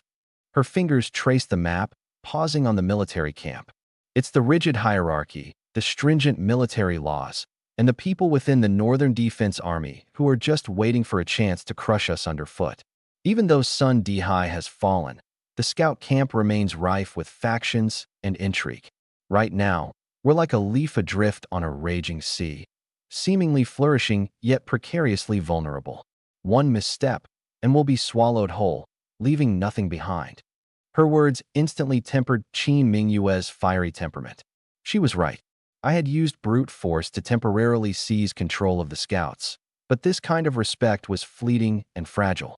Should we face suppression by higher-ups or a challenge embedded in protocols, we would be powerless. "So what do we do?" Qin Mingyue pressed, her voice laced with urgency. Lu Rian's gaze fell once more on the map. Her finger gently tapped on a location labeled One-Line Sky, the decoy northern barbarian camp. "My lord mentioned turning their trick against them. But in my opinion, this trick isn't enough," she said, her eyes flashing with a resolve and cunning that belied her delicate appearance. Here, a voice softer than the flutter of a butterfly's wings. "That," she whispered, her tone carrying both mystery and mischief, "is a secret that only the two of us need to know, for now." And just like that, with a single breathy phrase, she left me hanging on the edge of sweet anticipation, her brilliance once again outshining even the stars above. My heart raced. more from her closeness than the thrill of the strategy. As she took a step back, her knowing smile teasing and triumphant. For a moment, the silence lingered between us, broken only by the soft creak of the wooden floor beneath her gentle movements. Her confidence, her wit, her sheer audacity, it was utterly intoxicating. This woman, my wife, my partner, my unparalleled strategist. Well, my dear, I finally managed, my voice laced with a playful tone as I leaned slightly toward her. You are full of surprises. I suppose I'll just have to look forward to the finale, won't I? Indeed, she replied, lifting her chin with an air of feigned aloofness, though the playful spark in her eyes betrayed her amusement. But rest assured, my lord husband, when the curtain falls on this play, victory will be ours to claim. Qing'er and Zhu Qingshid exchanged glances, the look in their eyes a mixture of admiration, astonishment, and perhaps a hint of envy. They stood there, as if rooted to the ground, unable to decide whether to applaud or bow to the sheer ingenuity displayed by Ruyan. Truly, Su Qingxie exhaled, her voice barely above a whisper. A fox in a lady's guise. Noted, I don't know whether to feel safe or terrified having you on our side. Qin Mingyan nodded in agreement, her usual fiery demeanor replaced by a grudging reverence. With schemes like these, even the heavens may tremble. As for me, I simply laughed heartily, the sound echoing through the dimly lit room. The admiration I felt for Yu Yan coursed through every fiber of my being. This wasn't merely a clever plan. It was a masterpiece of artistry and intellect combined. Well then, I declared, my voice resolute. It seems I have my marching orders. Lin smiled softly, her previous sharpness giving way to a gentler, more tender demeanor as she looked at me. And I, dear husband, will be here, waiting for your triumphant return. The warm flicker of the oil lamp cast shadows on the walls, dancing alongside the faint smirk still tugging at the corners of my lips. Together, we were about to pull off a deception so grand, an orchestra of mind and heart in perfect harmony. The time was now set, the stage ready, and the plot, a work of unparalleled genius. The soft, delicate voice, carrying a tinge of a southern accent like the gentle waters of Jiangnan, spoke quietly. Husband, have you forgotten? In our home, we have someone who can turn a feigned injury into a real one, the divine healer herself. My body jolted abruptly. I whipped my head around to glance at Su Qingxue, who had been sitting quietly nearby, listening the entire time. Her cheeks flushed lightly, and she lowered her head shyly. A bolt of realization flashed through my mind. Of course, how could I have overlooked such a key part of the plan? No matter how convincing my acting was, it would still only appear to be superficial injuries. But with Su Qingxue, this master healer, by my side, the effect would be entirely different. With just a few skillful acupuncture needles and a bowl of bitter herbal concoction, even if Xiao Yuanshan called in every military doctor under his command, none would discover the ruse. The conclusion they'd undoubtedly reach would be this. Lin Feng's injuries are critical, his vital organs severely damaged, and his sole reason for standing upright is sheer, unyielding fortitude and spirit. Ha ha ha ha. Once everything clicked, I couldn't help but laugh uproariously, full of exhilarated satisfaction. Brilliant. Absolutely brilliant beyond measure. A perfect, seamless loop had formed. Martial prowess, strategy, and medical expertise, my three Ys were like divine blessings from heaven, the ultimate cheat codes. My dear military advisor, you truly are my most precious treasure. Momentarily carried away by excitement, I forgot there were others nearby. Without thinking, I swept Lu Ruyan into my arms, lifting her slender figure and spinning her around several times on the spot. Lu Ruyan let out a startled, shy scream and pounded her delicate fists against my sturdy chest, her fair face blooming into a flush so deep it seemed ready to drip with warmth. Meanwhile, Qin Mingyue, watching this sudden scene unfold, couldn't help but feel that the osmanthus cake she'd just eaten now carried a slight tang of sourness. The next morning, the scout camp was rocked by shocking news. The hero who had recently performed the miraculous feat of single-handedly infiltrating Haifengku, bringing back 5 enemy leader heads and critical intelligence, Lin Feng, had set out once again. This time, it wasn't in the stealth of night. I boldly announced my departure in front of the entire camp and walked alone, with my head held high, toward the jungle infamously known as the Graveyard of Death. Everyone was deeply moved by what they perceived as my fearlessness and unyielding spirit. But less than 2 hours later, a frantic sound of galloping hooves broke through the air. A panicked warhorse, frothing at the mouth, tore into the encampment from the direction of Haifenku. On its back swayed a blood-drenched figure, barely holding on. It's Lin Feng. He's injured. The entire scout camp erupted in chaos. Soldiers flooded toward the scene. When they finally reached me, gasps and exhales of cold air rippled through the crowd. I looked utterly devastated. Wounds of varying sizes covered my entire body, and a particularly severe gash nearly severed my left arm at the shoulder. My once white robe was now utterly dyed in blood, clothes clinging to me like a second, crimson skin. My face was pale as death, and my lips were an eerie shade of purple. Were it not for the faintest motion in my chest, they would have assumed me already dead. Quick, fetch the medical team. Where's the divine healer? Sushini, get Sushini here at once. Someone was the first to shout Su Qingshue's name. Within moments, Su Qingxue appeared, flanked by Qin Mingyue and Lu Ruyan, carrying her medicinal kit, face pale with worry, running up urgently. She saw my barely clinging to life state and immediately teared up, silent rivulets of anguish rolling down her cheeks. Her distraught, yet professional demeanor as the heavens seemed to collapse around her stirred deep empathy in every heart present. "Everyone move," she commanded, voice trembling with emotion but resolute in its authority.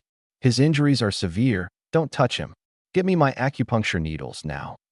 Right there, in broad daylight, an intense and gripping rescue operation unfolded. The noise and commotion soon reached the command tent, drawing the attention of Xiao Yuanshan himself. The iron-willed veteran general arrived, flanked by his personal guards. When he saw my wretched condition and the blood-soaked, detailed map recovered from my belongings, even this stoic leader couldn't help a flicker of emotion and awe flash across his sharp eyes. "Good. What a truly loyal and courageous warrior," he praised, gazing at my unconscious form resting on the stretcher. His voice carried a rare tinge of warmth and genuine admiration. Though his sharp mind surely deduced parts of my act were exaggerated, the sheer determination and fearlessness I demonstrated by wagering my life for a future outcome had clearly earned his regard. By the afternoon, news spread across the camp. I had awoken from my state of near death. Despite my serious injuries, I pushed myself to my feet with Qin Mingyue's aid. Step by step, I approached the command tent, ignoring my apparent frailty, and knelt before the 1,000-strong soldiers watching in awe and reverence. On one knee, my voice, raspy but brimming with resolve, rang out, each word carried like thunder. "General, this subordinate has failed in my duty. I was unable to locate the enemy's main forces. Please grant me one more chance. Commander, I am willing to sign a military pledge. With the heart ready to die, I will charge into the Black Wind Pass once more. I, your subordinate, do not seek to return alive. I only ask to carve out a path of survival for my tens of thousands of brothers in the Northern Defense Army." These words were spoken with overwhelming emotion and determination, instantly igniting the fiery spirit within every soldier present. "Well said. Master Lin, we're going with you. General, let us go? We're not afraid to die." The crowd was full of fervor and fervent loyalty. Xiao Yuanshan looked at the scene before him, his gaze lingering on the young man kneeling on the ground, whose body seemed on the verge of collapse, yet whose eyes glowed as brightly as fire. No more hesitation lingered in his heart. He stepped forward, personally helping me up, his tiger-like eyes filled with unmasked approval. "Good. This general will grant you the opportunity to atone for your sins with merit." His voice, thunderous and commanding, echoed across the entire training ground. "I hereby authorize you to select 10 warriors from the entire camp to form a special scout unit under your sole command. Resources, supplies, horses, everything will be granted without limits. All I ask from you is to bring me one thing, a miracle. Success." Joy surged through my heart, though I maintained a face of tearful gratitude and the expression of a soldier willing to die for the one who recognizes him. Thank you, my general. Wasting no time, I turned to face the training ground, filled with countless faces brimming with fervor and anticipation. My gaze, sharp as a blade, swept slowly across the soldiers before locking onto a few. Wang Dazue, big hammer. Here. Wang Dazue stood up straight, his chest puffed out in pride, his face flushed red with excitement. Li Ergu, two dogs. Here. A lean, wiry man hesitated briefly before gritting his teeth and stepping forward. I continued to call out names, selecting a total of 10 individuals, some honest and straightforward, some cunning and sly, others silent and reserved, and even a few bloodthirsty and combative types. These 10 were carefully chosen, a result of days spent sifting through the original host's memories and my own observation. The most promising yet bold renegades in the scout camp. The 10 called out stood tall, stepping forward from the ranks to face me, their eyes filled with excitement, nervousness, and a touch of insecurity. Looking at this ragtag group, a team of what could only be described as misfits under my command, I couldn't help but let a confident smile cross my face. I knew these men were like unrefined pieces of iron, and I would shape them through ruthless yet effective training into an indestructible blade. Clearing my throat, I faced the 10 who would soon share life and death with me, as well as the entire scout camp. With a tone full of power and pride, I declared, "From this day forward, our team will bear one name. It is called Lone Wolf, Lone Wolf." As I shouted the name, the vibrant memories of my past life seemed to overlap with the present, spanning time and space. It was a profound sense of glory and faith carved into my very soul. For Wang Daze, Li Ergu, and the 10 freshly recruited greenhorns, the name might have felt strange at first, but it carried an undeniable air of dominance. They straightened their backs, their eyes gleaming with hope and anticipation for the future. However, they would soon realize they were celebrating far too early. That very afternoon, Xiao Yuanshan's orders swiftly circulated throughout the camp. Lin Feng, due to merits, was promoted to the new scout squad leader, with full authority over the Lone Wolf Special Scouting Unit's formation and training. Furthermore, under the guise of my reasonable requests, Xiao Yuanshan personally granted approval for the rarely used vacant training field behind the scout camp, along with a row of unoccupied barracks nearby, to be designated as Lone Wolf's exclusive training base and campsite. The official reasoning was recovery. With that, I not only had people, rank, and a name, I now had territory as well. When I brought my 3 wives and 10 unruly, unpolished yet defiant subordinates to the new base, everyone assumed they were about to experience a peaceful period of rest and recuperation, preparing for the battles ahead. Even Qin Minghua thought so. "We're going to live here from now on?" she asked, gazing at the barracks, simple and rough, but leagues better than the old firewood shed. Her phoenix-like eyes glimmered with a rare sense of stability.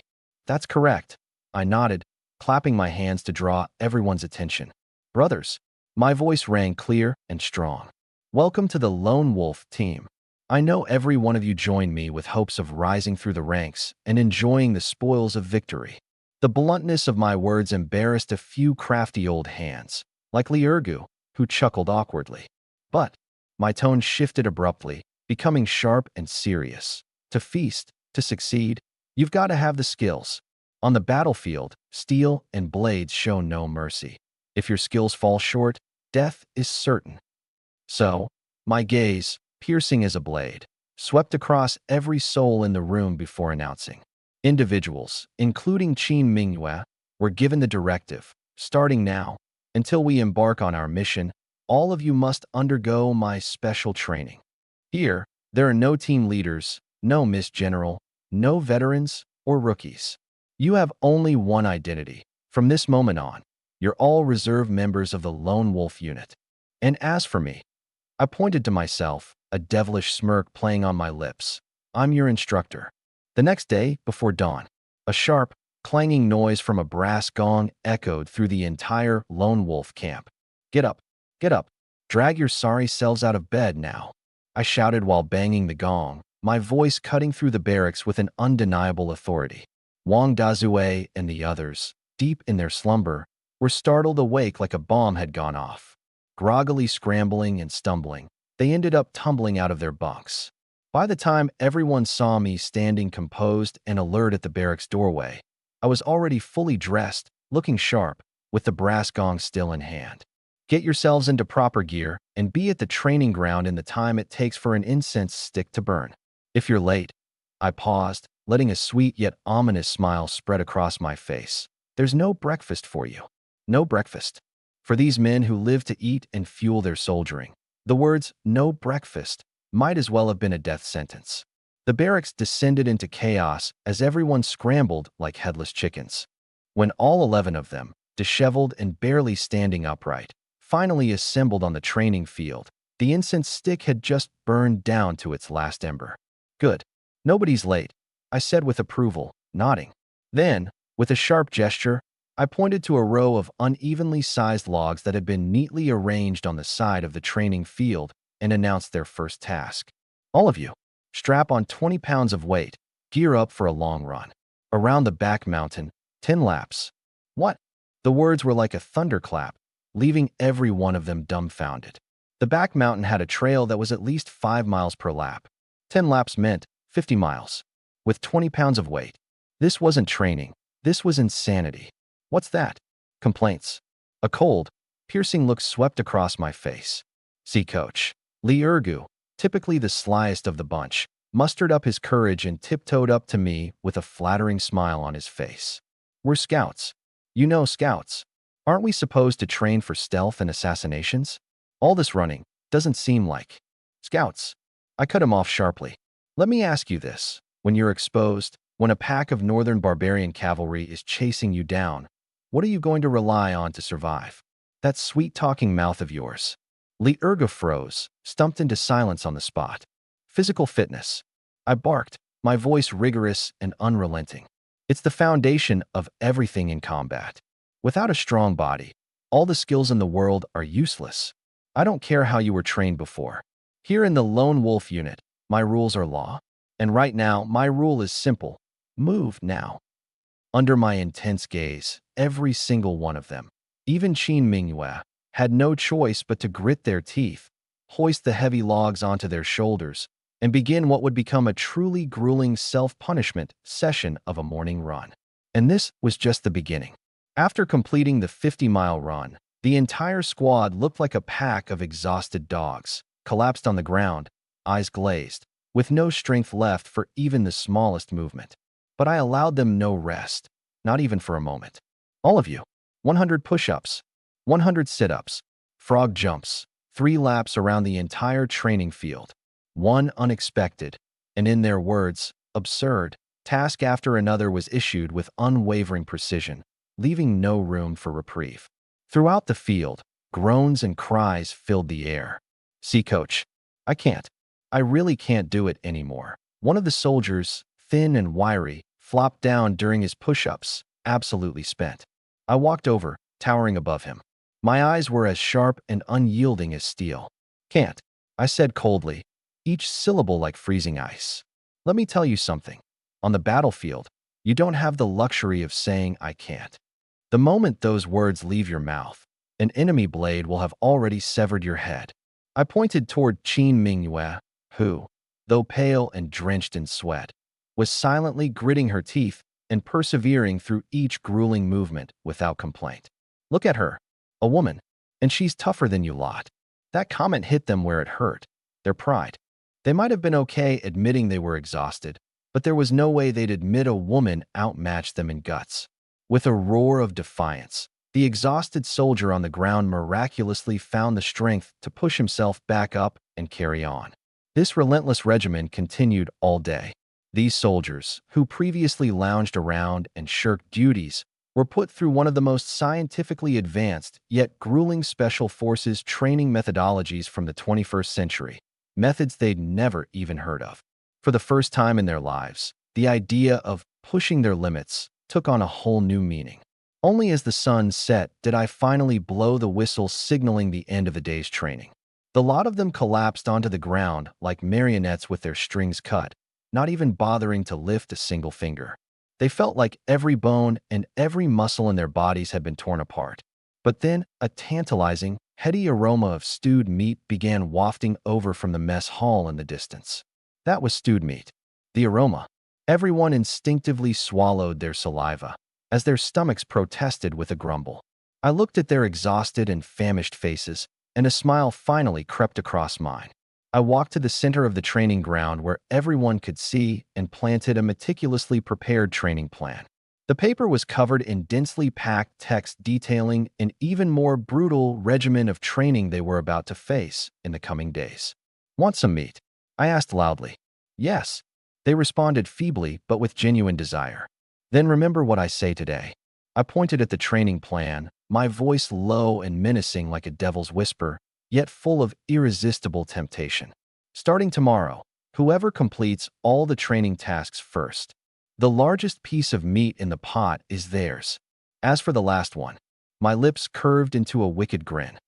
Sorry, not only do they get no meat, but they also have to scrub the pots and clean the dishes for everyone. Time flew by. Over the next 3 days, the Lone Wolf Squad's exclusive camp turned into a living hell. I manifestly embodied the title of Demon Instructor, pushing every team member to their physical limits with ruthless training, refining every flawed combat posture with uncompromising precision, and using the most unconventional methods to train their stealth, camouflage, reconnaissance, and teamwork skills. At first, complaints and groans echoed everywhere. But as they dragged their near-broken bodies to enjoy the deliciously rich meat soup bought with funds sponsored by Sunday High, as they felt their bodies grow visibly stronger and tougher, and as they watched even someone like Qin Minghua, a supposedly pampered young lady, grit her teeth and finish all the tasks without so much as a whimper, sometimes surpassing the men in certain disciplines, all the grievances faded away. They were replaced by an unprecedented sense of camaraderie and pride. They began to truly see themselves as part of the Lone Wolf. And me? In their hearts, I had already transformed from a powerful demon into a leader worthy of their unwavering loyalty, the Wolf King. Fourth night, midnight. The moon was dark and the wind was high, the perfect night for a strike. The Lone Wolf camp was dead silent. 11 black shadows, ghost-like, gathered silently in the center of the training ground. Each one wore face paint I personally blended to merge them with the night, carried well-crafted crossbows on their backs, had sharp daggers at their waists, and had their thighs tied with pouches filled with black powder and small stones. These were makeshift explosives and smoke bombs I assisted Su Qingxue and Lu Ruyan in crafting with sulfur, saltpeter, and other materials from Sun Dihai storage.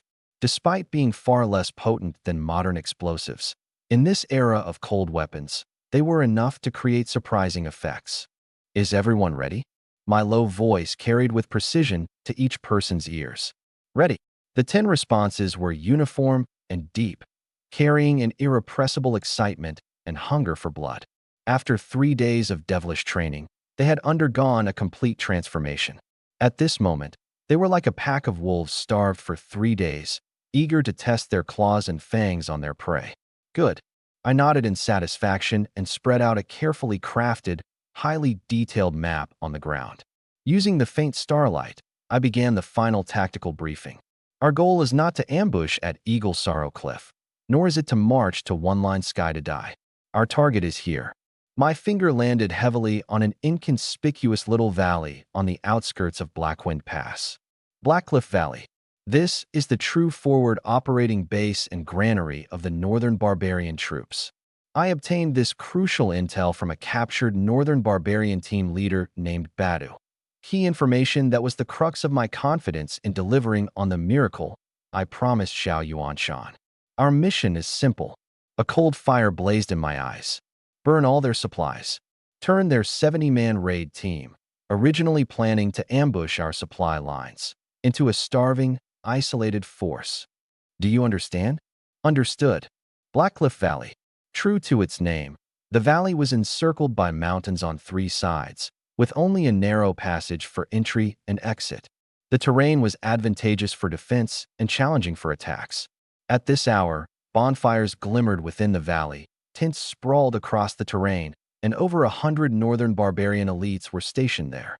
Most of them were deep asleep, leaving a few disinterested patrol squads wandering around the camp. To them, this was a no-zone for the Great Qian army, a fortified haven far beyond reach. They believed it impossible for anyone to willingly march to their doom here. What they didn't know was that a group of ghosts from hell had already crept silently to their doorstep. Just outside the valley, a group of shadows blended seamlessly into the night, poised to strike. On a hidden mountain slope, I examined everything in the valley through the monocular telescope I had brought with me from a previous life. The enemy's troop deployment, patrol routes, hidden sentries, and the exact location of their supply tent. Everything was laid out clearly before my eyes. Urgu, Dachui, you two take 3 men and head to the cliffs on the western side. Use ropes to descend and eliminate the 2 sentries stationed there. The rest of you follow me. Remember, we only have the time it takes for 1 stick of incense to burn. Move out. At my command, 11 figures split into 2 teams, vanishing soundlessly into the pitch-black darkness like bolts of shadowy lightning. 15 minutes later, on the western edge of Black Valley, at an inconspicuous sheer cliff face, Li Urgu and his 3 soldiers held tightly to a thick rope. At the other end of the rope, Wang Dachui's burly figure descended as silently and deftly as a nimble monkey. In the moonlight, the broad-faced man wore an expression of focus and calm that starkly contrasted his rugged appearance. On a small platform at the base of the cliff, 2 North D sentries tasked with keeping guard leaned listlessly against the rocky wall, half asleep. Little did they know, death was silently approaching from above. Wang Dachui reached the space directly overhead, signaled upward briefly, and then released the rope. His body, as massive as a boulder, descended with earth-shattering force. Thud, thud, 2 muffled cracks echoed, bones snapping. The sentries didn't even have the chance to cry out before their necks were brutally broken by the sheer impact, killing them instantly. Rising to his feet, Wang Dachui casually dusted off his hands and gave a thumbs up toward the top of the cliff in the exact approving motion he had learned from me.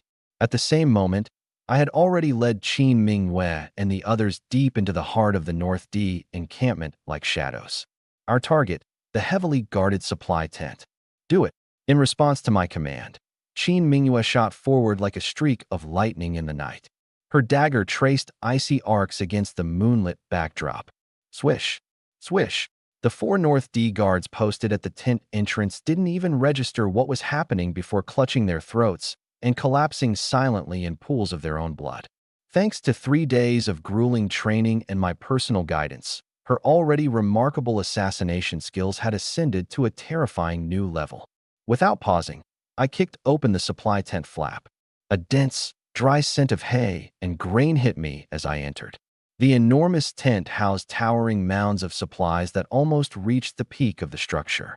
These provisions were the linchpin of the North D's assault operations. Burn it.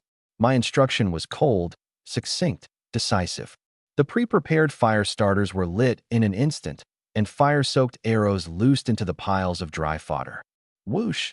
Flames roared to life like an awakened dragon, devouring the tent in seconds and illuminating half the night sky with its fiery glow. Enemy raid. Fire. Panic screams and alarm whistles erupted throughout Black Valley.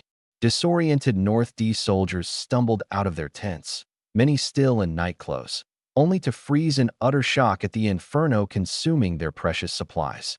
I stood amidst the blaze I had personally orchestrated, my expression unreadable. My line of sight extended past the raging flames to the depths of the valley. There, in front of the largest and most ornate tent, stood a towering North D commander radiating rage. Our ultimate target, the Centurion, Yalu Hong. I locked eyes with him, allowing a faint, icy smirk laced with taunting provocation to curl at the corners of my mouth. Slowly, I raised my longbow and knocked a burning arrow, aiming it pointedly at the stunned commander for all his men to see. In a voice too soft for anyone else to catch, I whispered, "Hey, I brought you a special gift. Do you like it? Do you like it?" The tone of mockery in my words nearly caused Yalu Hong to cough up blood. Like it? He all but cursed my ancestors with the force of his indignation. Southern scum, how dare you? With a roar that shook the heavens, Yelu Hong unsheathed his curved blade. His beast-like eyes burned with a fury fit to devour the world, filled with seething rage and murderous intent. The supplies, those were the lifeline for his 100-man unit for the next half-month. To see them reduced to ash right in front of his eyes, this humiliation was worse than being slapped 100 times across the face. Kill them all, he bellowed like a man possessed. Flaming with wrath, he pointed toward our direction. Capture them. I want their bodies torn to pieces. Rayer. The startled Beatty soldiers snapped back to their senses after a brief moment of chaos. One by one, their bloodshot eyes burned with fury as they swarmed toward the blazing inferno like a raging tide. I didn't even spare them a glance. I released the bowstring. Whoosh! The flaming arrow cut through the air in a brilliant arc drenched in the scent of death, soaring across hundreds of meters before landing with a sharp thunk right in front of Yelu Hong. The arrow's feathered fletching still quivered, and the flames illuminated his twisted, rage-etched face in flickering bursts of light and shadow. This was provocation, blatant, unrestrained, and utterly brazen provocation. Yelu Hong's entire body shook with anger. He opened his mouth to order his men to return fire, only to realize that my shadow and the ghostly forms of my 10 comrades had already vanished, silently fading into the darkness under the cover of smoke and chaos.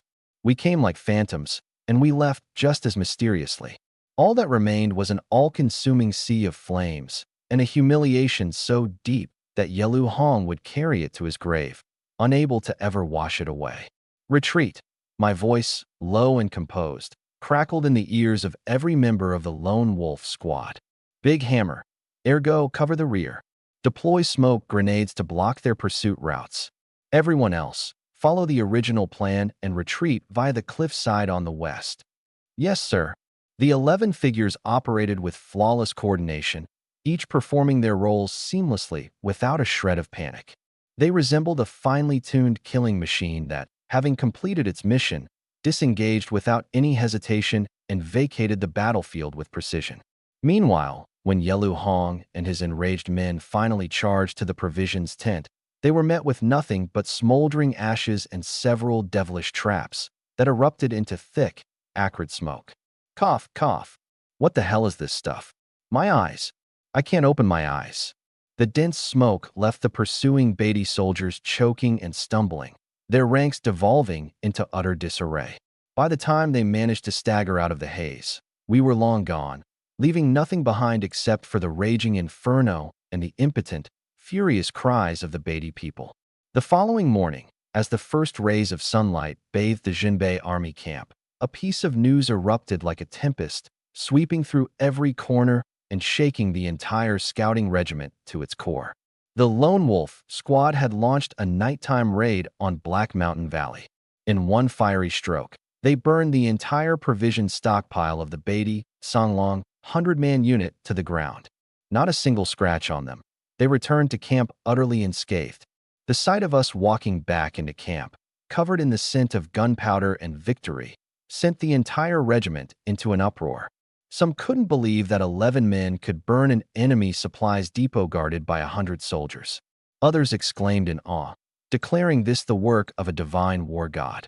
Still, others pounded their chests, lamenting how they lacked the courage to join Lone Wolf and now realized how much they had missed out on. Countless soldiers gazed at the isolated encampment of the Lone Wolf Squad with a mixture of reverence, envy, and fervent admiration, their eyes suffused with uncontainable emotion. Inside the command tent of the 1,000-man commander, however, the atmosphere was markedly different.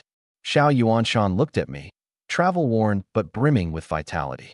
His eyes then shifted to the spoils I had presented, several insignias taken directly from fallen Beatty officers, proof enough of their rank and identity. For the first time, an unshakable astonishment broke through his steely expression. He had considered the possibility of my success, but never in his wildest dreams did he imagine that I would accomplish what he deemed nearly impossible with such flawless precision and artistry. Good, good lad, Xiao Yuanshan exclaimed, slamming a hand down on the table in excitement. His gaze toward me was filled with undisguised appreciation, as if he were admiring a rare and precious gem. not just a strong military leader. You have the makings of a true commander-in-chief." He picked up the meticulously drawn, impossibly accurate map I had sketched, his thoughts flashing back to the flawless decapitation raid we had executed the previous night. Any doubts in his heart had vanished. This young man's value far exceeded what he had imagined. "Well," his bold voice rang like a bell, "what reward do you seek? Whatever this general can grant, it shall not be withheld." This was him fulfilling the promise made beforehand. My heart leapt with joy, but my expression remained poised and composed. Bowing deeply, I answered with steady humility, "General, I seek no personal reward." "Oh," Xiao Yuanshan lifted an eyebrow.